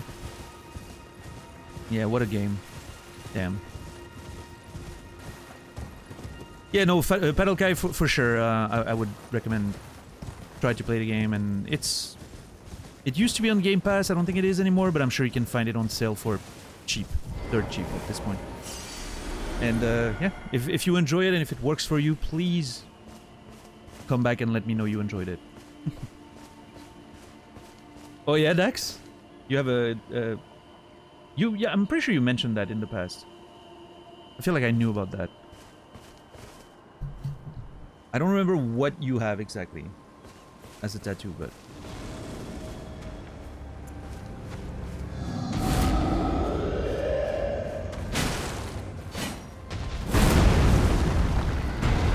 A mask, yeah.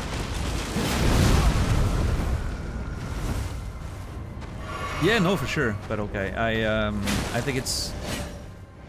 Yeah, you should try it. There's nothing quite like it out there. It's a one-of-a-kind video game.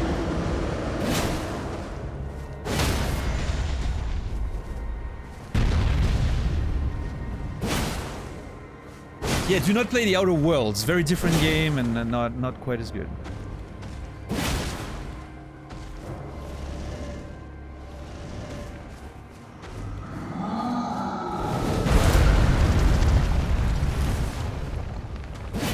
Oh, come on. Shit. I'm so dead. This is so unfair!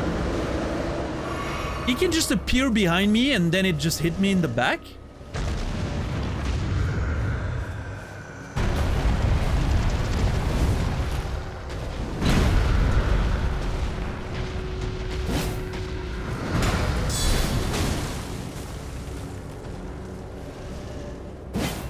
Oh, come on.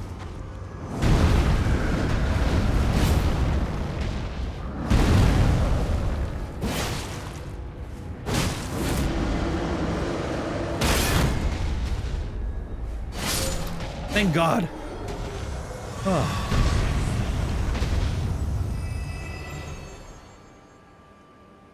But yeah, like watching other people play Outer Wilds is the only way you can somehow recapture a little bit of that experience, right?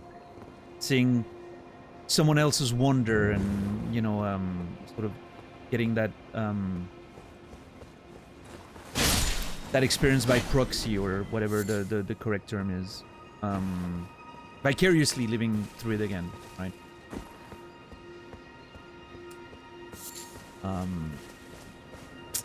Man, I really wish I could re-experience that game for the first time. But I don't think it's worth giving myself brain damage for it.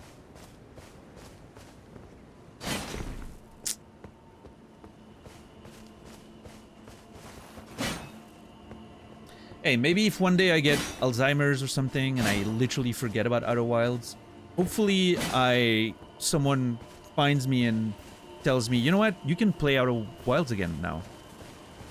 And I will understand what that means. I will have consciousness of the amazing privilege that I'm being given in my misery. I don't know.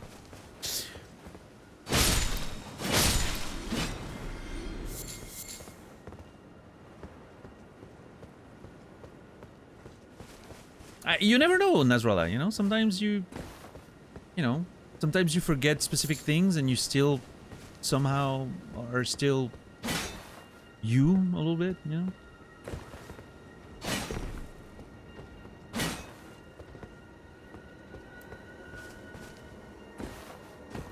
Obviously, I don't wish that on myself. I'm just saying, you know, if I'm gonna be that, you know, unlucky and I'm gonna have to suffer through it, maybe there's a silver lining.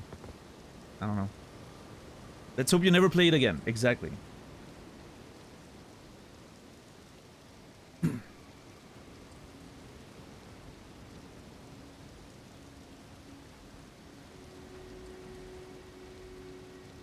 I actually discovered a streamer who played through Outer Wilds with severe amnesia. It was interesting to learn how she perceives and remembers the game later. That's interesting. Yeah.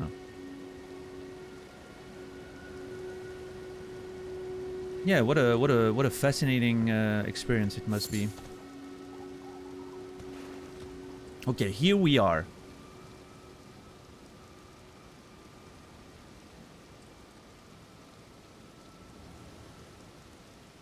Okay, bunch of bells.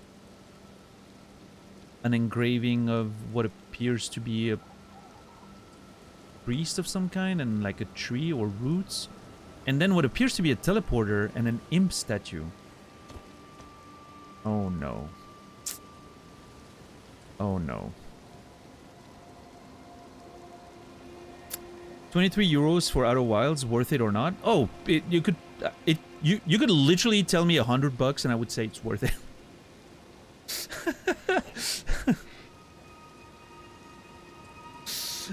Oh yeah, no, it's worth it. Yeah. And again, if you don't vibe with it, then I'm sorry, because there's a chance some people do not vibe with the game, and that's okay. But give it a fair go, give it a fair shake, give it, you know, a good few hours before deciding if it's for you or not. Trust me on this. Give it a good few hours. And you'll see.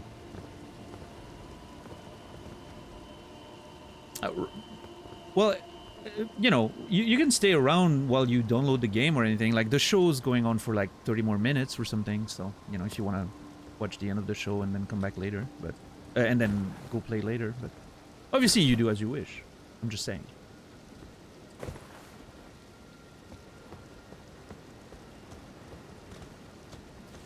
If it clicks, it really clicks. Yeah.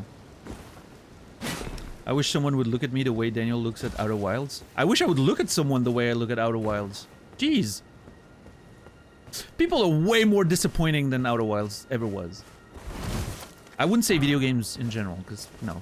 Video games are very disappointing very often. But...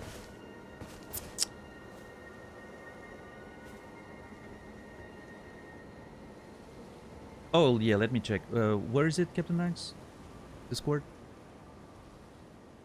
Community chat. Hell yeah, looks sick. Amazing.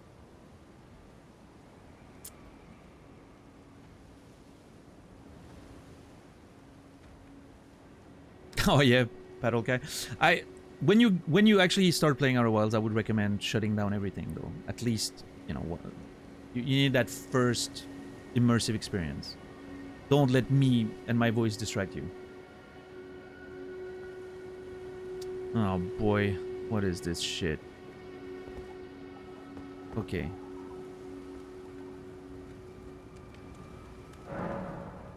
Use imbued sword key. Yes? I didn't know I had one!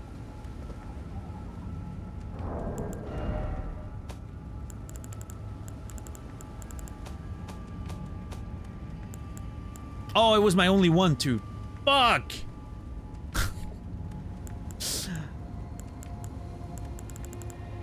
I wanted to read the description. I should have checked first to read the description. I am such a fucking idiot. God damn it. See, that when I do things too fast, that's what happens.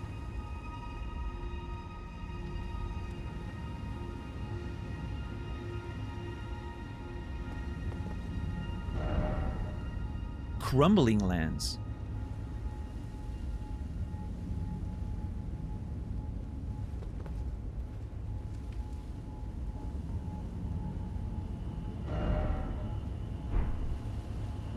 Crumbling lands. Okay, the direction of this thing is going towards here? Oh my god, if there's gonna be more map.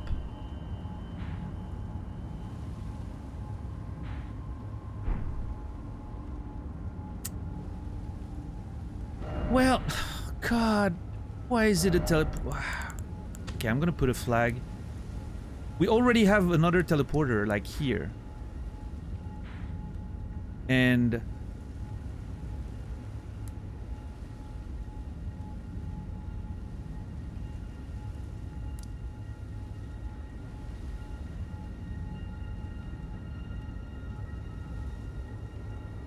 here.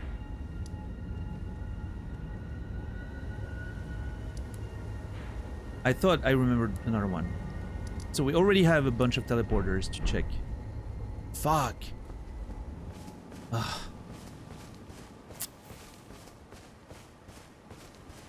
Almost speedrunning. I'm so... I didn't think.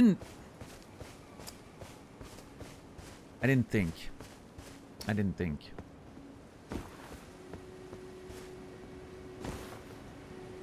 I legitimately did not know that I had an imbued sword stone key or whatever. I know I had like the normal ones, right? Like the stone sword keys. I didn't know I had an imbued one. If I remembered, I would have checked. I don't know where I picked it up.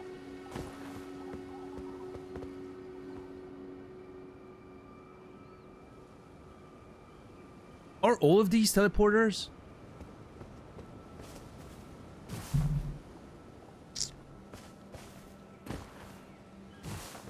Ah, jeez, they are.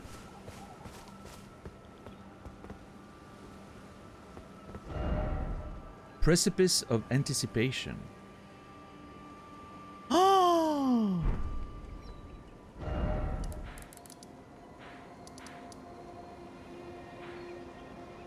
Does it bring us back to the Chapel of Anticipation?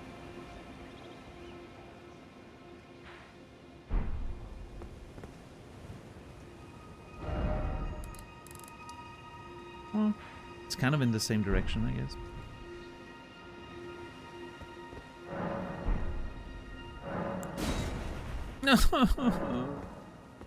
That's the one I would have wanted to open.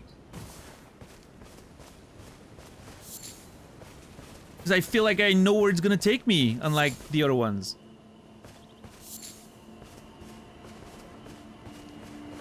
Crumbling lands. I have no idea what crumbling lands means. Ah, fuck you. No!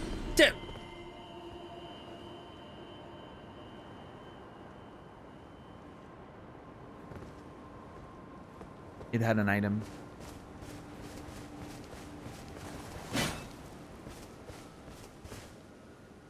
I bet it dropped a foot too. Like, just to piss me off, you know? It dropped a foot. You could... Okay, the game could be nice and give you at least one stone sword key up there, right? To reward you for finding this place and allowing you to open one of them right away.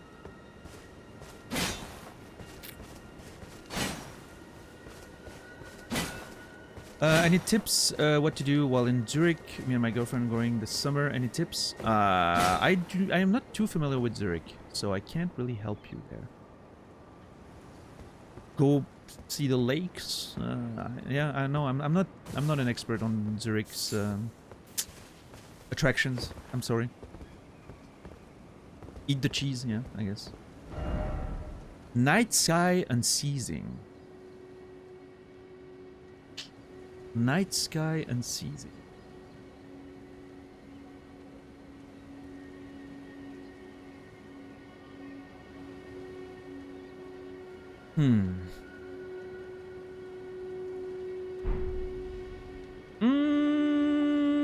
I mean, could be underground. That's where the night sky was somehow like lasting forever. Maybe it's a way to get on like some of these areas we can access. Maybe. That's the only thing I can think of. Like the you know, the permanent night sky of the Eternal City and all that. You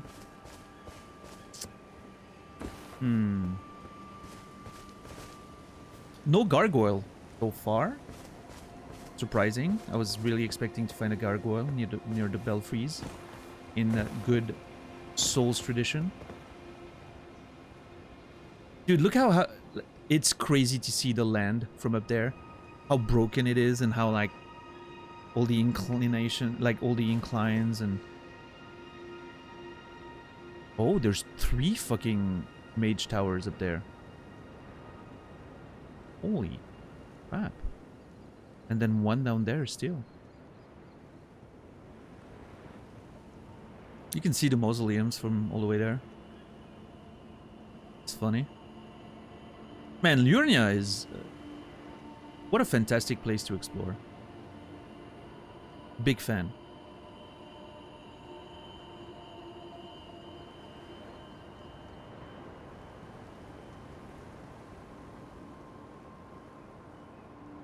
I'm assuming that's how we get up to the cliffs?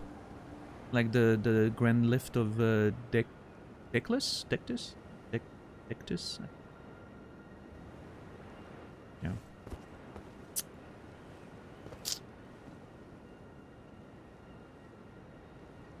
The grand lift of Dickless. Sure.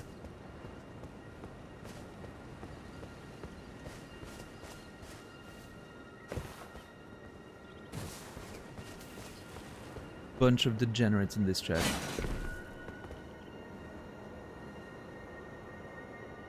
Imagine wasting your imbued key. I didn't waste it. I opened one of them. It just wasn't the one that I probably would have opened if I thought about it for a second.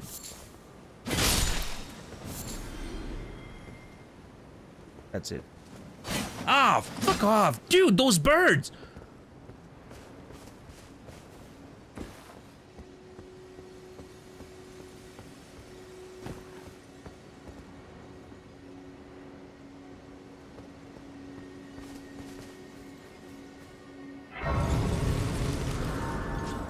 Lost Grace discovered. The 4 belfries.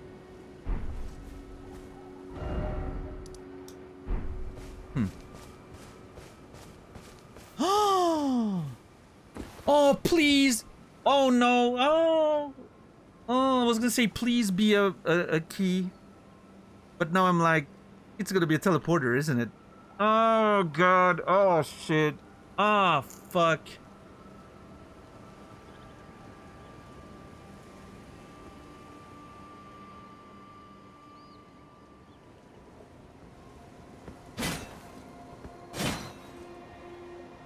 It's gonna be a row of fruit. Please to kill it. Dude. More birds. Hold on. Oh, shit. Wait. That's a really good spot to farm birds.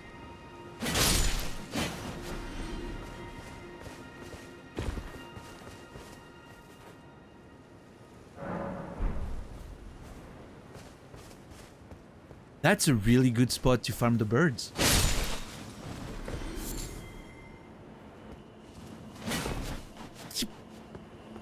Damn it.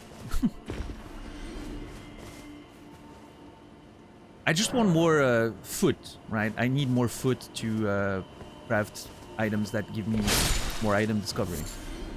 That's what I need.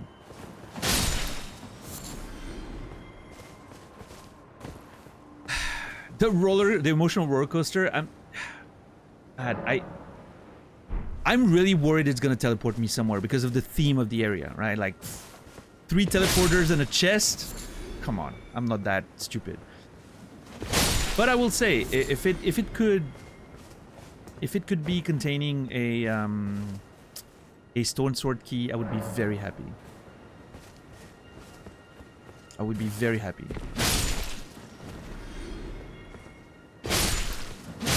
Oh! I got all 3.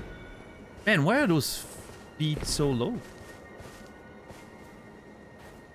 Gotta find the moment you open the teleporter chest in Khalid. Oh, that was wild, because here's the thing. We saw the dragon, like the dragon landed on the lake, and I was like, you know what, I don't want to fight a dragon, I'm gonna just hide in those ruins there and open that chest. I was trying to be cheeky and avoid fighting the dragon, but in my mind I was just being entertaining. I was obviously gonna go fight the dragon right after that. And then instead it just sent us to the other end of the world on like a week-long journey of, you know, misery and pain. So in trying to be cheeky and avoiding fighting a dragon, I ended up, you know, finding way worse. It was very entertaining, yes. Lots of fun. Were you there when I got sent the second time? No, you weren't. I don't think. We got sent the second time. From, like that one teleporter in the Mistwoods. Why all the birds? You're trying to open a restaurant? I'm trying to find some feet, bird feet. You can craft a very useful item with it. I want to craft this. That boosts item discovery, so that when I farm for an item on like a you know, pack of enemies or a single enemy, I don't waste too much time. I can use the thing. And this is the best place I've found so far, where you literally have birds right next to the grace. So it was like a good use of my time to collect a few feet, you know? If only I could be better at killing all of them at once. You!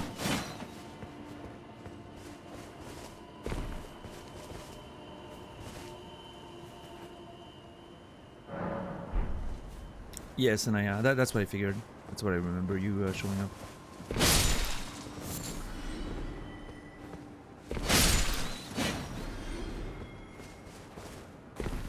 There has to be a better way. Maybe if I kill the first one with one single attack and then the other two with a swoop. Like a sweep. Sweeping attack. Nah!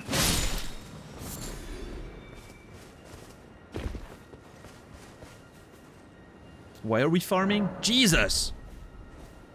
I literally explained it 30 seconds ago. I even showed the items in the inventory.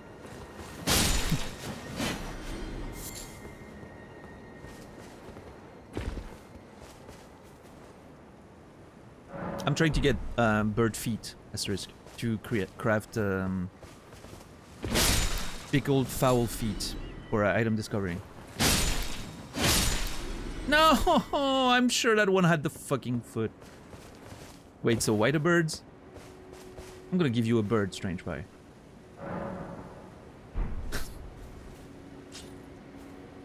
Ironic that you're farming now to save time farming in the future. Actually, that's true. It seems to defeat the purpose a little bit. Ah! God damn it.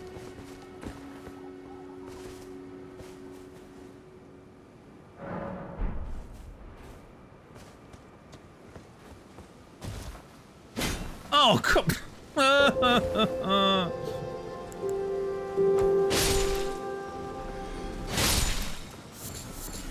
Worth it. Yo, Paddlekai, thank you so much for tier 1 subscription. I appreciate that very much. Thank you. I'm sorry I couldn't help you more with the Zurich question. I'm really... I don't know much about that region of Switzerland, so... but yeah, thank you so much. And as we say around here, you've probably heard it a few times in the VODs. You will be remembered. I appreciate the support. And I hope you have a great time in Zurich whenever you get there.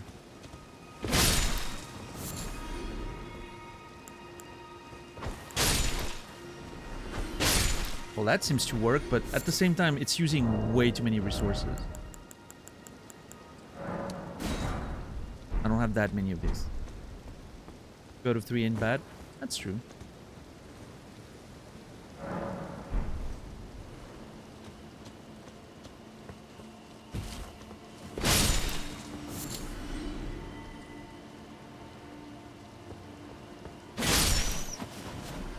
I don't know what the best strategy is to get all 3.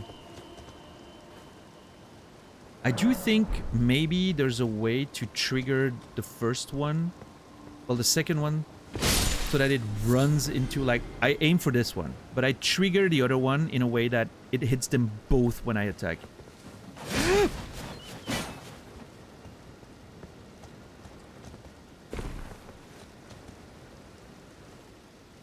Alright, Paddle Kai. I hope you come back tomorrow telling me that you've spent all night playing Outer Wilds and that it's your favorite fucking game of all time. Enjoy the experience. If it clicks, trust me when I say this. There's not that many other experiences like that. And you won't get to do it twice, so enjoy it. I'm very jealous.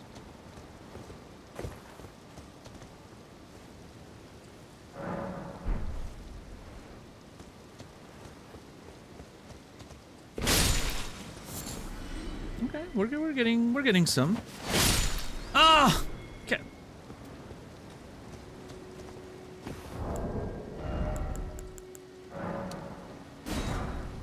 All this for 3 of them. This is ridiculous.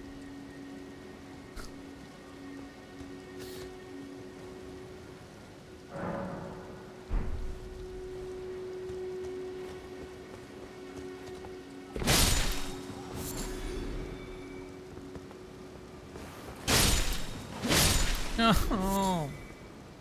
Well, I got one.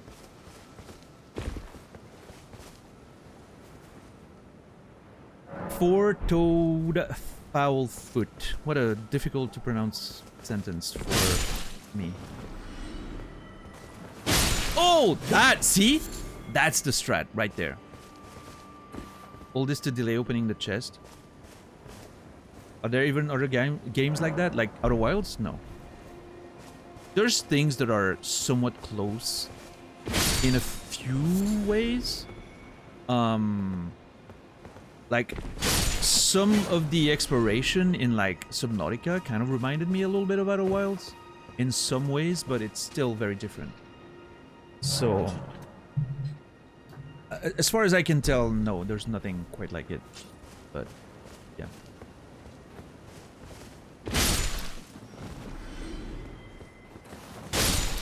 What's up, Ren? How are you doing today? Good to see you, man. I hope you've been well. Something killed 2 birds with 1 stone. Yeah, I wish that was more reliable here. Yeah, I think if I get 2, that's fine.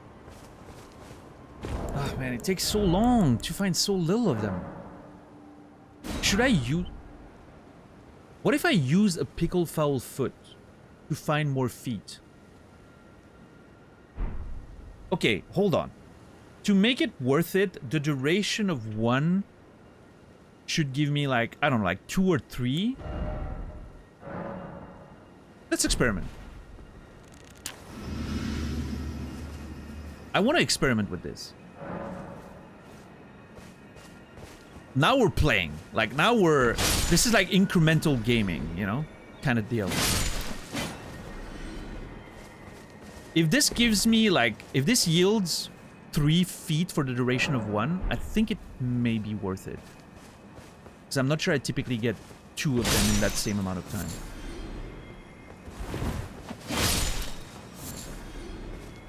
Like, I'm just gonna get more pinions.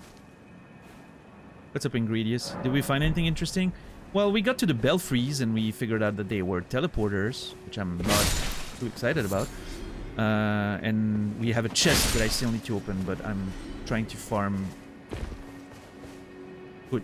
bird feet in the meantime.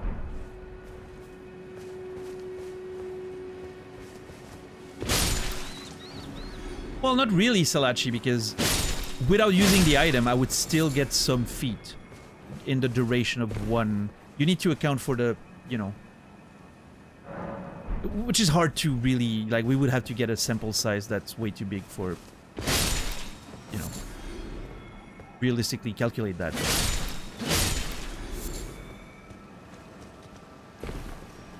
Yeah, right now I'm definitely getting screwed, that's for sure. Oh, Naz, how's... Oh, yeah, Naz just started the stream, whatever. I wondered how he enjoyed that Wizard Tower game. He was playing it yesterday a little bit. He delayed starting Street Fighter 6 because he was playing the Wizard Tower game. But I'm assuming he's enjoying it. But...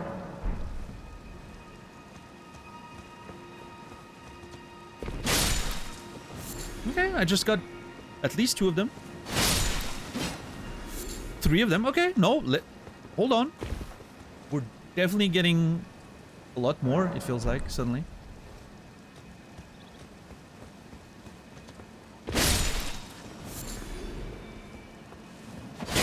Nice! Ah, shit! It's even worse when I catch it and I see that it has an item and it's falling. What's up, Stoner? How are you doing today? Guess I'm developing dyslexia suddenly? Wait, why? Ah, that's the ideal way of doing it. Look at this feet! Oh my god. I'm starting to understand Miyazaki better. With all I'm getting excited every time I see a feet. A foot.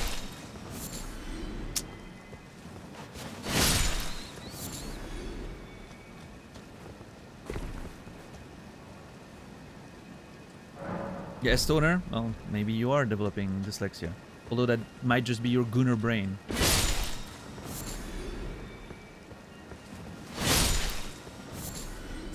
Alright, so how many did we get? We got 6 of them!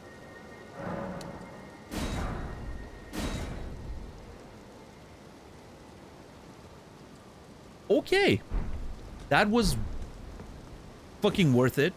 Stonks? Yeah, no, this is I even have stored ones now. We are cooking. Okay, I need to open that chest. I need to know what's inside. God, I'm so scared it's gonna be a teleporter. Please do not be a teleporter. Please, for the love of God, do not be a teleporter. Please be a nice imbued stone sword key. So I can open another one.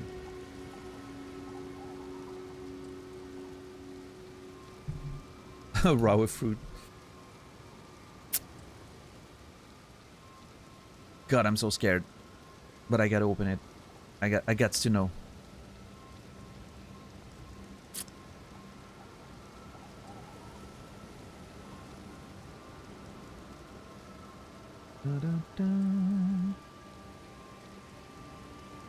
One second.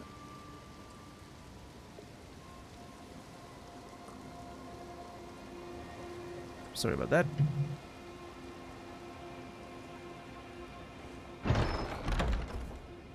Okay, it's not a teleporter. Jesus.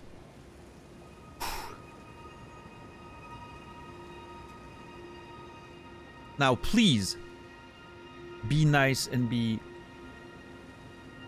a stone sword key. Oh!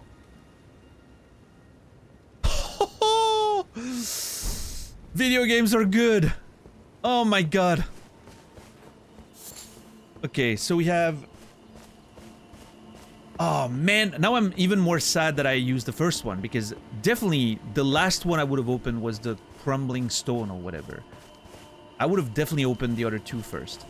So now we have a choice between Precipice of Anticipation, which I think may be a way to go back to the Chapel of Anticipation. Would make sense, right? Or the Night Sky Unceasing.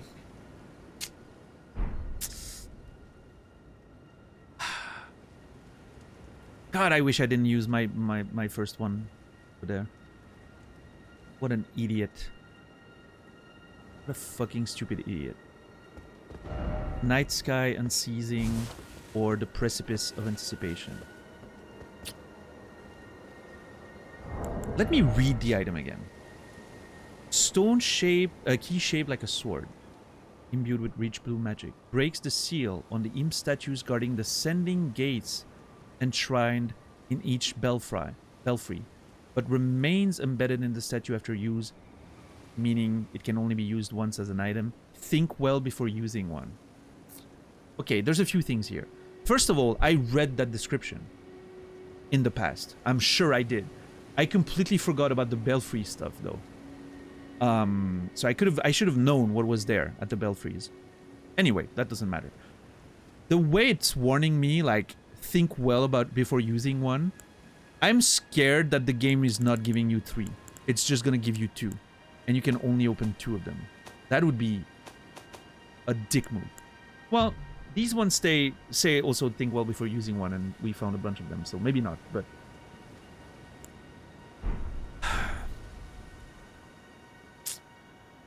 Eternal Night or Precipice of Anticipation? So, okay, let's think about this. If the Precipice of Anticipation is indeed this place, I would be pretty happy to go back there and maybe fight the boss again and see what's after it. But it seems like it's a pretty small, you know, like it doesn't seem to be leading to anything. So if it is this place, which I'm not sure, then it seems like there's little reward in doing it, I feel like. Now, the Eternal Night, if I'm correct, and the Eternal Night, the Unending Night Sky, sorry, Unceasing Night Sky, is indeed something that's related to down there. Because there was like this, you know, permanent night sky down there. There could be a big reward there for this. Like, if it leads me to, like, the upper areas that I wasn't able to explore, that's a big reward. If it leads me to the temple that we could see, that's a big reward. Like, there's some really interesting shit that I've, you know, that I couldn't access before. Just going back to the beginning of the game, again, if I'm correct there, that doesn't seem that interesting. So, chat poll, are you kidding? Of course not. I really wish I didn't use the first one like an idiot. Because, I don't know, like crumbling... What did it say again? Crumbling stone? I'm sure it's going to be interesting, but... Yeah, crumbling lands. Sorry. It's just... It's not as exciting. Crumbling lands. What could it be? Crumbling lands. With a name like that, it's going to send me back to Caelid. Crumbling lands. That would be so funny. Teleports me in the middle of the fucking swamp. Crumbling lands. Yeah, I don't know.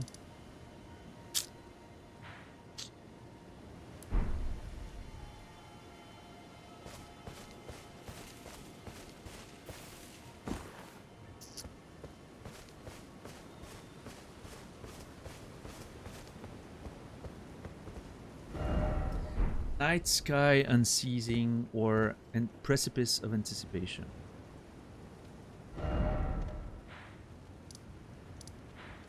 God, I wish I didn't waste the first one. Fuck.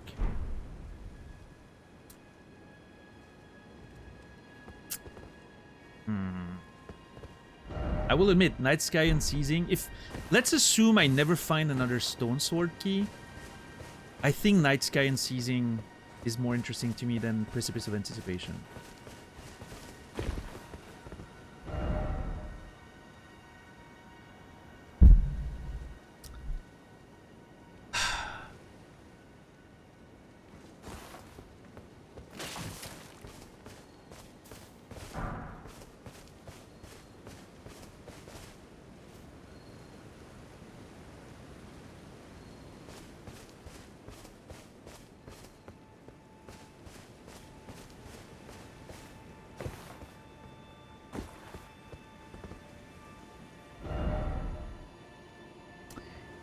You know what? I think I'm gonna pick Night Sky Unceasing.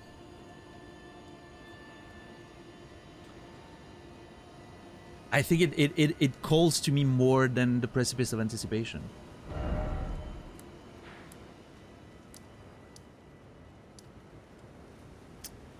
Again, if my theory is correct, you know, Chapel of Anticipation could be an interesting way to get you back there. Which would be nice. Again, it would be great to go kill that boss. I think. But if the night sky and seizing is indeed down there, and it leads me to access all these places that I haven't been able to explore, oh boy.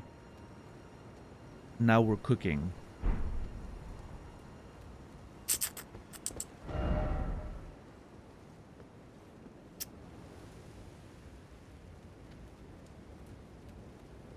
Fuck it.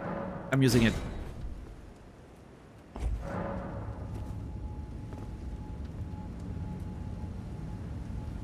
So it goes in that direction, which again could be... I've seen like some of the teleporters show the correct direction in which they were going, but some of them were not. This one that was here showed like this direction, I think, and it sent me all the way up there, right? So I'm not looking into it too much. But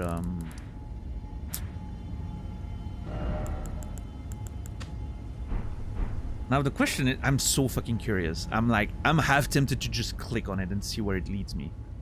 But I know my rule. My rule is you do not take a teleporter before you're done exploring an area.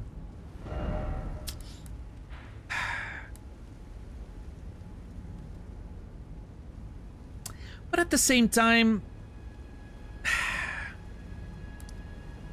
we've explored as far as we wanted up here, right? Like the next step is like exploring the lake again and then towards the academy. So maybe, if, you know, just a peek, yeah. Just a little peek, and then whenever we come back to Liurnia, you know, we can actually... Okay, here's the thing. The reason for my rule is as follows. I do not want a teleporter like the one underground we found that literally just teleported me 200 meters further, because it broke my feeling of immersion, right? I was exploring underground and suddenly I got pushed like 200 meters away, and I was like, oh, this sucks, right? It kills my exploration. So when I see a teleporter like here or here, I'm like, I don't want this shit to just like send me in the village, or like if this one sent me here, like it kills my exploration, right? This is clearly not something like that. Like the way you have like those descriptors on the ground and all that, this is like teleporting you into a whole new area, I feel like. This feels very different. And if I'm wrong, I'm wrong. But it really feels like it's going to teleport me somewhere completely different. Which I think is fine in that regard, right? The only thing I want to avoid is breaking my immersion. Teleporting to a whole new place, I'm okay with that. In fact, we had some pretty good times with that earlier in the game, right? Teleporting to Caelid and all that. Those I'm okay with. It's just the small distance, the short distance teleporters that I'm not okay with. Which is why I'm avoiding those, right? So I think... Am I rationalizing? I am, yes. I am talking myself into it. You can tell. I'm trying to convince myself that this is fine, because I'm so intrigued. Night sky and seizing. I'm gonna go for it, chat. I'm gonna go for it. What's up, Mark? How are you doing? I'm gonna go for it. I'm embracing the spirit of adventure. The temptation is too strong. Night sky and seizing. I need to know.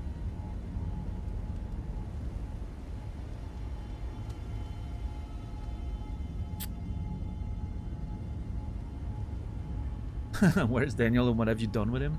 No, I feel this feels satisfying to me.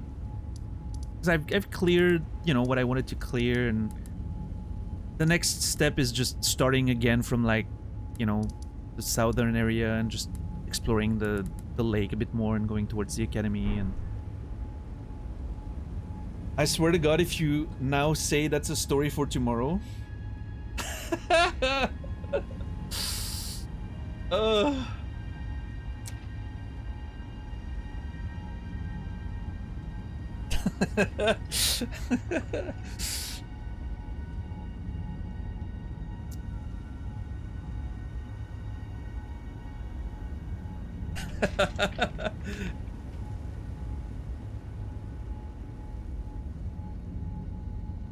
He's been thinking about it since the farming. You know me too well, Noger. The farming was useful. I wanted to farm for those foul food, but it was also a way to kill 15 minutes to get to the end of the stream, you know?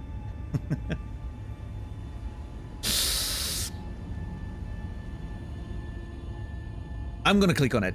I am way too curious. I cannot sleep on this myself. My curiosity is way too strong.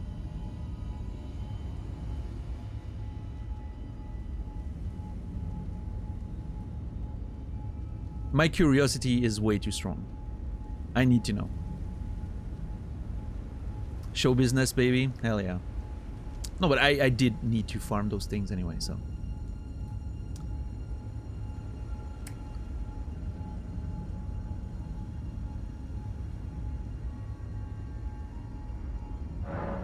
Travel to another location. Yes.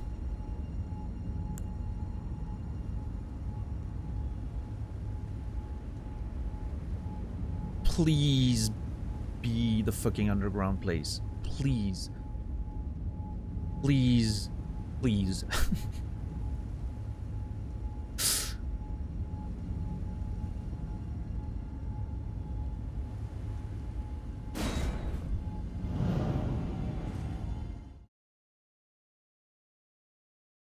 Oh god, I'm afraid to look.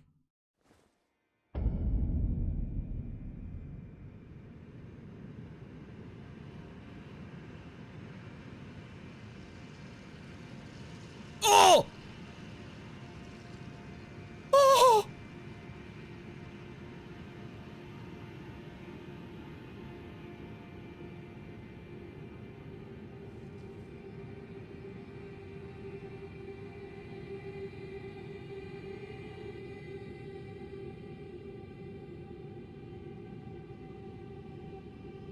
Oh my god.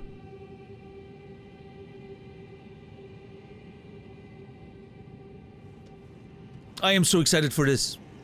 I don't know what to do with my body.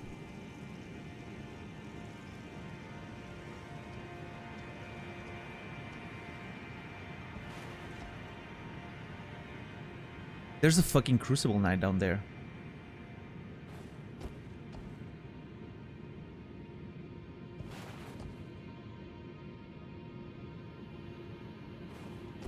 Oh my god.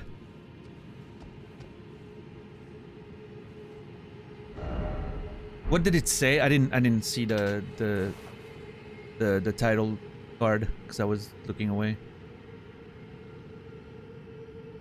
Oh!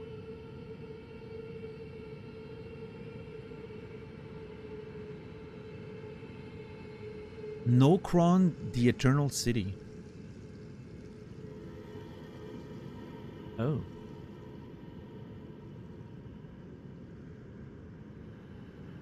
Let me get out my notes. Hold on. Eternal City.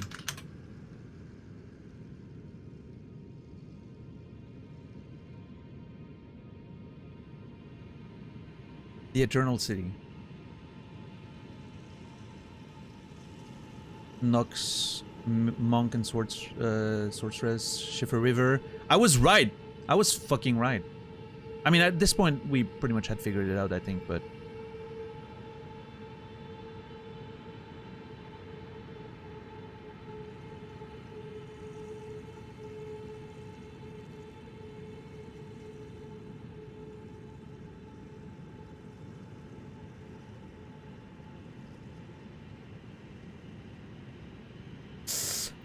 What?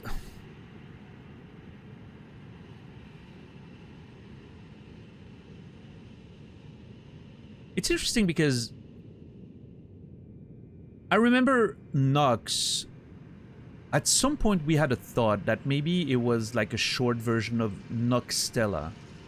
Wasn't there something about Noxtella? I know there it is. The Dragonkin of Noxtella. That's the one we fought.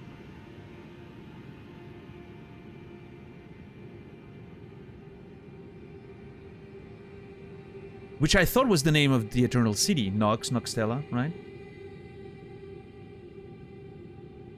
But there it said Nokron. Although... we did mention when we were exploring, you know, Ainsel River, Schiffer River. Maybe there's 2 different underground cities. Nokstella, Nokron. Oh my god! Oh, am I gonna find a map? Is it a whole new fucking area? Also, I'm also noticing that there's no grace or way back, which obviously, like I said, if I have to teleport out of this place, I will. But typically, I'm not gonna teleport if I can make my way back, like, organically.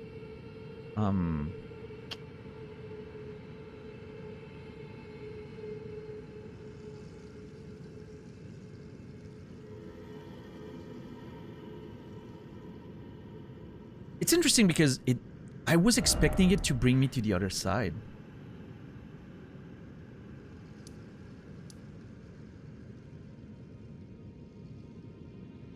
I don't think I'm gonna get access to the other side from here. Unless, again, I've been thinking about that. Maybe there's a sort of like bridge that doesn't really go anywhere. What if there's a teleporter on top of that and that leads you to... See, it connects with like this one, for instance, right? It sends you all the way there. Maybe that's a trick. Maybe that's the trick, I don't know. Or maybe I did really miss something. Like, maybe there was a way to get up here and I just missed it as I was exploring. I see a path here, which I think I took. But yeah, maybe I did actually miss something in one of those areas. I don't know. It's been a while. I don't remember exactly how, you know, when we explored this place. I don't remember exactly how it went. It is really pretty, yeah. Alright, well. Time to explore this place and most likely get into a fight with this nerd down there. That should be fun. And then hopefully find a way to make our way up here. Oh god, I'm so excited. But that, ladies and gentlemen, is a story for tomorrow. Almost 200 hours. Holy crap. Jesus. Video games. Alright, everybody. Thank you so much for the support tonight. A whole bunch of resubs tonight. A couple of tier 3s. Some gift subs. Thank you, Warren. A raid. Thank you, Brandon.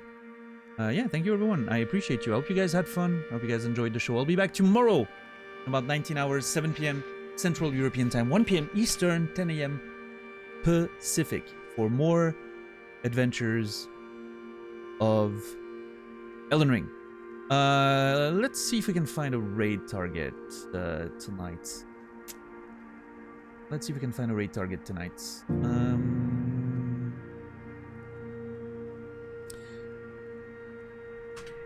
Give me 1 second if you don't mind.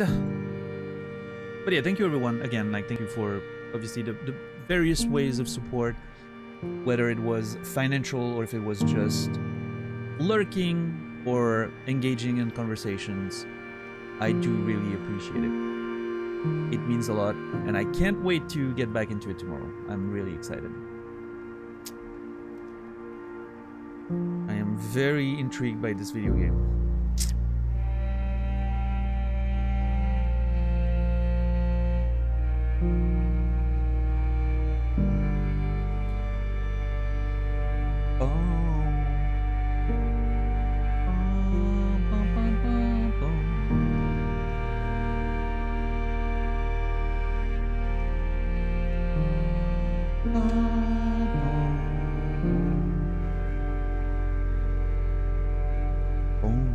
Wait for it, the best note.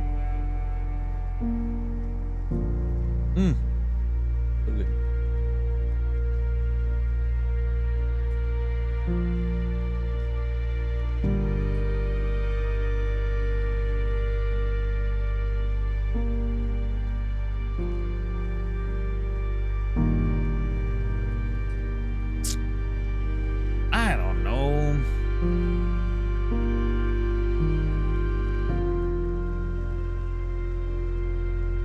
This is annoying. I never find any good raid targets.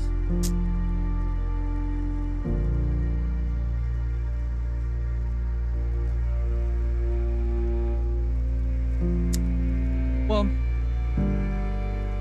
that's okay.